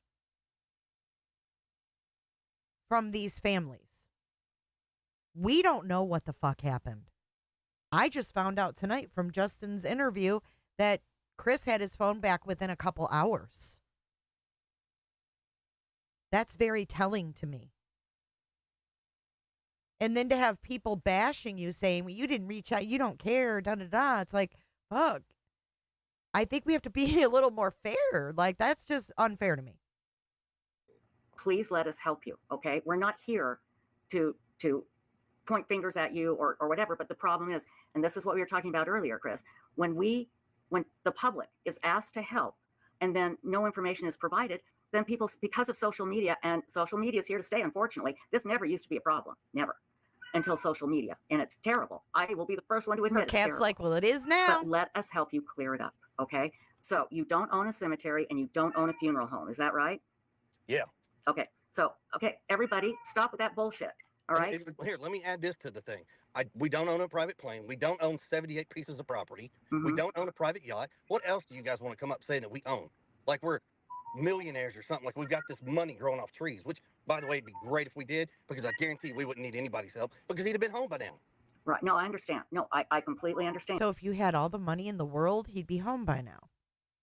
Make it make sense. If we had all the money in the world, he'd be home by now. Okay, but understand when the public is asked to help with social media, this is what social media does. And it can be your Worst nightmare. or your best friend. Yes. And let us help it. And I can give you examples. I can have you talk to people that have said, yes, the people at Websleuths, they've helped us. They've been great. Okay. But hey guys, I understand why Chris is angry because it's coming 24 hours a day, 7 days a week. Horrible crap about him. Okay. And his family. I get the anger. So we're going to help you. The first thing I'm going to do is I'm going to let my cat out before she drives everybody crazy. So I apologize. So hang on. Chloe, is there anything you'd like to say while I let my cat out before she drives me nuts? I will ask the question. I'll actually read you the message I sent you. Well, no, of course he didn't. And that's exactly why Seth turned away, right? Chris didn't give a fuck. He didn't want to work with him. And yes, I think there's a reason. Because his team was digging. And his team dug and found shit out. They found out things about Katie's family, which any of us could have found. But there were things that he was pissed off about. Their dirt, their background, his mom.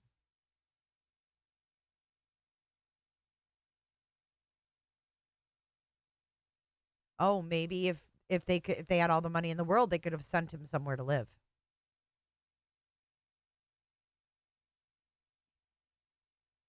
But neither one, like now, wants anything to do with Chloe.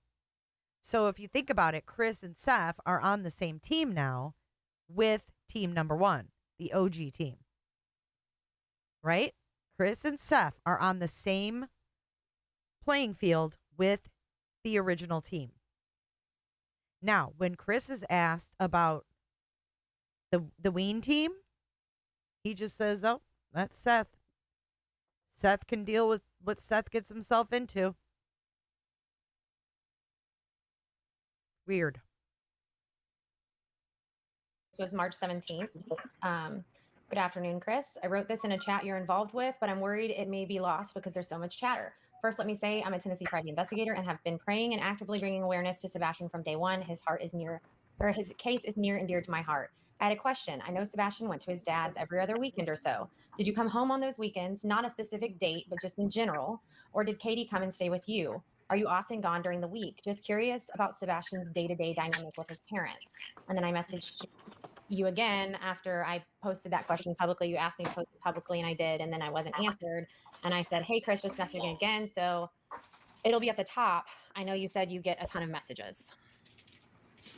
So Crimson, there's no need to announce that. But what am I bitter about? You have become so critical, it makes me hard to watch you anymore. Why type that? Critical? Why? Because I just don't suck up what everybody says. I question everything. And when there's a child that's been missing for almost 4 months, that there's no sign, no cameras, no scent, nothing, and neither parent has been cleared, I'm being overcritical and bitter? You're damn straight. You're damn straight, because I don't give a damn about those parents. They're grown. They're adults. Sebastian, on the other hand, is who I care about. So you can take your little Seth or Chris or whatever loving ass and flung it out of here. And again, we understand that you get a ton of messages. We absolutely understand that. Is there somebody else in our chat room? I can't see it. Heather. Heather, do you want to come up? I guess she does. I'm here. Oh, she is? Okay. Oh, hi, Heather. I didn't see you there. Hi. Okay. There was a lot of talk. I didn't really have a chance to. Hold on. I wanted to go to where Seth calls in. Not these people.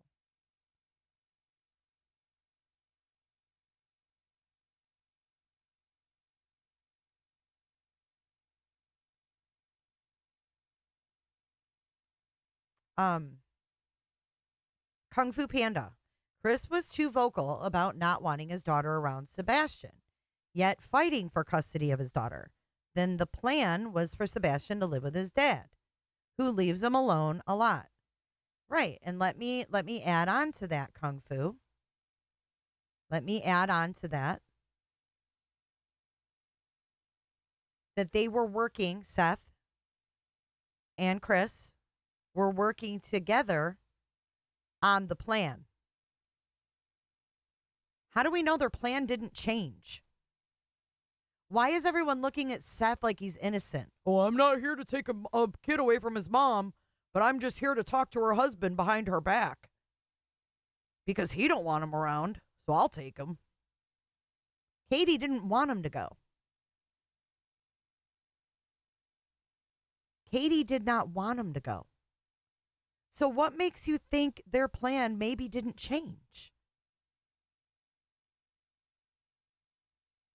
And when Seth started collecting money on day 3, which is when we heard it pretty much turned like criminal, like days after that.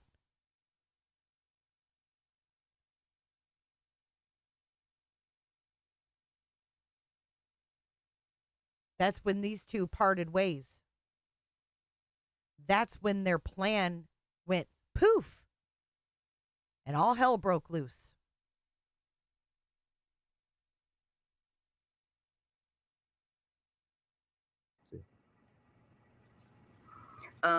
Does anybody know where Seth went? I'm working on it. Okay, thanks. I do Oh, know. she said Seth wet. Oh. Woo. Did I ask them to do that? Up in his area, he doesn't have like the greatest signal because a lot of times when we talk, his You know what? phone, he will drop. Do you want A lot of times when we talk, his phone will drop. Hear that? Oh, where he's at, he doesn't have good signal. A lot of times when we talk, his phone will drop. These clowns talked every day. Every day. I want to ask him if he wants to call me rather than go on the internet? Just call me on the phone, and I can put him on, and it'll be a really strong signal. I mean, it'll sound really good. Well, I think it's just like his cell signal up there is not the greatest. Oh, it's his cell. Okay. Yeah. But if he wants to, I mean, if he's on his cell phone, let me. Heather, if you want to give him my number, and Chloe has it, feel free. And he can, if it's better for him to call me rather than to jump online. I'm texting him. Okay, we can do that. So, hey guys, I don't want to talk about other creators in chat, so let's not do that. Okay.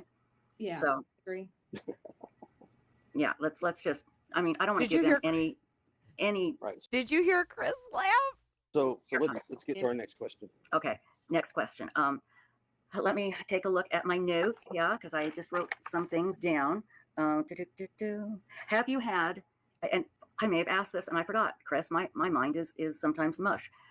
Have you had search dogs inside the house and outside? Yes, ma'am, I have. Yes, I sure have. And what did the dogs hit outside? So, as you know, if anybody has followed Mr. Gray's, what he was talking about, the dog and the trail and the scent and the overlay on the picture. So they're anywhere from 13. Oh my God. And he was talking about overlays on April 27th. The overlay on the picture, but yeah, he's talking about the lights, the flashlight video. And law enforcement said there was no scent of Sebastian. 18 different dogs have been Okay. involved in this search. Mhm. Now, on day one, there was 5 dogs. 5. There's an audio dispatch tape that's been released. I don't know who released it. Whatever, I don't have it, but you'd have to dig it and find it. In that audio tape, you actually hear that the deputy sheriff does state that the dog cants toward a scent and he takes over off to the retention pond and the construction site next door. Okay. Now, other dogs did the exact same thing. Now, am I going to say every single dog? No, but I do know of at least 3 dogs that went on the same scent trail, same path. The rest of the dogs, I'm not going to tell you that they are 100% honest and perfect and accurate because honestly, dogs are only probably 25% reliable when it comes to a scent. Okay. Now, 8 days, I've had dogs in my house the first 8 days. In my house, outside my house, around my house, around the neighborhood. So, yeah. So they've been there and, yeah, so they did, you're saying they did hit and they all went to that pond? No, I didn't say all that. I just told you I've had 13 to 18 dogs in my house and around my house. I told you 3 different dogs hit on the same path that go to that retention pond. Right. I'm That's not going my to say that every other dog. Not every dog, but some dogs hit. Okay. Right. So, but I want this to be crystal clear. Okay. So when people say every dog, that is not the case. 3 dogs went on the same path. Okay. That is all that we have on that. The rest of these dogs go in different directions, but it's all unreliable. Understood. We do have a question from Michelle. Chris, was Ellie able to go in and search the cave they said had collapsed about 10 feet in? I haven't heard this. Okay, so Ken Widener is the EMA director for Sumner County. They called in all kinds of stuff, got layouts of every, like where these caves Wait, were. where did Seth go? I don't believe, and I'm not telling you by the gospel. I'm not telling you by the gospel. With or without you. But like I said before you came on, I do believe that Katie is the one who, and I'm not saying it's because she. When does she call Seth? We're making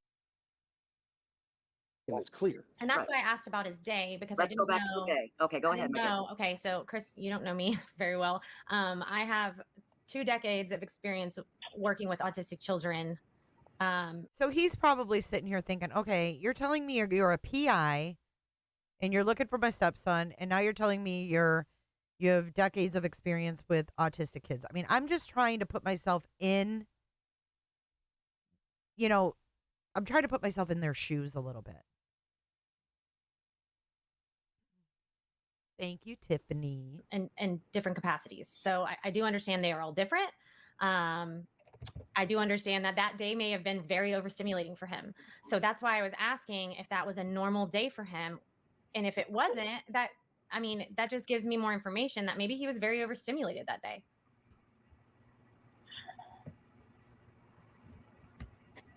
Chris? All right, so one more time, I'm so sorry.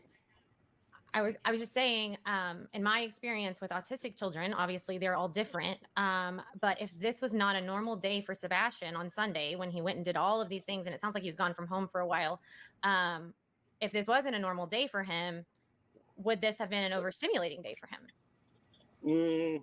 Is this something normal? Does he normally go to BJ's and bowling and all of these things on a weekend, or was this kind of like a special thing? And if it was a special thing, what caused it to be special? Was there an occasion? If it was a special thing, a mother and a son. Look at this. Look at this person who just came in and left a comment. Maybe you need a spokesperson for the 3 of you. Who thinks that that's a Tony Baloney fake account from Team Ween trying to plant a seed with Proudfoot? Maybe you need a spokesperson for the 3 of you, all making it look like it's an innocent old lady giving that suggestion, thinking Chris might take the bait. Who would just pop up and say that? Bonding and just having a good time. I'm not being ugly at all. I'm not. I'm making the statement. Is this a normal day for them on a weekend? For them to do all day. This is 3 weeks before Tony Baloney came on board. Maybe you need a spokesperson for the 3 of you. Our days fluctuate. Monday through Friday, we're a working family, just like everybody else out there. And when the weekend comes, that's when you get a lot of stuff done. You go a lot of places, you do a lot of things. And a lot of times that's where, you go and spend time with your kids and do extra things. Sebastian's not in sports like most kids. So we don't spend ball time at the ballpark. When Seth has Sebastian on the weekends, he goes and does fishing and things like that with Sebastian just as well. I mean, Seth works long hours. I work long hours. And I'm not saying any of that is suspicious at all, Chris. I'm just asking if that was normal. Because if it wasn't normal and he was overstimulated, that could be a reason for him to have. I'm trying to find where Seth calls in, though. Social media. You want to have this conversation, Seth? Here it is, right here. Boom, right here. So Seth calls in, right? They're talking about Sebastian being overstimulated. And you tell me this is fair, if you think about it. Hello, Shelly and Tarpon. Tell me if this is fair. And, I don't like any of them, but I'm just saying. They're talking about him being overstimulated that day. Did you have a normal day? And then Seth comes in right off the rip, throwing out, it's rumored that your mom was at that store. Insinuating that Chris's mom has him. Straight up.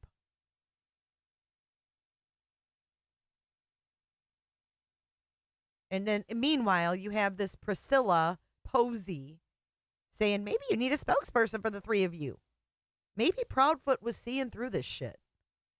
And he was like, I don't need these fucking games. Yeah, the date that Katie filed for divorce in 2016 is the anniversary of Sebastian going missing. February 26th.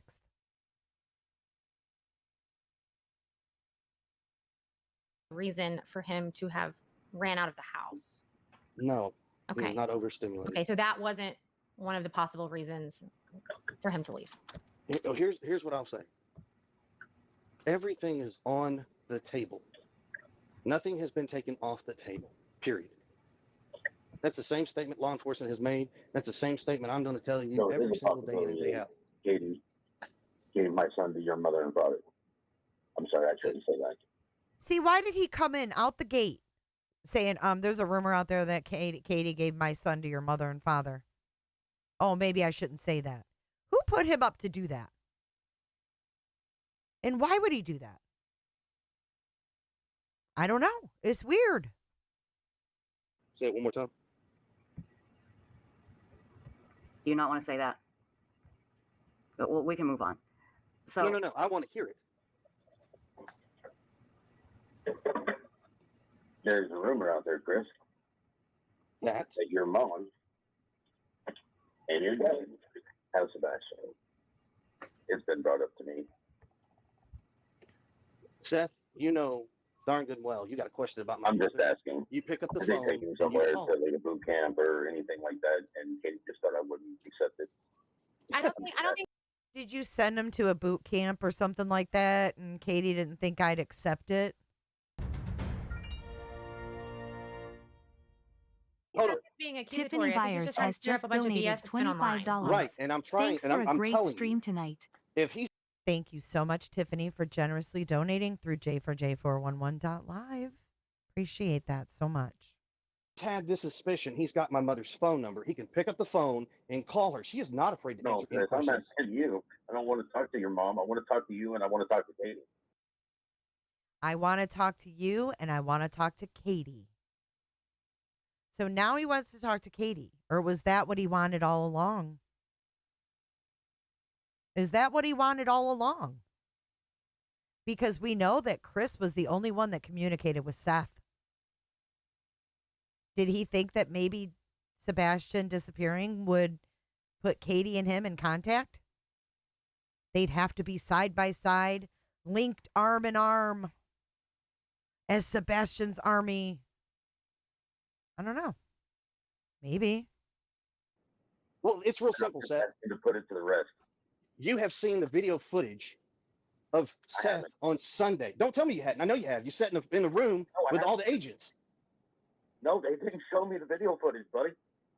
So you didn't see, you weren't sitting in a room with law enforcement, the district attorney, when they showed you a video, when you wanted proof of life, saying that you hadn't seen proof since Friday. When you've been at my house the first 3 damn days. Sunday, buddy. Chris, let Chris. He said he hadn't seen proof since Friday. Well, I would have wanted to talk to KP when he went missing, Angela. I would have been talking on the phone with her while I was driving 45 minutes to her house where he went missing from. Let Seth speak. Go ahead, Seth. Aw, your Chris, dog they is showed trying me to play with the dog. Video proof of him coming out of Texas Roadhouse. Deanna, this is on Websleuths, and it came out April 27th. If you'd like to watch it uninterrupted, you are welcome to go over to Websleuths and give them the view for it. They deserve it. Again, April 27th. It's in their live stream section. On Sunday. On a Sunday. Sunday night. You damn right. Just Chris. Seth, I got a problem with you sitting here making these accusations. Because if you got a problem with them, guess what? Let's watch it. I think we're just trying to talk things out, and I don't even know if this should be public, honestly. Same. Okay, here's all the public knowledge you need on this deal. Law enforcement has talked to my parents, my whole family. Once again, this statement is true, what law enforcement says. Just because you hear a rumor doesn't make it true. Chris, I what I don't want think to he do said is it was true. I think he's just trying to clarify. He said That's not clarifying. No, stop. No, stop sitting here trying to defend his actions. Yeah, I agree. I mean, he came in out the gate. He called in just to say that. Stop. Okay. The fact is, Chris, is I'm trying to squash the rumor. We're both here, squashing the rumor. Seth, there is no rumor. You know my parents were not with Katie on Sunday. That's all I'm doing, Chris. No, you're causing a problem because you know damn good and well where my parents were at their house on Sunday night. They weren't near Katie. They weren't near Sebastian. And if you got a problem, all you got to do is pick up the phone and call her. Be an adult. Well, I'd be pissed if my parents were getting accused. Don't sit here and accuse my parents of doing something on a live stream. That's not right. It doesn't matter if she did anything or not. Why would you call in and say that? That's fucked up. He's bringing in a whole slew of rumors so everybody can run with it. Muddying them waters. Just like Priscilla Posey down here, who got pinned. Why she got pinned is beyond me, and they left her there. Who's Team Tony anyways? I am confused even more. Be a responsible adult and just call her. Chris, can you hear me, Chris? Oh, I can hear you. Because all I'm hearing is anger and attitude from you. What I'm trying And you to should, do Seth. You is should. have Because what you're doing is bullshit, and you know it. Okay, stop. Okay, People are all right, talking enough. over each other. Enough. Seth, go, and then Chris, go. Please, Seth, and then Chris. Thank you. Chris, a unified front squashes rumors together. That's all I am stating. Okay, Chris. This is a rumor floating around, and I would like us to squash it. Okay, so we have us, Chris and Seth, the two that were making a plan before Sebastian went missing. Keep that all in mind. Katie's not even speaking. She gone. It was March 11th, SG. March 11th. Yeah, I think that is a great rumor to try to squash. That one's on Facebook, and the rumor is actually that about your mom, her car being parked at like Worsham's, and him getting. Okay, so here's the answer. The final answer to this. It's not just an online rumor because people have driven up to me and personally spoken to me about this. Okay. Okay, I would hope that my son would defend me if my grandson went missing and I didn't do anything. I'm pretty sure that my son would defend me. That's kind of fucked up. That's kind of fucked up. Like, you get rumors and shit. Talk to the police about what you're hearing about his mom. You should. He called in for the sheer point of triggering this dude. He knew it would trigger him. Seth isn't dumb. Ladies and gentlemen, can I make the statement? This is very simple. This conversation has nothing to do on social media. You want to have this conversation, Seth? You call me, you get Heather, you get Chloe on the phone. Hell, I'll do you one better, and I will get Bobby and Carter on the phone, and we'll all sit down and have this little fucking powwow. We're not going to have a powwow like that, but I would Well, then guess what? the situation, and I would love for it to be private because I believe a lot of what is happening right now should not be public. So explain to me why you don't want Bobby and Carter involved. I didn't say I didn't want Bobby and Carter involved. I said I was referring to your tone, which is very angry. Oh, I'm very pissed. I know that. I think we just all need to take a breath because no one is accusing anyone of anything. We are trying to dispel things because in turn, dispelling these things will You're take so full of some shit. of the BS. Oh, did you hear? And these two clowns, Bobby and Carter, are the two investigators on the case. Did you hear? He said Seth is like playing victim. He's like, I'm just trying to squash a rumor. And Chris said under his breath, oh, you're so full of shit. These two had a plan before Sebastian went missing. Absolutely, CJK. It was reported by News Channel 5, Nashville, on March 11th. It's here on YouTube.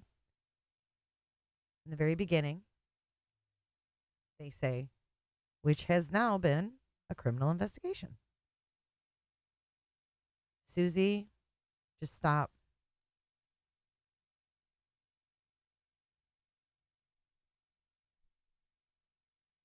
Oh my God.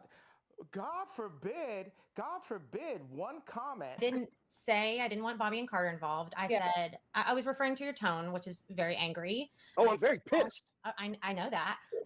I think we just all need to take a breath because no one is accusing anyone of anything. We are trying to dispel things because in turn, dispelling these things will You're take so full of some of shit. the BS off of you. Whoa. Yeah, they're like two boys. I'm just dispelling a rumor. You're so full of shit. It's so obvious. These two were talking before Sebastian went missing. Why does that make me sick? They've said it themselves.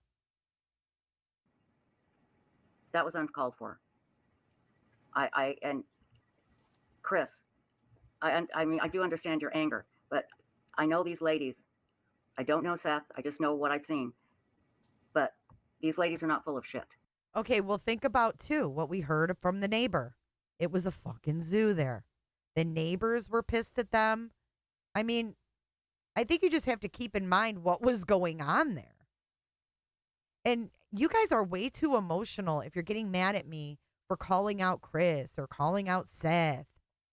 Who cares? Are they your relatives? Why do you care?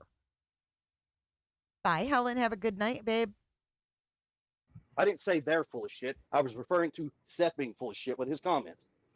Well, that doesn't help matters. No, it doesn't. So when you brought him on the show and he wants to start this shit, that isn't going to answer questions. It's going to spiral into the shit that's in. So we can set this shit aside and answer the questions that you got. Okay. I would like to move on very quickly, but I will say the public opinion is not going to improve unless we can take a deep breath. That's exactly right. And I know you are frustrated. You have no idea what I am. I'm not saying I know You how don't. frustrated you are, but I know you are frustrated. And I'm not saying that's not valid, but this is not helping. If it's not helping, then you shouldn't be talking about it on social media. But as a PI, you should have said, you know what, we're not going to answer that question. We're going to do that privately. That's where that should have I went. did say that actually several times, and you can listen to that recording later. So let's move on to the next question. I just got to say one thing. You want the public's help. You want them to be behind both of you. And we need them to find Sebastian. Exactly. And it's a very good chance that somebody in the public will find him. My biggest frustration is that we all collectively have to deal with all of this instead of focusing on Sebastian. Right. And it's a disadvantage to Sebastian. Really, it's sad because we're not any closer to finding him as long as we're all arguing like this. Yeah. And mods in chat, you're removing these comments, I hope, because I've been removing some too. And we've got extra people, extra mods in chat. Anything rude that said, they're banned, they're gone. Okay. So we'll get them out there as quickly as possible. And let me go through chat really quickly here to get some more questions here. You've been on here for many hours, and I so appreciate this. I really, really do. So, Chris, hear me? Yes, you can. Can you? Well, you can't throw us in a back room so we can talk real quick. I wish I could. I wish I had that ability, but I don't. I can take you both off, and you can call him. Do you want to do that? Let's finish this first, and we'll do that after the fact. Let's get these questions out of the way. Listen, you may not like my opinion,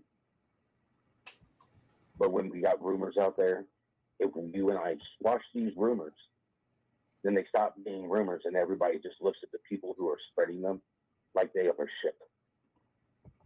I was not trying to upset you. I'm trying to squash these stupid rumors that are literally filling up my privatized email address, their inbox with crap, which is crap. Okay, but that's their job, is to sift through the crap. That's why you're paying them. It's not helping find Sebastian, so if it gets squashed, then people will stop. Not everybody. Lord knows there's still going to be stupid people out there. But it will stop. It will, I mean, literally, it will stop.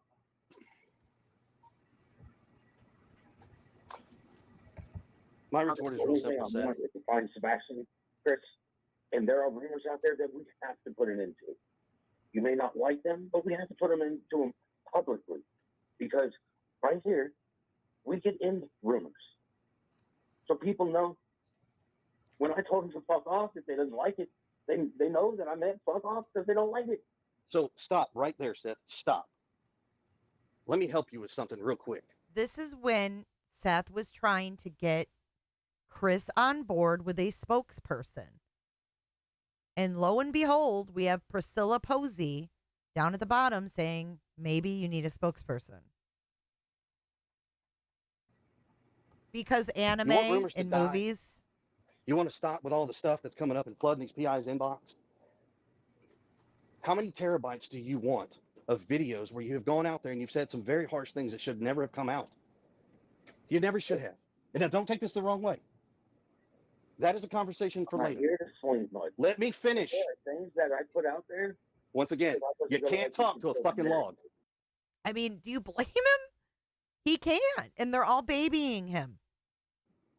Okay, what? Okay, Chris, Let me finish. Chris, that's not productive. It's not. So let me finish. You all are playing one-sided here. No, we're not. I don't think that's fair. So then tell Seth when I'm talking, let me finish. Okay, Seth, let him finish. Yes, Seth, please let him finish. There's conversations you've had that should have never been out in the public light, and you know it. And because you did that, it started a lot of rumors. Own it, accept it, and move on from it. I told you on Sunday, I supported you. I would be there for you no matter what, how ugly this got. But I'm not going to stand by and watch you disrespect me, my family, my wife, or anybody for that matter. A lot of rumors got started because you went on social media and you opened your mouth and said some things you shouldn't have said. Accept it. It's true. We all did not need to know the things that he put out. I'll show you the videos. You don't need to show me the videos. Now, in hindsight, that is a conversation you and I need to have offline, away from everybody else, in our own private conversation. You and I, we sit down and we can talk. Just like they were before Sebastian went missing. Literally, Lisa, you had people watch us doing it Sunday at that vigil. Well, They were snapping pictures because they were trying to get some juicy information. Trish, So let's answer. can we move on to the question? Yes, please. Yeah, let's. There's a question here in chat, and I've heard this. And Chris, this is a good one. I'd like to clear up. Is it true that Chris told Seth, "You will find your son at church"? No. Okay. No. That's what he stated was if I went to church, maybe I'd find my son. So in other words, if you went to church and talked to the Lord, is that what you were saying, Yes. Chris? So what does he think that Seth needs to repent from? What kind of a comment is that? Because what the whole conversation in reference was, I have a not question for you you. go to a church and you'll find it. Who's Hold coming on, with that Seth. crap? I'm sorry, Chris. Finish. I'm sorry. I'm talking because why? I understand. I see where people got that. Right. But that is a conversation that Seth and I had privately. You know, I'm sorry, but we're not going to sit here and drag certain things into this. It has nothing to do with it. I told Seth, you know, basically we should all go to church. We should pray. That's exactly what it was in reference to. Understood. Seth, go ahead. It's your turn now. There's a better way to have said it, Chris. Okay, and that's For semantics. you to think that I don't go to church. Visual. Seth, I didn't say anything about you not going to church or going to church. Can we go to the next question? Sebastian? No, it's not. Can we move to the next question? All right, thank you. Okay. How about this? Because you guys have been on here for almost 3 hours, and I really appreciate it. And I do think Chris and Seth need to talk off air. Let's talk about what we do know. We do know, and this is how we started out the live stream. We do know that Sebastian was last seen publicly at Texas Roadhouse on Sunday. We know he was seen on camera taking out the garbage at some point. We know that there is a possibility that the cameras did not pick up Seth leaving the house because it was so dark. Actually, Sebastian. I'm sorry. What did I say? I'm sorry. You I'm said sorry. Seth. Seth. I'm sorry. You're not missing Seth. You're right here. Sebastian. I'd like to be missing. Yeah, I understand. I hear you. Sebastian was not seen. A possibility that Sebastian was not seen leaving the house because it was too dark. Okay. There were certain scent dogs that hit on Sebastian. There were 3 of them that went down to the retaining pond. According to Chloe, that retaining pond has been searched. Okay, so law enforcement said no scent. Law enforcement said no scent. But here she's saying that Chloe said that there was a scent. The fuck is going on here, man? It was actually been drained and it has been walked and searched. Okay, so that's good. I think that's what we know about. Do we know that for sure, that it was actually drained? Do we know it was drained? This was April 27th, for anybody wondering. Out that night and the hours before he went missing. I think that's all we know for certain. Now, I want to ask all of you, what is the next step? Chloe and Heather, I'll go to you two first, and then I'll go to the two gentlemen. I'm sorry, my dog was barking. What did you say? That's okay. I said, what is the next step? What is the next step for you? What is the next step for the public? What would you like us to do? What do you think you guys are going to do? Well, for us right now, we are really focused on getting Q in. Chloe and I are working on a report and some maps to try to give them an idea of areas that need to be searched or researched. And I think really the next big step is getting us all on the same page and working together. And even though this is a mess right now, I think this is a huge step in that direction. And I'm hoping that, as I said, Chris had called me earlier and just right before the show started, and I messaged Chloe and was kind of talking to her about what you guys were going to talk about, because I wanted to, some of the things that he cleared up with me, I wanted to make sure she was aware of. Did Seth drop off or? Come in weeks later. Wait, let's listen to this part. Reaching out to me and then reaching out to you guys on the podcast tonight. I think it's a huge step in the right direction. He's angry, but once we get past that, I think maybe we can all work together and start putting our heads together on where we need to look for Sebastian. Thank you. Very good. Chris, what would you like to see us do? What do you think? At this point, keep spreading the flyers, keep keeping his name out there in of good graces, not of in a negative light. Spread the words. If you know something, say something. Don't wait 2 weeks. Don't wait 3 weeks. I told Heather the same thing. There's so many tips that come in weeks later instead of the moment that they come in. When you get these tips, you call 911, you call TBI, you don't call these PIs, you don't call Seth, you don't call us, you just call the law enforcement agency. Now, why is he having to say that? Do you guys blame him for that? Don't you think law enforcement should be taking the tips? Didn't we go through that before? I agree 100% with this. Keep spreading the flyers, spreading the word, prayers. Trust me, keep the prayer warriors out there. We need them. I agree. And I think, because of all of the noise, people have not been reminded to continuously search their properties. And like I said before, everybody else came on here. There's a lot of really large properties in the area, and the terrain is treacherous in a lot of areas, and things get missed. So I think it's important to center it back to the local level, first of all, because this has become national, and nationally people are giving their opinions. We need the community to come back together and search their acres and acres of property, because I believe he could be very close to home. There you go. go. I will say this much, that everything she said is exactly the same thing law enforcement's been pushing. If you're not comfortable searching, call law enforcement. They, I'm sure, can work in getting a team out there to search the property. Please, everybody that searches, do not. I can't stress this enough. Please do not just walk on private property without having prior permission. Please. By the way, there's comments in chat and we're removing them. Chris has been searching. Okay. He has been searching. Just because you don't see him searching, because you personally don't see him, doesn't mean he's not searching. So that needs to stop. Okay. That needs to stop right now. And Seth, what do you feel the final word should be? He's still there. I need people to keep the faith. I need people to keep faith that we will find Sebastian. I don't know. I don't know what people's mindset are right now, but it doesn't need to be about me. It doesn't need to be about Chris. It needs to be about Sebastian. Sebastian is the goal. Sebastian is what is lost. Sebastian is what used to be found. Oh, honey, I'm sorry. I'm so sorry. This one to be easier for me. I am so sorry. My son is missing. I need people to continue with the flyers, as Chris said. CBI has already stated that most of their tips do come in from flyers. I have. Wait a minute. TBI said this is worrisome. I want this to be crystal clear. TBI said most of their tips come in through flyers. Why would you change the flyer?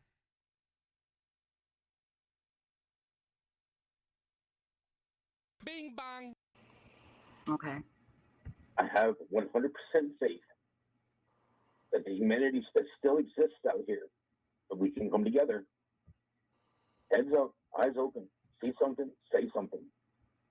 Contact FBI, contact TBI, call 911 for your local. Tell them that, you think you just saw the missing child from Hendersonville, Tennessee. Get them on it. All right. At the same point in time, if you feel that they're not doing it, you just fix it. Law enforcement is short-handed. All it takes for evil things to exist is good men do nothing, and that's good females too. I'm not. It's just for evil to exist and continue is good people they do nothing. Right. Don't fall into the simplicity.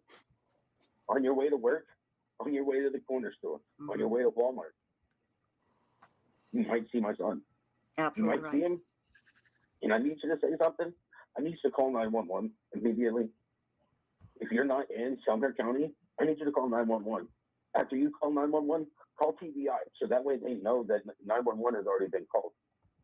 I have found that law enforcement groups do not communicate with each other, and I don't mean this as a negative, but I mean this as a Facebook lead came through, and I called Lebanon, which is here in Tennessee, and they didn't even know that my son was missing. Oh, jeez. All right. Wait, what? He called Lebanon? After you call 911, call TBI, so that way they know that 911 has already been called. I have found that law enforcement groups do not communicate with each other, and I don't mean this as a negative, but I mean this as a Facebook lead came through, and I called Lebanon, which is here in Tennessee, and they didn't even know that my son was missing. Oh, jeez. All right. I will second that with Seth. There's a lot of people out there that don't know locally. Right. They don't communicate, and they need to. They absolutely need to. Well, I'm not saying communicating. I'm just agreeing that he is saying that there's a lot of Everybody folks. gets the information that is necessary. I Somebody have. forgets to do a pass down, and the next officer on duty doesn't get the information that he needs. So he doesn't even know. It's not his fault. The officer before him could have been working at 16, or have even been working more than a 16, which is illegal. But we still have to have law enforcement out there. Right. I mean, I just need everybody to work together. The rumors are killing it. The rumors are killing people's time. And that's the one thing Sebastian doesn't have. Right. Is that why he came up and the first thing he said was, there's a rumor that your mom has him? Hi, Kendo. Right. So if you've already called TBI with your information, but you think it might be a rumor, if you heard it from Joe Blow down the fucking road, you're not helping find my son. You're part of the problem. People out there listening that are doing the death threats, I will see you at my door. You're going to sit there and pick on people. You're a coward. You are a coward. And if somebody has my son, understand that I love him and I need him back. I need him back. Not that I want him back. It's I need. Because my life has stopped. Because Seth. My son is not here. And I find it hard to function. Can you ladies get him a hold? Chris is like, dude's losing it. Our plan, this is not part of the plan. This was not, losing it on air was not part of the plan. Dude, call me privately. You have these breakdowns, you call me. We'll sit down, we'll talk privately. I'll talk you through it, Seth. Not right now. You're breaking down. You're finding it hard to function. You're losing it. My life without my son here. I'm sorry, Chris. Seth. What did you say? Go ahead, Chris. Right. Seth, I know what you're doing and I understand the plea, but hang tight, man. You and I need to get off this panel. You, me, Katie, PIs need to get on a phone call. Absolutely. Not on here. Our message is simple. Find Sebastian, you see it, you say something, you call it in. Don't wait. Our message is simple. Calm down, Seth. You're losing it. Take a deep breath. Let's get off this panel. See something, say something. Keep your head up and your eyes open. Oh, yeah, I think so, too. He looked awful on Banfield. I think he's mentally losing it. Don't go down this track, man. Don't. I'm looking out for you. Don't. Don't go down this track, man. I'm looking out for your ass. Don't. Can I just say one thing? I don't want to ever discourage people from reaching out with information that they think might be pertinent. Now, getting the same tip 100 times from everybody on social media, just sending the screenshot, did you see this? And we've already seen it 500 times. I mean, that's a little excessive, but I don't ever want people to think like, oh, this might not be important because. But Kelly J, you're not taking into consideration that they both had something to gain from planning something with each other. Except it didn't seem to go Seth's way. Okay, so these two were planning because Chris wanted his daughter. And he didn't want Sebastian around his daughter. And Seth wanted his son full time. So I definitely think that they had common ground with that. Because Chris had a goal. He needed to get Sebastian out of that house so he could have faith. Something went awry with the plan. Allegedly, in my opinion. Because that might be the one tip that actually was important. Mm-hmm. So I have a different message to send. I don't want anybody to feel discouraged. Please reach out to us. Please reach out to TBI. Do not keep anything silent because you don't think it's Absolutely. important. And I wanted to reiterate, like I get a ton of messages. And even if I do not respond to you, that doesn't mean I haven't looked at it. And that doesn't mean I'm not looking into it. Mm-hmm. So please, I mean, I get them on Twitter. I get them on Facebook. I get them in my emails. If I don't respond, it's not because I'm ignoring you. We are vetting things that we know are probably nothing. Right. But we're still vetting them. I mean, that kind of goes back to what I was saying earlier. It's regardless of how everybody out there feels about me personally, regardless. Let me help everybody with something, and this might help you understand where we're all standing.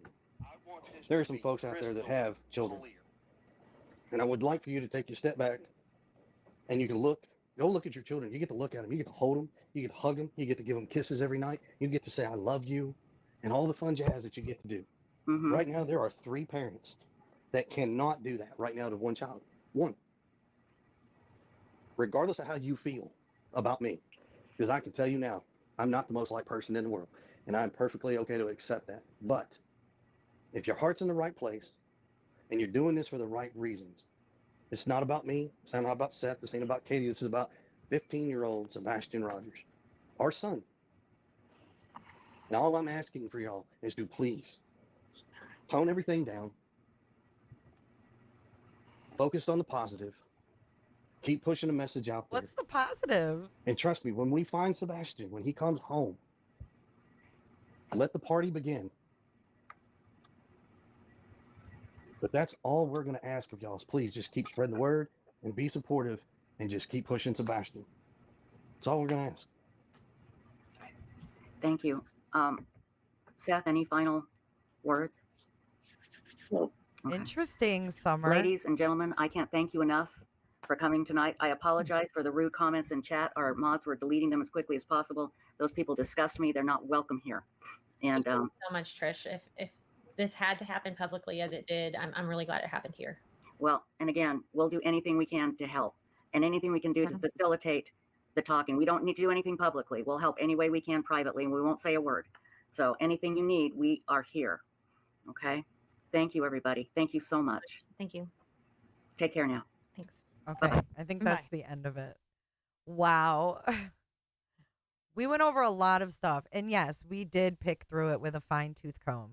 I want to thank you guys for sticking it out with me. It was a lot. There's a lot. These people have talked so much that, yeah, we're going to pick apart Seth. We're going to pick apart Chris. We're going to pick apart Katie until they're cleared of doing anything or having anything to do with Sebastian Rogers' disappearance. Because that's who matters. Right now, Seth's feelings don't matter.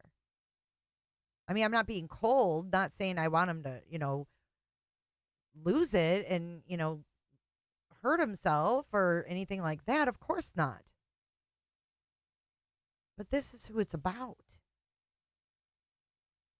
A kid who has no one to turn to as far as we know.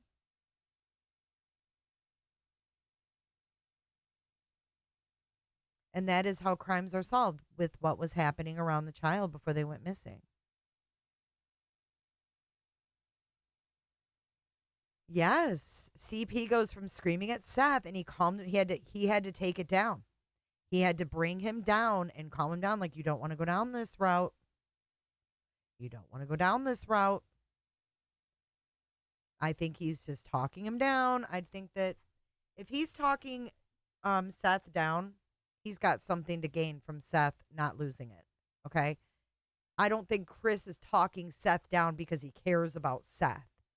I don't think Chris is like, oh my God, this guy's losing it and making himself look bad. I don't think that's why he's talking him down. I really don't. I think that Chris, whatever Chris does benefits Chris. Right? Where Summer says Katie is letting all the bad and ugly come on, and Seth and Chris, while she sits back. In my opinion, Katie is smarter than they both are. Unbelievable, huh? Ange, thank you so much for your super chat. Jay, you are on point about what the two of them wanted, meaning Seth and CP. Both their end game was getting their children to be with them. Right. I think they found common ground on that. And thank you so much for your super chat. That was very generous of you. Let's talk, in my opinion, KP over-medicated. Maybe. I don't know. There's a lot going on, and it looks like he just didn't look good. He didn't look good. And that's interesting that you say that, because she comes off as like the meek little, Katie Proudfoot, but do we really think that she's as meek as she, makes herself appear to be? Let me show you. I thought I had a screenshot from yesterday's, or from that interview. I guess I deleted it. But I mean, just the fact that Tony Baloney is still with Seth, like, there's just something's not right with this. There's a lot of things not right with this, but that's a huge one for me. Like, there's been so much shenanigans. It seems like it's all come from them. And there's no reason for it, So. But anyways, you can catch it on News Nation Banfield. And it's like a 5-minute interview, if that.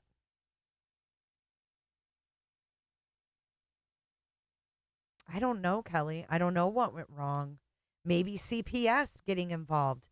This is one theory I had. Okay, let's say they had the plan. Now, hear me out. I need to get a tinfoil hat and put it on right now, because just hear me out for a second. This will be my final thought of the evening. What if the plan was for Sebastian to go live with Seth, but then CPS talked to Sebastian, or, something like interviewed him, and found out that there was something going on at Dad's too, that there was abuse at both homes. And then that would put Chris Proudfoot kind of in a position where it's like, oh shit, I don't have anyone to give him to now. Like, my out to get Faith was going to be to give Sebastian to his dad, But now we're under investigation and he can't have them.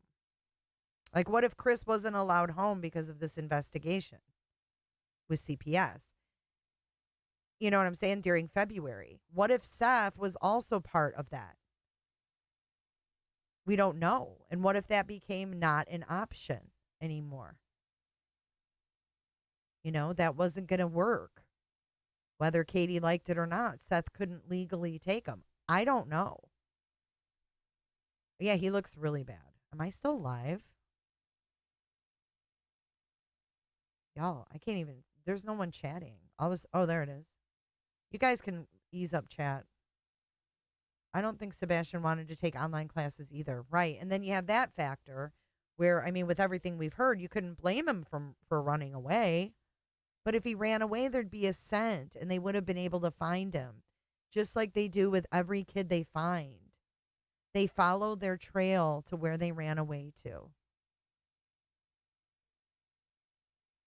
And Kathy, that's an interesting twist. That the men had a plan, but then KP moved up with her own plan. So all of them kind of had motives, right? If you think about it, like if Chris told Katie, look, I want my daughter, like he's got to go. And there was trouble in paradise, as Heather put it, the PI. There was trouble in paradise. And then we have Nina filing for emergency custody. And then we have this CPS involvement. And then we have Sebastian going missing. But all the while, Chris and Seth were talking. So what happened with that plan? If they were working on Katie, where did that plan end? And if he was going to run away, he would have taken his switch. He would have taken his phone. He would have taken a bag. He would have taken his stuff. Whereas Summer says, don't let Katie fool y'all. She knows where her son is at and knows he is safe, in my opinion. All the ugly is coming out, and it won't come from Katie. She played this well, in my opinion. Interesting. See, we don't know if they've made contact with all of Katie's family. We don't know any of that for certain. You know what I mean? What if Katie found out about the plan? Or what if she was digging her heels in and telling Chris, no, I'm not sending him to live there, you know? And his shoes. That plan ended the day Sebastian come up gone, didn't it? It backfired on Seth and Chris. Now, where's Summer? I've got to look at this case with those eyeballs, and it's gonna take me to some rabbit holes. But it's interesting to explore all those avenues in all seriousness. Right. I mean, we're open to anything, but I'm not going to sit here and get all emotional over Chris or Seth. Fuck that. If you're going to get emotional, if you're going to waste a tear or an emotion or any empathy, aim it towards Sebastian. Because he's the one that wasn't given any patience, kindness, as far as we know, right? He was lonely. He was isolated, and he was about to be even more isolated. And they talk about these routes all the time. Like, Chris, this is one more thought, and I promise I'm going to end it. But remember when they've talked about the route to dads all the time. But do you remember when Chris said, yeah, his dad will take him the same way so he remembers. But then we have Seth saying, no, we go all different ways. So he doesn't really know. Would somebody just drop him off somewhere and say, hey, find your way, dude? Is that why they know he's out there somewhere? Maggie B. Yep.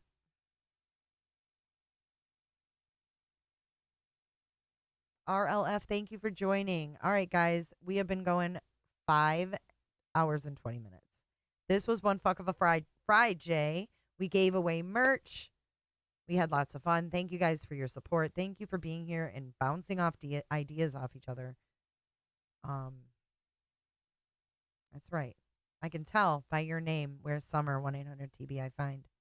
Sebastian is number one in my eyes, not anyone else. Where's Summer? Thank you so much for what you've done, having that name and that beautiful profile picture. I love that picture of Summer Wells. It's beautiful. She's so cute. I just hope he's alive and safe. Yeah, I hope so too. I mean, I hope that is the case. Like, I hope that.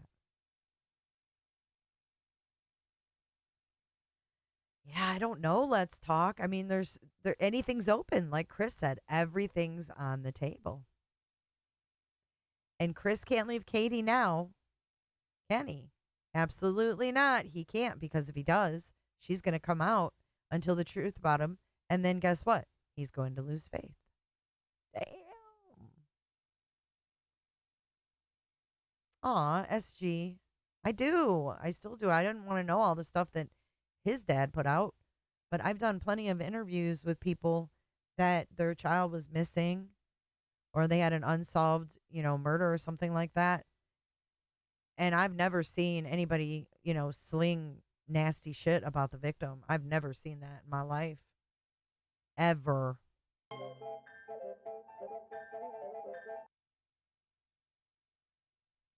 Yeah, I appreciate you too. Good night, Texas Ranger. I know. All we can do is hope and pray and keep his name out there. We won't forget. We won't forget. No one is cleared.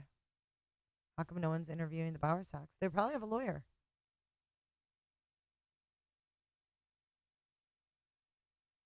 He did for now. He did for now, Crow, but I don't know. That can change real fast, right?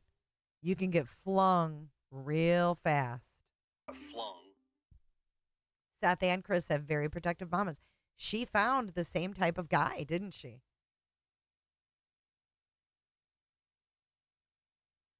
I don't, Lovey. I don't, because they still have that case. Like, just because Sebastian disappears for 6 months doesn't mean that CPS case will go away. Well, Seth he signed a contract with Tony, so that's on him. And I think that's why Chris is like, dude, that's on him. And Seth tried to get him in with Tony and get him to sign that shit. Flung. The kids should be the only ones we put out first. I love you too. Where's Summer? And congratulations to all the winners from the wheel today, especially you, Robin. Roberta. Let me know which one you want. I'll talk to you guys in Discord. Let's run our credits and then dance this one out. Woo! It is frijay, and we have just concluded our frijay Live. Have a great night, you guys.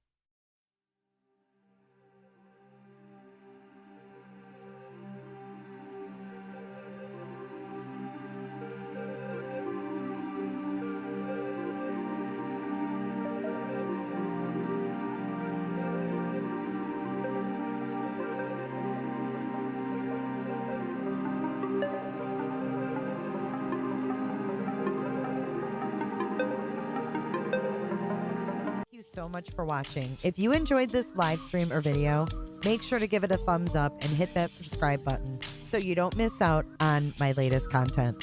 Want to take it a step further? Bring it all in. And join our community clickers by becoming a Patreon or a YouTube member. You'll get exclusive access to our Discord server, special channel perks, and much more. Until then, I'll see you in the next one. Click, click, click, click, click, click, click. It's real easy, man.